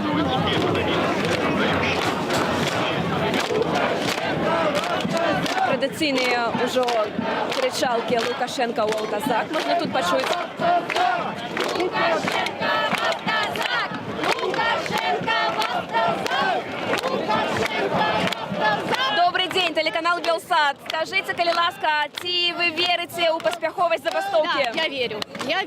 Мы победим. Потому что нас много. Он нас не задушит. Ну, ни в коем случае. Он не может. Он просто уже бессилен. Але была ж забастовка, планувалася у жніўні і скончилася... Я надеюсь, что все получится. Нет, планувалася у жніўні забастовка, але не атрымалася тады. Ну, возможно, я не знаю, может, мало этих самых было поддержки. Во-первых, очень давят, на заводах очень давят. Люди боятся за рабочее место, за зарплату. Во-первых, кредит, во-вторых, общежитие, квартиры. Ну, очень люди как бы зависят. Поэтому их и давят. Есть на что надавить, у людей. Ну, все, я надеюсь, на этот раз мы победим. Люди вірять у лепшае. Як ви бачите, ми вядзем наш рэпартаж са скрыжавання пераможцаў і Машэрава. Абавязкова будем назіраць за развіццём падзеяў. Вялікі дзякуй, што глядзіце Белсат. Мы працуем для вас. Інфармацыя пра параненых даходзіць са сталіцы. Таксама вядома пра 69гадовага жыхара горадні. Чэрапна-мазгавая траўма. Людзей дастаўляюць у гэтым абласным горадзе ў Ленінскі РАУС. Праваабарончы цэнтр «Вясна» паведамляе пра 129 затрыманых па ўсёй краіне. Вітаем яшчэ раз, Ігор Кулей. І Сергей Пацасон, вяртаемся ў эфір. І з намі ў студыі Алексей Левончык з ініцыятывы «Buy Help». Алексей, прывітанне. Гэта якраз і ёсць вось той чалавек, які падтрымлівае беларусаў, якія церпяць, якіх выкідаюць з працы, якіх збіваюць. Хацелі б распытацца пра дзейнасць фонда, таму што вельмі шмат розных чутак, але хочацца з першай крыніцы пачуць. Можа, пачнем з таго, колькім людзям удалося дапамагчы вось на гэты момант ужо? У нас была апошняя справаздача, я не памятаю з яе лічбы, а з перадапошняй, я памятаю, было аплочана каля 1800 заявак. Но я подозраю, што зараз уже больш за 2000. Просто самі лічбы я, на жаль, апошнія некалькі дзён не вельмі сачыў, але уже, напэўна, больш за 2000, і мы ўжо выплацілі больш за $1 мільён. Але заяўка, што вось гэта? Што крыецца за гэтай заяўкай? Люди запаўняюць. Мы дапамагаем па трох кірунках. То бок, калі чалавек атрымаў штраф, мы дапаможам яго адплаціць, у тым ліку дапаможам аплаціць харчаванне ў нашых распаўсюджаных хілтанах 7 зорак, то бок ІВСах, калі гэта можна назваць ежай. Мы дапамагаем аплаціць адваката ў некаторых выпадках. Мы дапамагаем людзям пакрыць медычныя выдаткі. Вось апошняе гэта аднаразовыя гранты, памер якіх залежыць ад цяжкасці ранення. І людзі прысылаюць, калі гэта штраф, пастанову, калі гэта траўма, прысылаюць пацверджанне гэтай траўмы, то бок мы акцэптуем все, што заўгодна. То бок гэта могуць быць ускосныя нейкія сведчанні, накшталт сведчання ў сведка, плюс уласны расказ чалавека, плюс відэаматэрыялы, плюс нейкія, магчыма, лінкі на рэпартажы, дзе відаць, што чалавека збіваюць, нагнуліся над ім і так лупцуюць. Мы разумеем, што не ўсе далёка могуць пайсці ў БСМП, напрыклад. Шмат хто быў у стане шоку. Ось таму мы ніколі не ўсталёўвалі, што чалавек, які пацярпеў, мусіць мець, ну, ад дубінак, мусіць мець нейкі выпіску там. Менавіта са шпіталя, так? Са шпіталя, так. Іх было больш, чым мы разлічвалі. Я б сказаў, ну, я не валодаю лічбай, але я памятаю дакладна, што людзей, якія пайшлі ў шпіталь, і людзей, якія прынеслі нам, ну, маюць на руках гэты дакумент, іх аказалася, ну, не 10%, іх аказалася значна больш. Ось, не 50, канешне, але, ну, траціна ў маім ашацаванні, то бок мне трэба, конечно, было бы с командой переговорить, я не памятаю докладно, але что-то такое. Да. И вот каждая такая, это и есть заявка. То человек заявляется на выплату поранения, на компенсацию штрафа.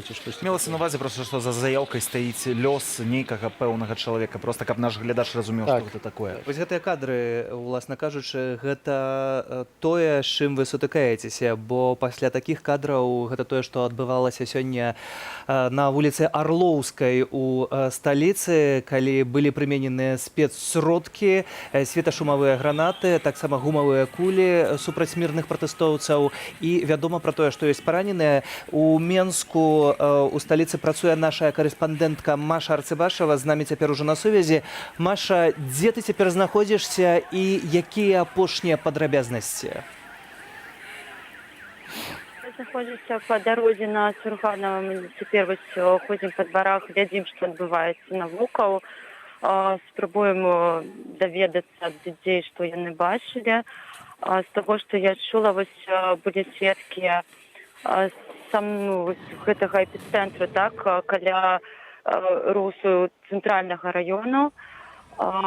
Людзі вельмі абураныя, праўда, яны выказваюцца вельмі негатыўна наконт таго, што адбылося там, таму што ніхто не чакаў такога жорсткага разгону, ніхто не чакаў, што гэта проста возьмуць, вось як гэта называецца, ў каробачку, так, бо з усіх бакоў распавядаюць людзі, што ў іх стралялі, іх закідвалі светлашумавымі гранатамі. Людзі ў шоку, таму што яны ніякіх, скажем так, агрэсіўных ніякіх настрояў у іх не было. Яны проста ішлі, і ў нейкі момант проста пачаўся гэты абстрэл. Людзі характарызуюць гэта як фашызм, і толькі такім словам яны могуць называць тое, што адбылося сёння і адбываецца, ў прынцыпе, ўжо столькі месяцаў у нас у Менску і, ў прынцыпе, у Беларусі. Людзі таксама, я сустрэла кампанію, якія распавялі пра затрыманні ў дварах, якія яны бачылі, назіраючы гэта з пад'езду, дзе яны хаваліся. Яны бачылі, як АМАП ішоў па дварах, прасочваючы проста там усё і праглядаючы, што вышукваючы людзей, свяцілі гэтымі сваімі ліхтарыкамі, па кустах шукалі людзей, і проста стаяла кампанія з 3 чалавек, якіх пачалі збіваць і кудысьці зацягнулі. Але, праўда, людзі не змаглі ўбачыць, куды канкрэтна іх пацягнулі, і што пасля ўжо адбылося з гэтымі людзьмі. Магчыма, ну, хутчэй за ўсё, я так разумею, што іх затрымалі. Вось, ну, вось прыкладна такім чынам. Праўда, на Сурганова не сустрэлі мы ні уздоўж Сурганова, мы не сустрэлі ніводнай кампаніі, якая б казала, што там быў канкрэтны там разгон і затрыманне. Адзінае, што казалі, што тут таксама прачысцілі крышачку двары, глянулі, што як адбываецца ў дварах, але затрымання ніхто не бачыў. Дзякуем, Маша, за гэтыя падрабязнасці. Марыя Арцыбашева, якая ў гэтыя хвіліны працуе ў цэнтры сталіцы. А таксама информация апошняя с телеграм-каналу «Нехта».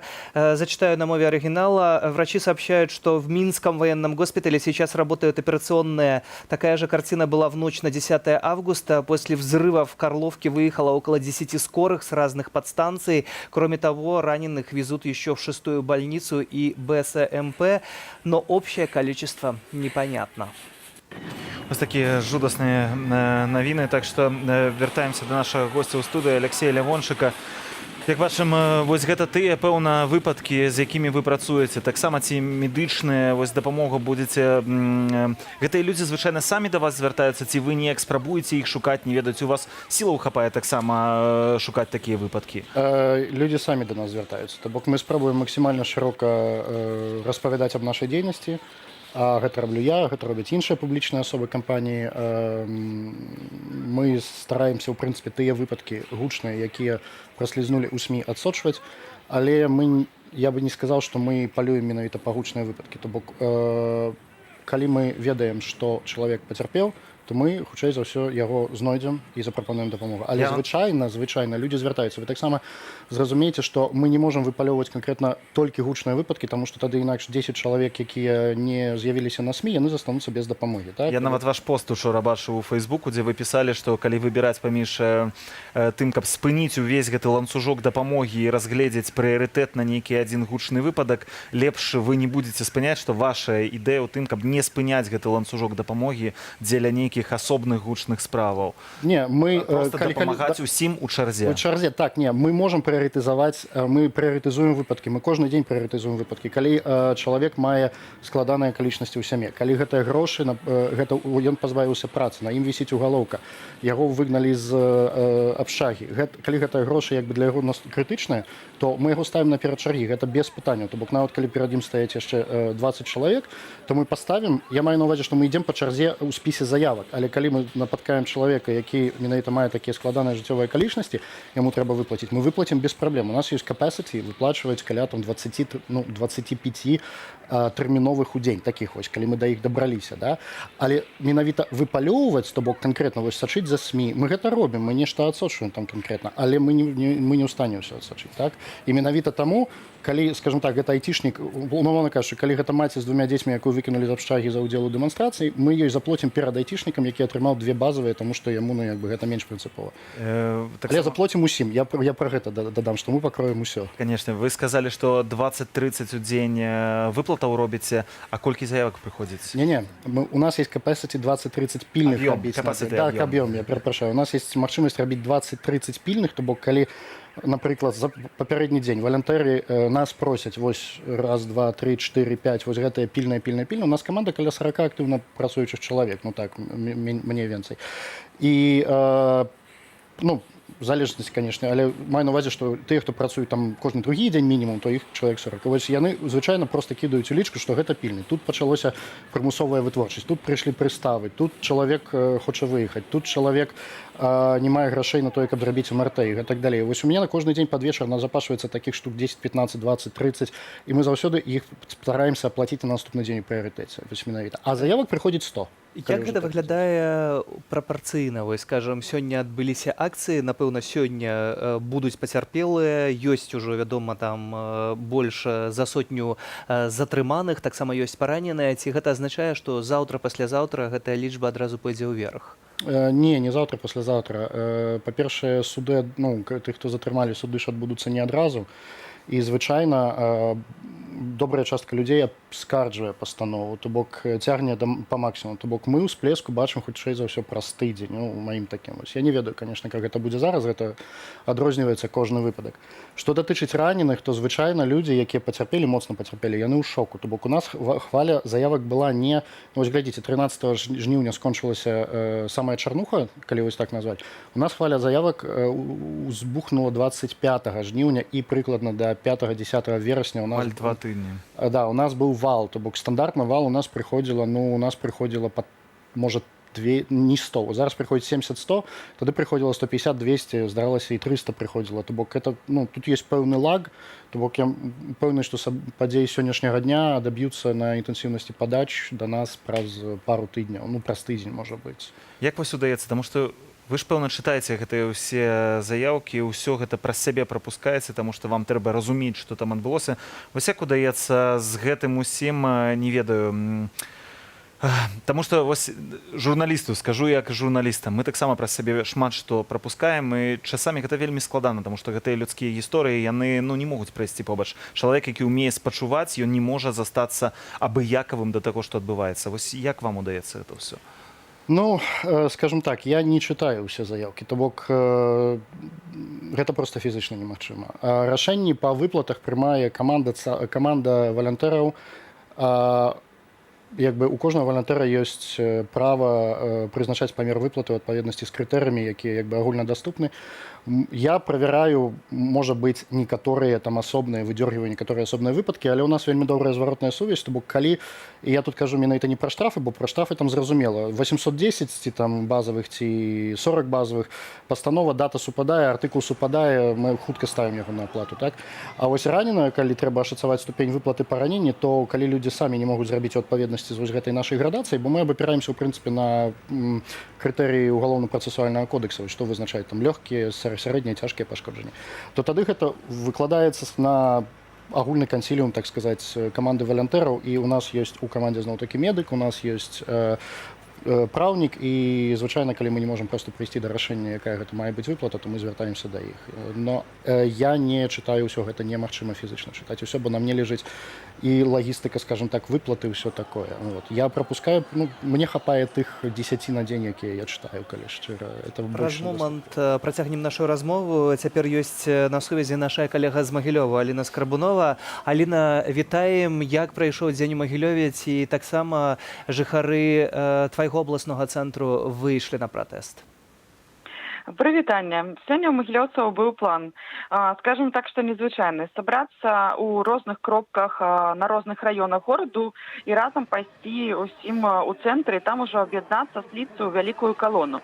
Скажем так, што першая частка гэтага плану не адбылася, магчыма, праз вялікую колькасць сілавікоў. Вось гэтыя аўтобусы, такія гарадскога тыпу і мікрааўтобусы, розныя бусікі за мапам, з людзьмі ў чорным, усіх іх не пералічыць, яны стаялі па ўсім горадзе, не толькі ў цэнтру, але і на раёнах дзяжурылі. Ну, магчыма, гэта перашкодзіла, так? Але вось я ведаю, што на раёнах дакладна людзі выходзілі невялікімі групамі з сімволікай, з чырвона-белымі сцягамі і станавіліся ўздоўж дарогі. Вось такія фотаздымкі мы бачылі. Але вот другая частка плану, гэта сабрацца, аб'яднацца ў цэнтры і рухацца калоны, яна рэалізавалася, ну, напалову, скажем так. Людзі сабраліся, але не ў традыцыйным, не ў класічным фармаце. Як бы адзінай такой калоны з сімволікай у Магілёве сёння не было. Але пратэстоўцы дакладна хадзілі, гулялі па цэнтру, то бок яны падтрымалі гэты заклік, што мы гуляем.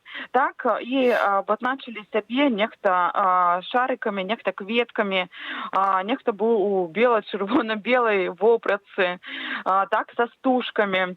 Але вось таксама сцягі у цэнтры не разгарналі, таму што было вельмі шмат сілавікоў, якія стаялі на кожным скрыжаванні і, скажем так, што не давалі людзям проста гуляць і проста хадзіць па горадзе. Вось людзі хадзілі па пешаходнай вуліцы, скажем так, пратэстоўцы хадзілі ў вялікай колькасці па пешаходнай вуліцы Ленінскай у Магілёве, па двое, па трое там чалавек.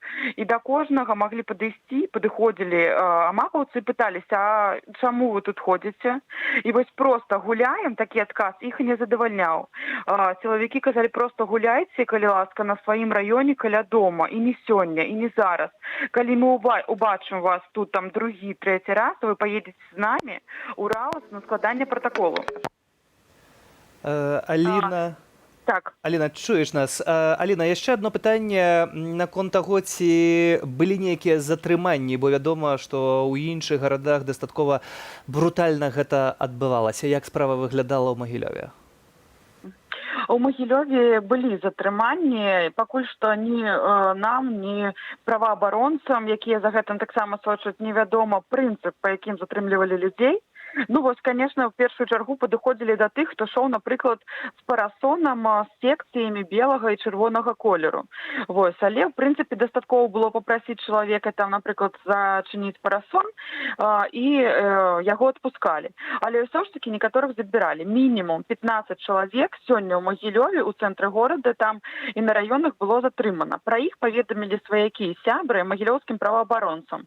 І вось па гэтай статыстыкі паведамляецца, што некаторых ўжо склалі пратаколы ў РАОСе, у Ленінскім РАОСе і адпусцілі.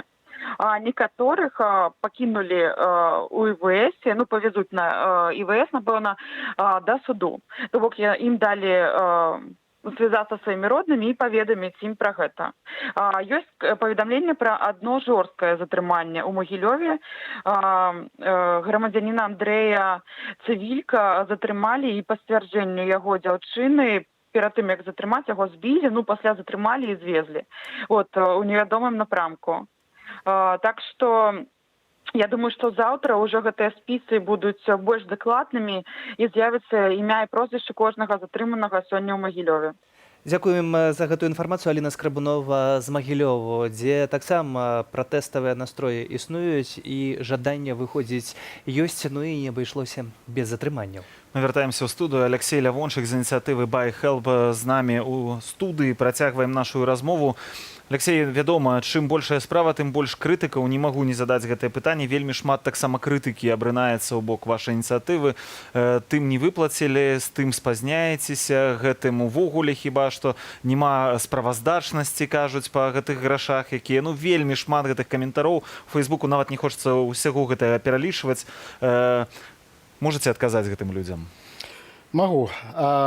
Мы откровенно кажем, что зараз волонтеры добираются до заявки праз 3 тыдні, як мінімум. То бок вал заявок такі, што ну, вот зараз мы, в принципе, мы закрыли учора цалкам усе заявки по верасні. Это не означает, что мы сконтачились з усімі людзьмі ў верасні, але гэта означает, что усе яны ў рабоце. Камусьці там написано першае паведамленне, хтосьці выставлены на аплату, але гэта означает, что усе заявки ў рабоце. Зараз мы недзе знаходзімся на другім, трэцім, можа, кастрычніка, я не правяраў. То бок там насамрэч не той, каб зусім па чарзе, некаторыя бяруць і больш новыя ў залежнасці ад кластера. То бок некаторыя бяруць увесь там жлобінскі кластер, ці все заявкі з нейкага пэўнага мястэчка, але у кожным разе. І на пачатку, ну, да выплаты, да, магло праходзіць 1,5 месяца. Это правда, мы таксама гэта прызнаем, і мы апублікавалі гэта ў нашым FAQ на сайце belarus97.pro і на нашай старонцы.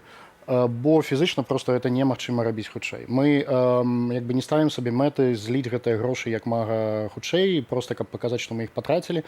Гэтыя грошы должны быць патрачаны па прызначэнні, а паколькі выплат вельмі шмат і яны абсалютна разнародныя, тут 27 рублёў адна базавая, тут 810, 30 базавых, тут выплата цяжкае раненне чалавеку адарвала ступню, кавалак ступні, а тут зусім іншая, да? То бок у нас няма нейкай стандартызацыі, куды як што плаціць, вось гэтыя выплаты могуць быць абсалютна разныя. То бок мы прайшлі ад 3 выплатаў на дзень, на пачатку у нас такое было ў гэтай замяшалаўцы, там, ну, адразу пасля выбараў, да зараз я толькі сам раблю каля 30 сам на дзень. Гэта мой якісь мінімальны парог, калі ва ўдары, калі галава не замыленая, я вот аднойчы зрабіў 70 пераказаў. І гэта на дадатак да тых, хто робіць аплаты штрафаў, як бы на дадатак да іншых каманд, так? То бок, напрыклад, учора мы прыгасілі разам з усімі, не ўчора, ці ўчора, ці пазаўчора, я не памятаю, усе, як бы, чальцы нашай каманды пагасілі больш за 250 штрафаў. Штрафы ўсіх вось гэтых заявак, так? Можа, там 200, але дакладна 200 там было, то бок, это реально быў такі налёт. Дык вось, адказваючы на гэта, адносно празрыстасці, мы просім усіх людзей, хто атрымаў, напісаць аб гэтым у Фейсбуку. Гэта максімум, які мы можам зрабіць, таму што публікацыя дадзеных людзей, якія атрымалі дапамогу, гэта вось, калі ласка, мануал усіх людзей, хто ўдзельнічаў у дэманстрацыях, навошта сілавікам даваць бік-дату. То бок канкрэтна ўсіх, хто можа. Яны ж проста будуць прыходзіць і ўвазіць. Зараз гэта для іх проста вялікая каша, а тут мы іх структуруем і, пожалуйста, дадзім. Ну, як бы я супраць такого падыходу. Каб яшчэ вось эту тэму крытыкі закрыць, ёсць людзі таксама, якія кажуць, навошта вы плаціце штрафы? Это ж грошы па сутнасці сістэме, это грошы на тых жа амапаўцаў. Вы заплацілі $1 мільён, а это $1 мільён пайшоў на светлашумавыя гранаты, на заробкі вось гэтым людзям у пагонах і ціхарам гэтых. Я заўсёды, калі мне гэта кажуць, прыгадваю стары добры анекдот. Значит, прыходзіць п'яны ў жужу бацька дадому і кажа: я працу згубіў. А сын кажа: так ты будзеш цяпер менш піць? Не, сынок, гэта ты будзеш менш есць. Дык вось роўна тое самае пра таталітарную сістэму. На пенсіянераў не будзе пенсіі, на рабочых не будзе заробкаў, на ОМОН грошы будуць да апошняга. Гэта як вот фактычна, калі чалавек памірае, сэрца пачынае пампаваць толькі ў галаву. Вось для гэтай сістэмы ОМОН гэта галава. То бок наши грошы тут не робяць ніякай розніцы, а для чалавека важна, што ён не застанецца без штаноў. Плюс у нас жа сістэма прымусовай вытворчасці, яна словно з ланцугу сарвалася апошнім часам. То бок людзі прыходзяць там, пішуць, вось у нас вал паведамленняў, бо зараз даходзіць да ОП это вытворчество исполнительное, под штрафах, якія былі выдадзеныя вот на самым піку вось гэтых падач. І там кожны дзень у нас у чаце по 40 паведамленняў, штраф загарэўся, прыстав выносіць тэлевізор, прыстаў як бы заблакаваў рахункі. То бок яны гэтыя грошы возьмуць, разумееце, усяляк. Ім трэба як бы гэтая сістэма настроена на тое, каб заганяць людзей у страх. І калі мы выплачваем гэтыя грошы, мы бярэм на сябе штраф, калі мы пратэрмінавалі, мы бярем на сябе пеню мы таксама выплачваем. Калі ў чалавека падышло і прыстав вламіўся да яго дадому, мы адразу ставім гэта наверх чаргі і адразу аплачваем. То бок зараз нам удалося прыгасіць усе прымусовыя вытворчасці, якія вось былі на піку, то бок там вельмі шмат было. В прынцыпе, як бы з гэтай хваляй мы справіліся, далей будзем пашыраць каманду, але то бок у людзей ёсць пачуццё, што яны не засталіся сам на сам вось са сваёй праблемай. Яны выйшлі, яны выказалі свой супраціў, а ёсць тыя, хто іх у гэтым падтрымаў. Гэта наша матывацыя, да, таму што мы заплатім штраф і да цябе не прыйдзе прыстаў, і я магу гарантаваць, што калі чалавек знову трапіцца і знову атрымае штраф, то мы знову гэта заплатім, калі у ініцыятывы будуць грошы. То бок гэта не будзе хутка, але калі дойдзе да прыстава, мы паставім гэта наверх чаргі адназначна. Мы стараемся не даводзіць да гэтага, канешне, але з такой колькасцю штрафаў, вы самі разумееце, што у нас ёсць таксама такі параметр, як бяспечнасць тых людзей, як бяспека тых людзей, якія плацяць. І людзі, якія яны таксама ёсць пэўныя абмежаванні, якія абмяжоўваюць хуткасць гэтых людзей. Таму але я магу як бы шчыра сумленна сказаць, што ўсе, хто да нас звярнуўся, па ўсіх заяўках будзе адказ, і па ўсіх заяўках, якія пасуюць пад фармальныя крытэрыі, будзе аплата. І ўсе пені мы на сябе бярэм. Дзякую вам і за гэта і за гэтую размову. Алексей Лявончык, ініцыятыва Buy Help. Нашым і спадарства госцям нагадаем спадарству, што 129 імёнаў у спісах праваабарончага цэнтру «Вясны». Праваабаронцы гавораць пра затрыманых у Менску, Рэчыцы, Пінску, Полацку, Берасці, Гомелі, Магілёве, Жабінцы, Ляхавічах, Горадні, Барысаве, Лідзе і іншых гарадах. Дзесяткі гарадоў, дзе ёсць затрыманыя. Вось, і таксама інфармацыя ад нашых калегаў з інтэрнэт-выдання Тутбай, яны ўжо сабралі статыстыку, можна так сказаць, статыстыку па прадпрыемствах, якія заўтра не адкрыюцца. Да іх пішуць розныя кампаніі, якія кажуць, што 26-го, то бок заўтра, у дзень вось гэтага народнага ультыматума, яны не адчыняць сваіх дзверэй. Па зразумелых прычынах назвы гэтых кампаній не падаюцца, таму што могуць быць у іх праблемы, але я толькі пералічу, якія гэта сферы, і вы зразумееце, як шмат. Гэта медцэнтры, крамы, інтэрнэт-крамы, бары, кавярні, моўныя школы, трэнажорныя залы, турыстычныя кампаніі, службы дастаўкі кветак, студыі дызайна, салоны прыгажосці, сэрвісныя цэнтры па рамонце тэхнікі, більярдныя клубы і нават міні-рынак. Вось так спадарства выглядае сітуацыя, а сёння толькі ў сталіцы выйшла на вуліцу незалежна ад таго, што былі перашкоды, пагрозы, затрыманні, а потым і брутальны разгон. Амаль што 200 тысячаў чалавек. Такую лічбу цяпер можна ўжо дакладна называць. А як выглядала атмасфера і што казалі людзі, ўжо цяпер распавядзе Кацярына Андрэева.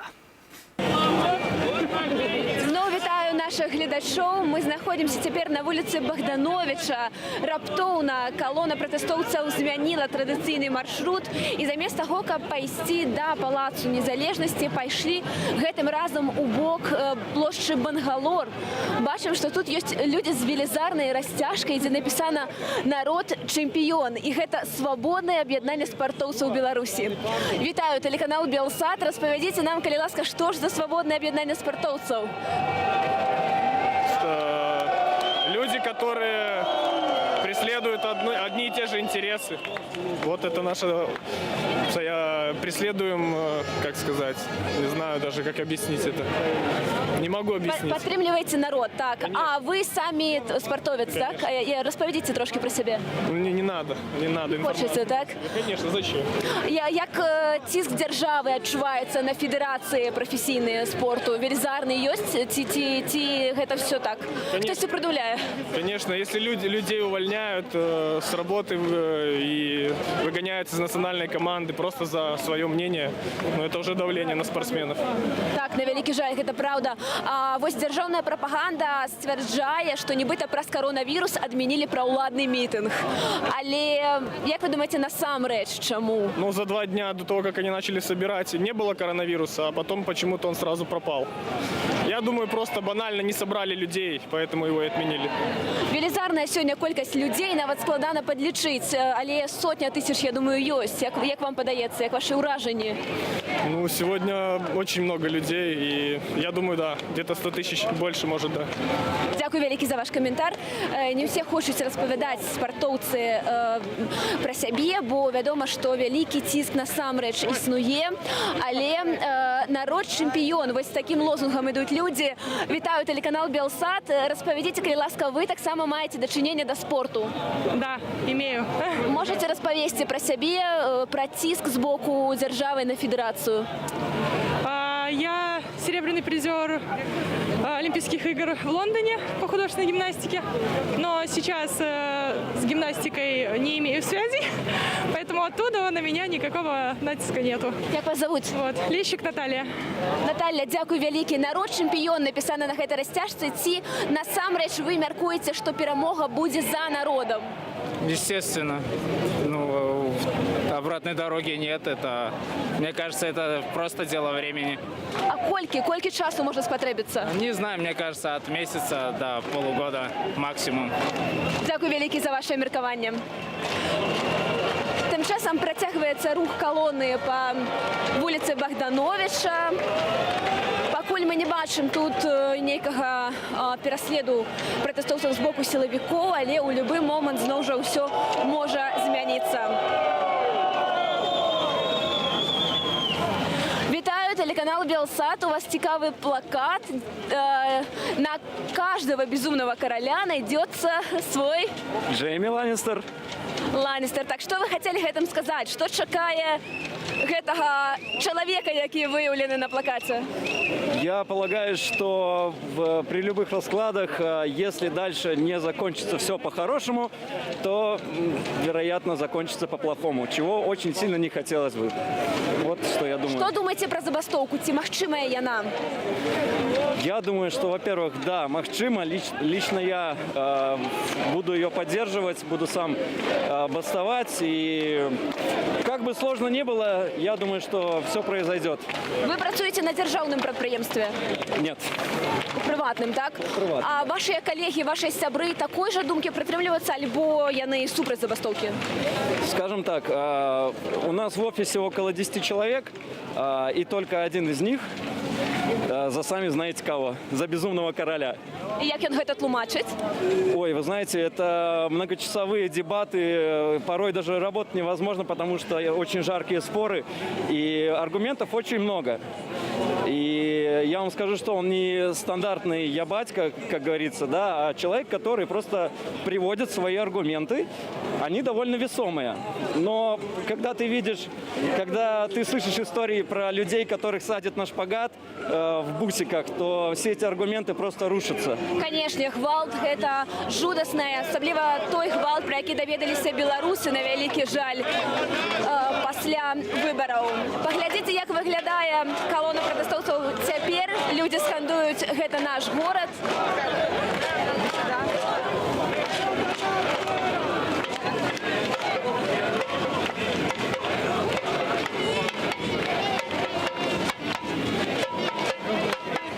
Добрый день, телеканал Белсат. Хотели с вами поговорить. Забастовка магчымая ад заўтра? Ці будете браць удзел самі? Ці ваши сябры? Мы уже бастуем. А у чым гэта заключаецца? Раскажыце. Мы не ходим на работу. Дзяржаўнае прадпрыемства? Не. Не, прыватна, так? Але вы разам бастуеце, так? Можа, мы з вами паговорым. Колькі яшчэ часу беларусы мусяць выходзіць, каб дамагчыся свайго?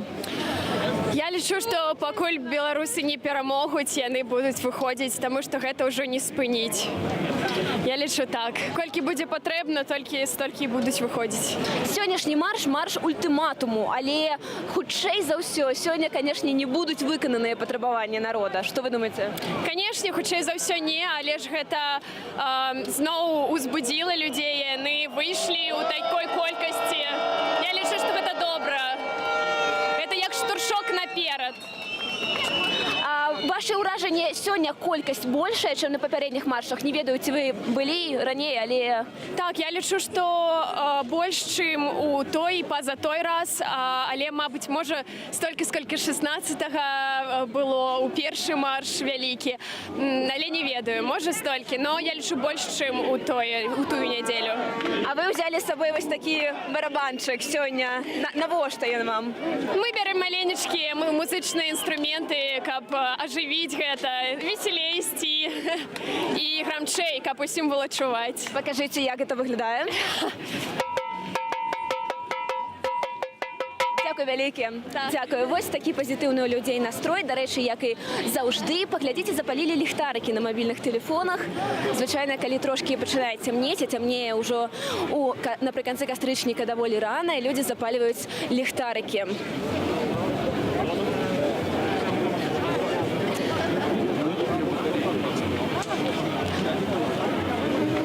Вітаю, телеканал Белсат. Хацелі запытаць, ці падтрымліваеце забастоўку? Ці сярод вашых знаёмых ёсць тых, хто будзе баставаць ад заўтра? Падтрымліваю, але не магу гэта зрабіць. Я медработнік, і гэта вельмі цяжка зрабіць. Бо хто будзе рабіць КТ, калі ў нас зараз ковід? Хто будзе працаваць у рэанімацыі? Поэтому так. Дзякуй вялікі. Так, насамрэч, медыкам даволі цяжка баставаць, бо трэба ратаваць людзей, як і раней. Але мы працягнем апытваць абавязкова людзей на прадмет іх удзелу і удзелу іх знаёмых у забастоўцы. Ну, а пакуль пакажам вам трошкі, як людзі скандуюць «Народ чэмпіён».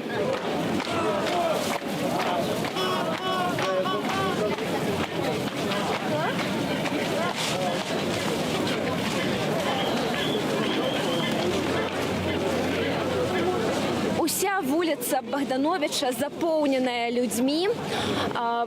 Адсюль мы нават не бачым канца калоны. Людзей насамрэч вельмі шмат.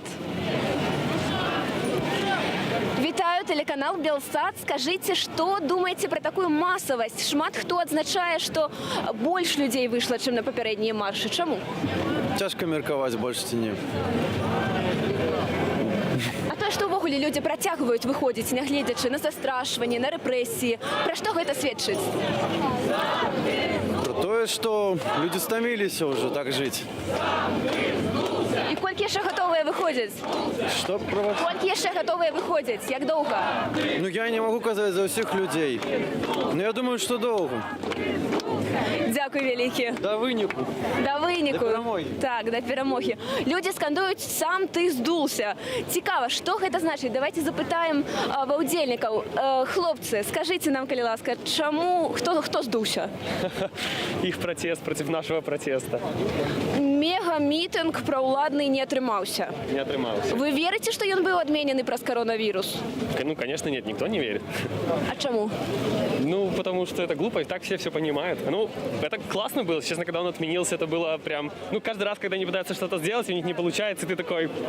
Спасибо. Плюс очко к нашей команде. Як доўга ваша каманда гатовая змагацца? Шмат хто кажа да канца. Ну, але вось калі так акрэсліваць час, до Новага году? Да сколько понадобится? А сам Лукашенко калі сыдзе, калі выканае патрабаванне людзей? Ну, тут не могу прокомментировать, тут не могу знать. Хотелось просто сегодня, так?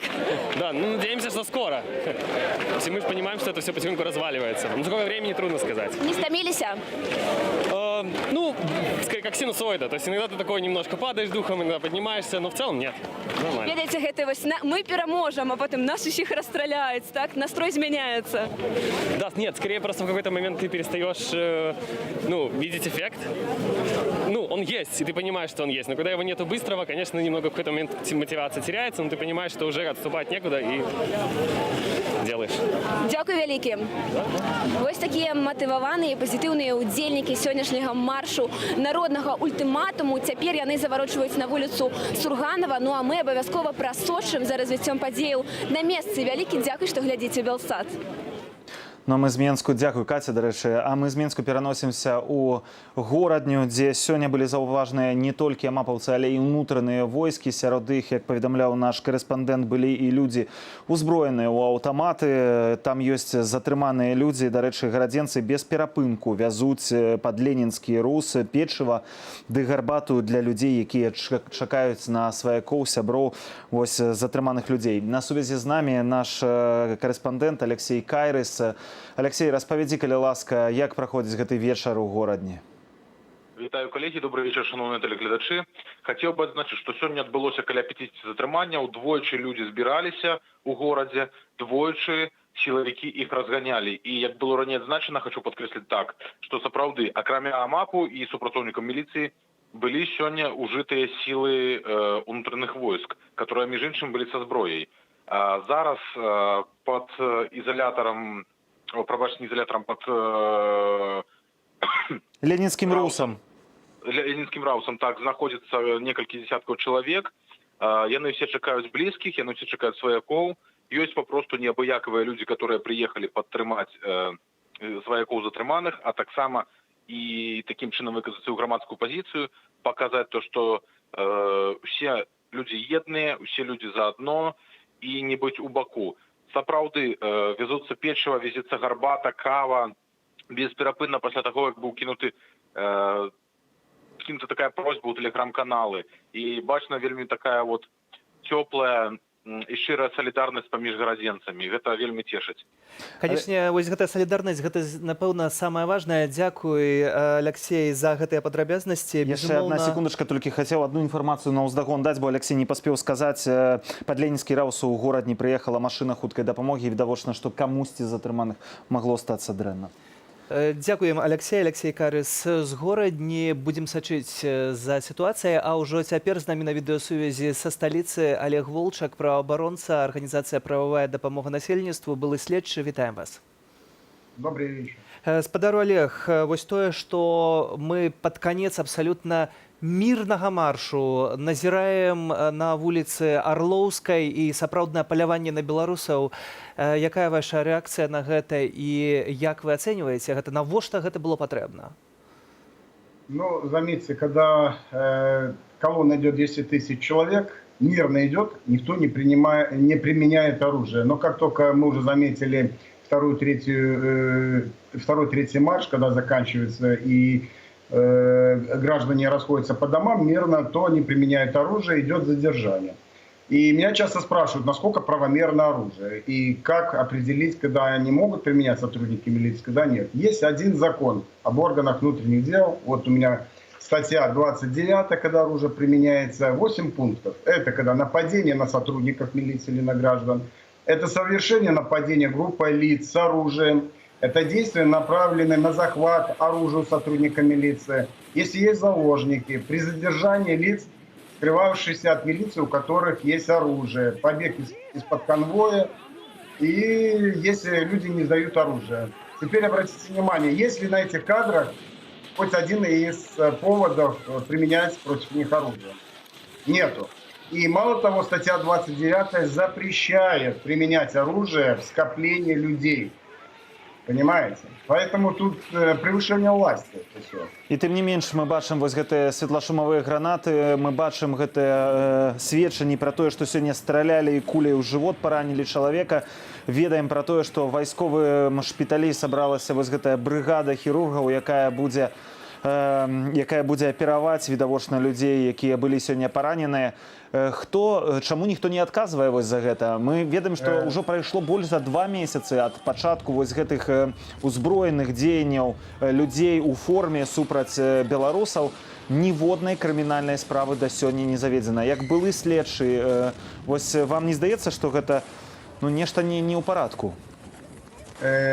Полностью с вами согласен. Тот же закон об органах внутренних дел, статья 26, где говорит, что сотрудник милиции несет ответственность. И если он применил оружие, он должен доложить непосредственно прокурору и своему начальнику. То есть, а тогда прокурор должен принимать решение. В частности, сегодня применяли светошумовые оружия, значит, они должны сегодня сделать доклад и прокурору города Минска, и также своему начальнику. И те должны проводить служебную проверку. Но мы видим из 1800 заявлений, которые подали граждане в Генеральную прокуратуру, ни по одному не возбудили дело. И в частности по убийству Александра Тарайковскому, который был действительно на видео, видно, как его расстреливают, убивают. Ну, всем понятно, что ждут команду. На сегодня я вам скажу по нашей информации от бывших коллег, фамилии всех установлены, кто совершал эти преступления, но следователи процессуально ждут кого-то решения. Понимаете? Чего-то решения, возбуждать или не возбуждать. Так на чье рашэнне яны чакаюцца, вы можете агучыць, потому что я думаю, что большасць наших гледачоў можа і не зразумець, чье гэта рашэнне. Ну, вы понимаете, если Лукашенко прижмут и Россия, и Евросоюз и скажут, проведи расследование, то, я думаю, дадут команду, и все 1800 уголовных дел будет возбуждено, понимаете? А может спочатку, спадар Олег, дзеля того, каб узбудзіць гэтыя крымінальныя справы, можа трэба спачатку зняць самога Лукашэнку. Як вы мяркуеце, што калі будзе Лукашенко, магчыма хоць одна справа супраць силовиков? Нет, ну конечно, но знаете, что я скажу, изучая историю, политологию и про разные режимы, когда нависает угроза над определенной личностью, кто долго стоит у власти, естественно, тогда стоит вопрос сохранения своей безопасности, а можно уже давать рядовых сотрудников под трибунал, под статью и говорить, что я не давал никаких указаний. Вы же поймите, у него не будет письменного указа, распоряжения применить оружие. Так и не будет и письменного указа, и укараива не будет. То есть получится это все на совести рядовых солдат, которые вот это все принимают. Але нельга будзе сказаць, што былі вусныя загады, нам вось аддавалі такія загады перад тым, як ісці на гэтай акцыі, казалі, можаце гэтую зброю ўжываць, калі ласка. Понимаете, устное это не приказ. Все должно проводиться официально, то есть фиксироваться. Вот. И любой сотрудник имеет право по тому же закону милиции, значит, опротестовать этот приказ, отказаться выполнять незаконные действия. То бок можа так атрымацца, што па сутнасці выкарыстаюць вось гэтыя нізы мапу для разгону мірных дэманстрантаў, а потым і такім размоўнай мовай, кажучы, кинуть просто. Ну, я думаю, да, поэтому сегодня мы видим, что негласно уже, насколько я знаю, даже и сотрудники милиции увольняются, не по одному уже. Сегодня я получил информацию тоже, что и со Следственного комитета следователей, но мы видим недавно, даже прокурор уже с республиканской прокуратуры увольняется. О чем это говорит? Все понимают, что близок день ответственности вот этой силы. Никто не хочет на себя брать это. Ну и давайте вспомним дело Гангадзева, это по журналисту, всех же тогда наказали. Это украинская справа, это журналист в Украине, который при Кучме был забиты. Да, и мы помним, всех установили. Вы думаете, тое ж самае можа апынуцца ў Беларусі, што ўсе гэтыя людзі, але ці не атрымаецца таксама так, як ва Ўкраіне, калі мы ўжо украінскі прыклад даем, што большасць гэтых людзей проста ўцячэ ў іншую краіну, напрыклад, у Расію, і адтуль мы іх ніколі ў жыцці ўжо не выцягнем. Знаете что, сегодня страна айтишников, наша белорусская, все так фиксируется, собираются, поверьте мне. И первые, кто будет эту информацию сливать, кто куда уехал, будут свои же сотрудники милиции. Ну, чтобы защитить себя на родине. И мне украинские тоже правозащитники говорили, по насилию, которое применялось в Беларуси, им далеко до майдановских тех событий, мы помним, 2014 года. Спадар Олег, напрыканцы нашай размовы, вось часамі пратэсты абвастраліся, часамі былі спакайнейшыя, але сёння неяк бачым асаблівую жорсткасць. І ў рэгіёнах на пачатку мы бачылі, а цяпер на вуліцы Арлоўскай у Менску. З чым бы вы гэта звязалі? Ну, я понимаю одно, что власть, вернее не власть, а сами силовики устали. К примеру, я сегодня ехал на машине, дорогу перекрыли гаишники, я просто спросил, как мне на Лесе Украинку проехать к теще, да? Да вы с Магари тут достали. И как начал на меня ругаться, я говорю, постойте, а что с вами? То есть я вот понял одно, что сегодня они в таком нервозном состоянии, и часть сотрудников жалуются, что уже устали не приходить домой. Ну, вы же понимаете, это все на выходные задействуют их. То есть мало семьей проводят. Все в каком-то страхе. Они маски практически не снимают. И, естественно, вот этот срыв идет на низовом уровне, я больше бы даже сказал. На низовом уровне. Але не толькі ў выходныя яны мабілізаваны ва ўсе дні, таму што няма дзён, у якіх няма пратэстаў. Па сутнасці, пратэст пераўтварыўся ў перманентны. Гэта панядзелкі, маршы пенсіянераў, студэнты ў аўторкі, у серады медыкі выходзяць. Кожны дзень штосьці адбываецца, яны сядзяць увесь час па сутнасці у гатовасці таго, каб выехаць, каб перакрываць, таму што яны не ведаюць, з якога боку і калі пачнецца вось гэты такі марш. И не забудь. Да, и не забудьте, что у каждого есть еще профессиональная работа, отчеты по уголовным делам, по профилактической работе, понимаете, они зависают, а это все надо решать, делать. Дзякуем вам за гэты каментар. Олег Волчак, праваабаронца, арганізацыя «Прававая дапамога насельніцтву», былы следчы нашым і спадарства госцям. Мы, спадарства, дайшлі да фіналу бадай сённяшняга нашага жывога эфіру. Час паставіць кропку. Быў вельмі насычаны дзень, як бачым, развівалася ўсё вельмі павольна і спакойна, але фінал сённяшняга маршу апынуўся ўсё ж такі вось такім жорсткім і сілавым сцэнаром. На сёння, канешне, мы будзем ставіць кропку, але я думаю, што вельмі важна тое, што будзе адбывацца заўтра, таму што заўтра Белсат абавязкова будзе сачыць за ўсімі падзеямі, якія будуць адбывацца ў краіне. Народны ультыматум скончаны. Дата сённяшняя, але заўтра агульнанацыянальны страйк, забастоўка. Ці стане Беларусь, да чаго заклікала Святлана Ціханаўская, Белсат абавязкова пакажа. Так, тым больш, што вельмі шмат хто з нашых гасцёў сёння, людзей, якія ведаюць усе гэтыя працэсы, якія адбываюцца знутры, казалі нам пра тое, што ёсць на што чакаць. На жаль, спадарства, сённяшні дзень завяршаецца больш за сотню, прынамсі на гэтую хвіліну, вядома, проста 29 прозвішчаў затрыманых, ёсць параненыя, ужытыя спецсродкі, брутальнае затрыманне ў шматлікіх населеных пунктах нашай краіны. Для вас сёння працаваў Ігор Кулей і Сергей Падсасонны. Беражыце, калі ласка, сябе і заставайцеся з Белсатам. Да сустрэчы.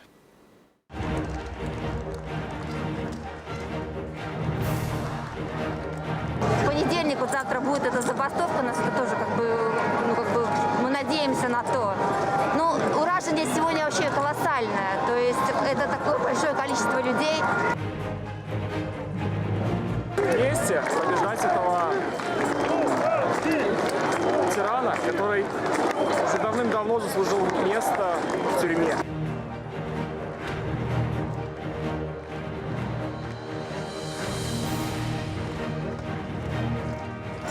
Меня болят ноги, но я иду, чтобы своим вот этим скромным походом сказать «нет насилию, нет беззаконию».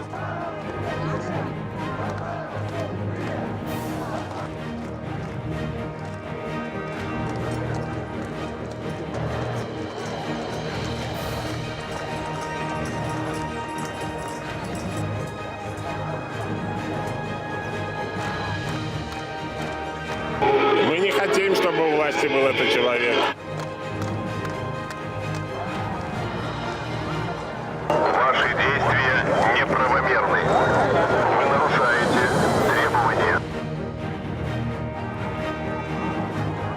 Забастовка надо.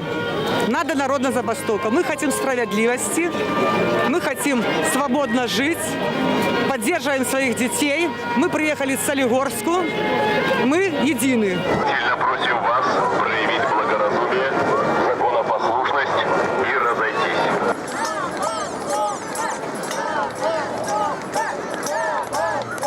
Я очень желаю хорошего будущего своим детям в свободной стране, будущего. Для того, чтобы мой ребенок окончил школу и не уезжал из страны, а учился здесь и был здесь нужен.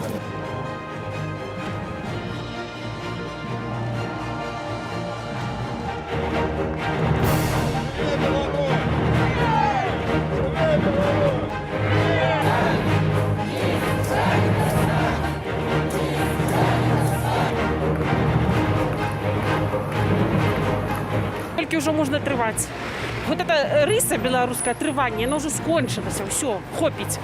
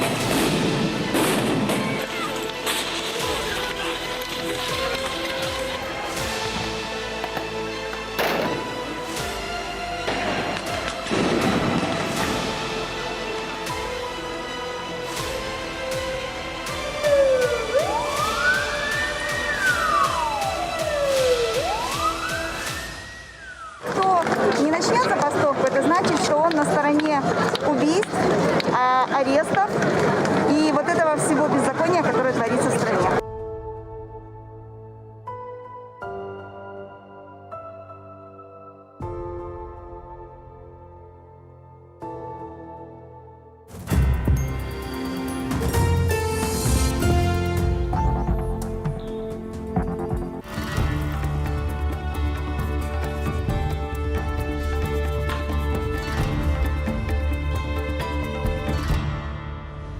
Беларускі нацыянальны сцяг.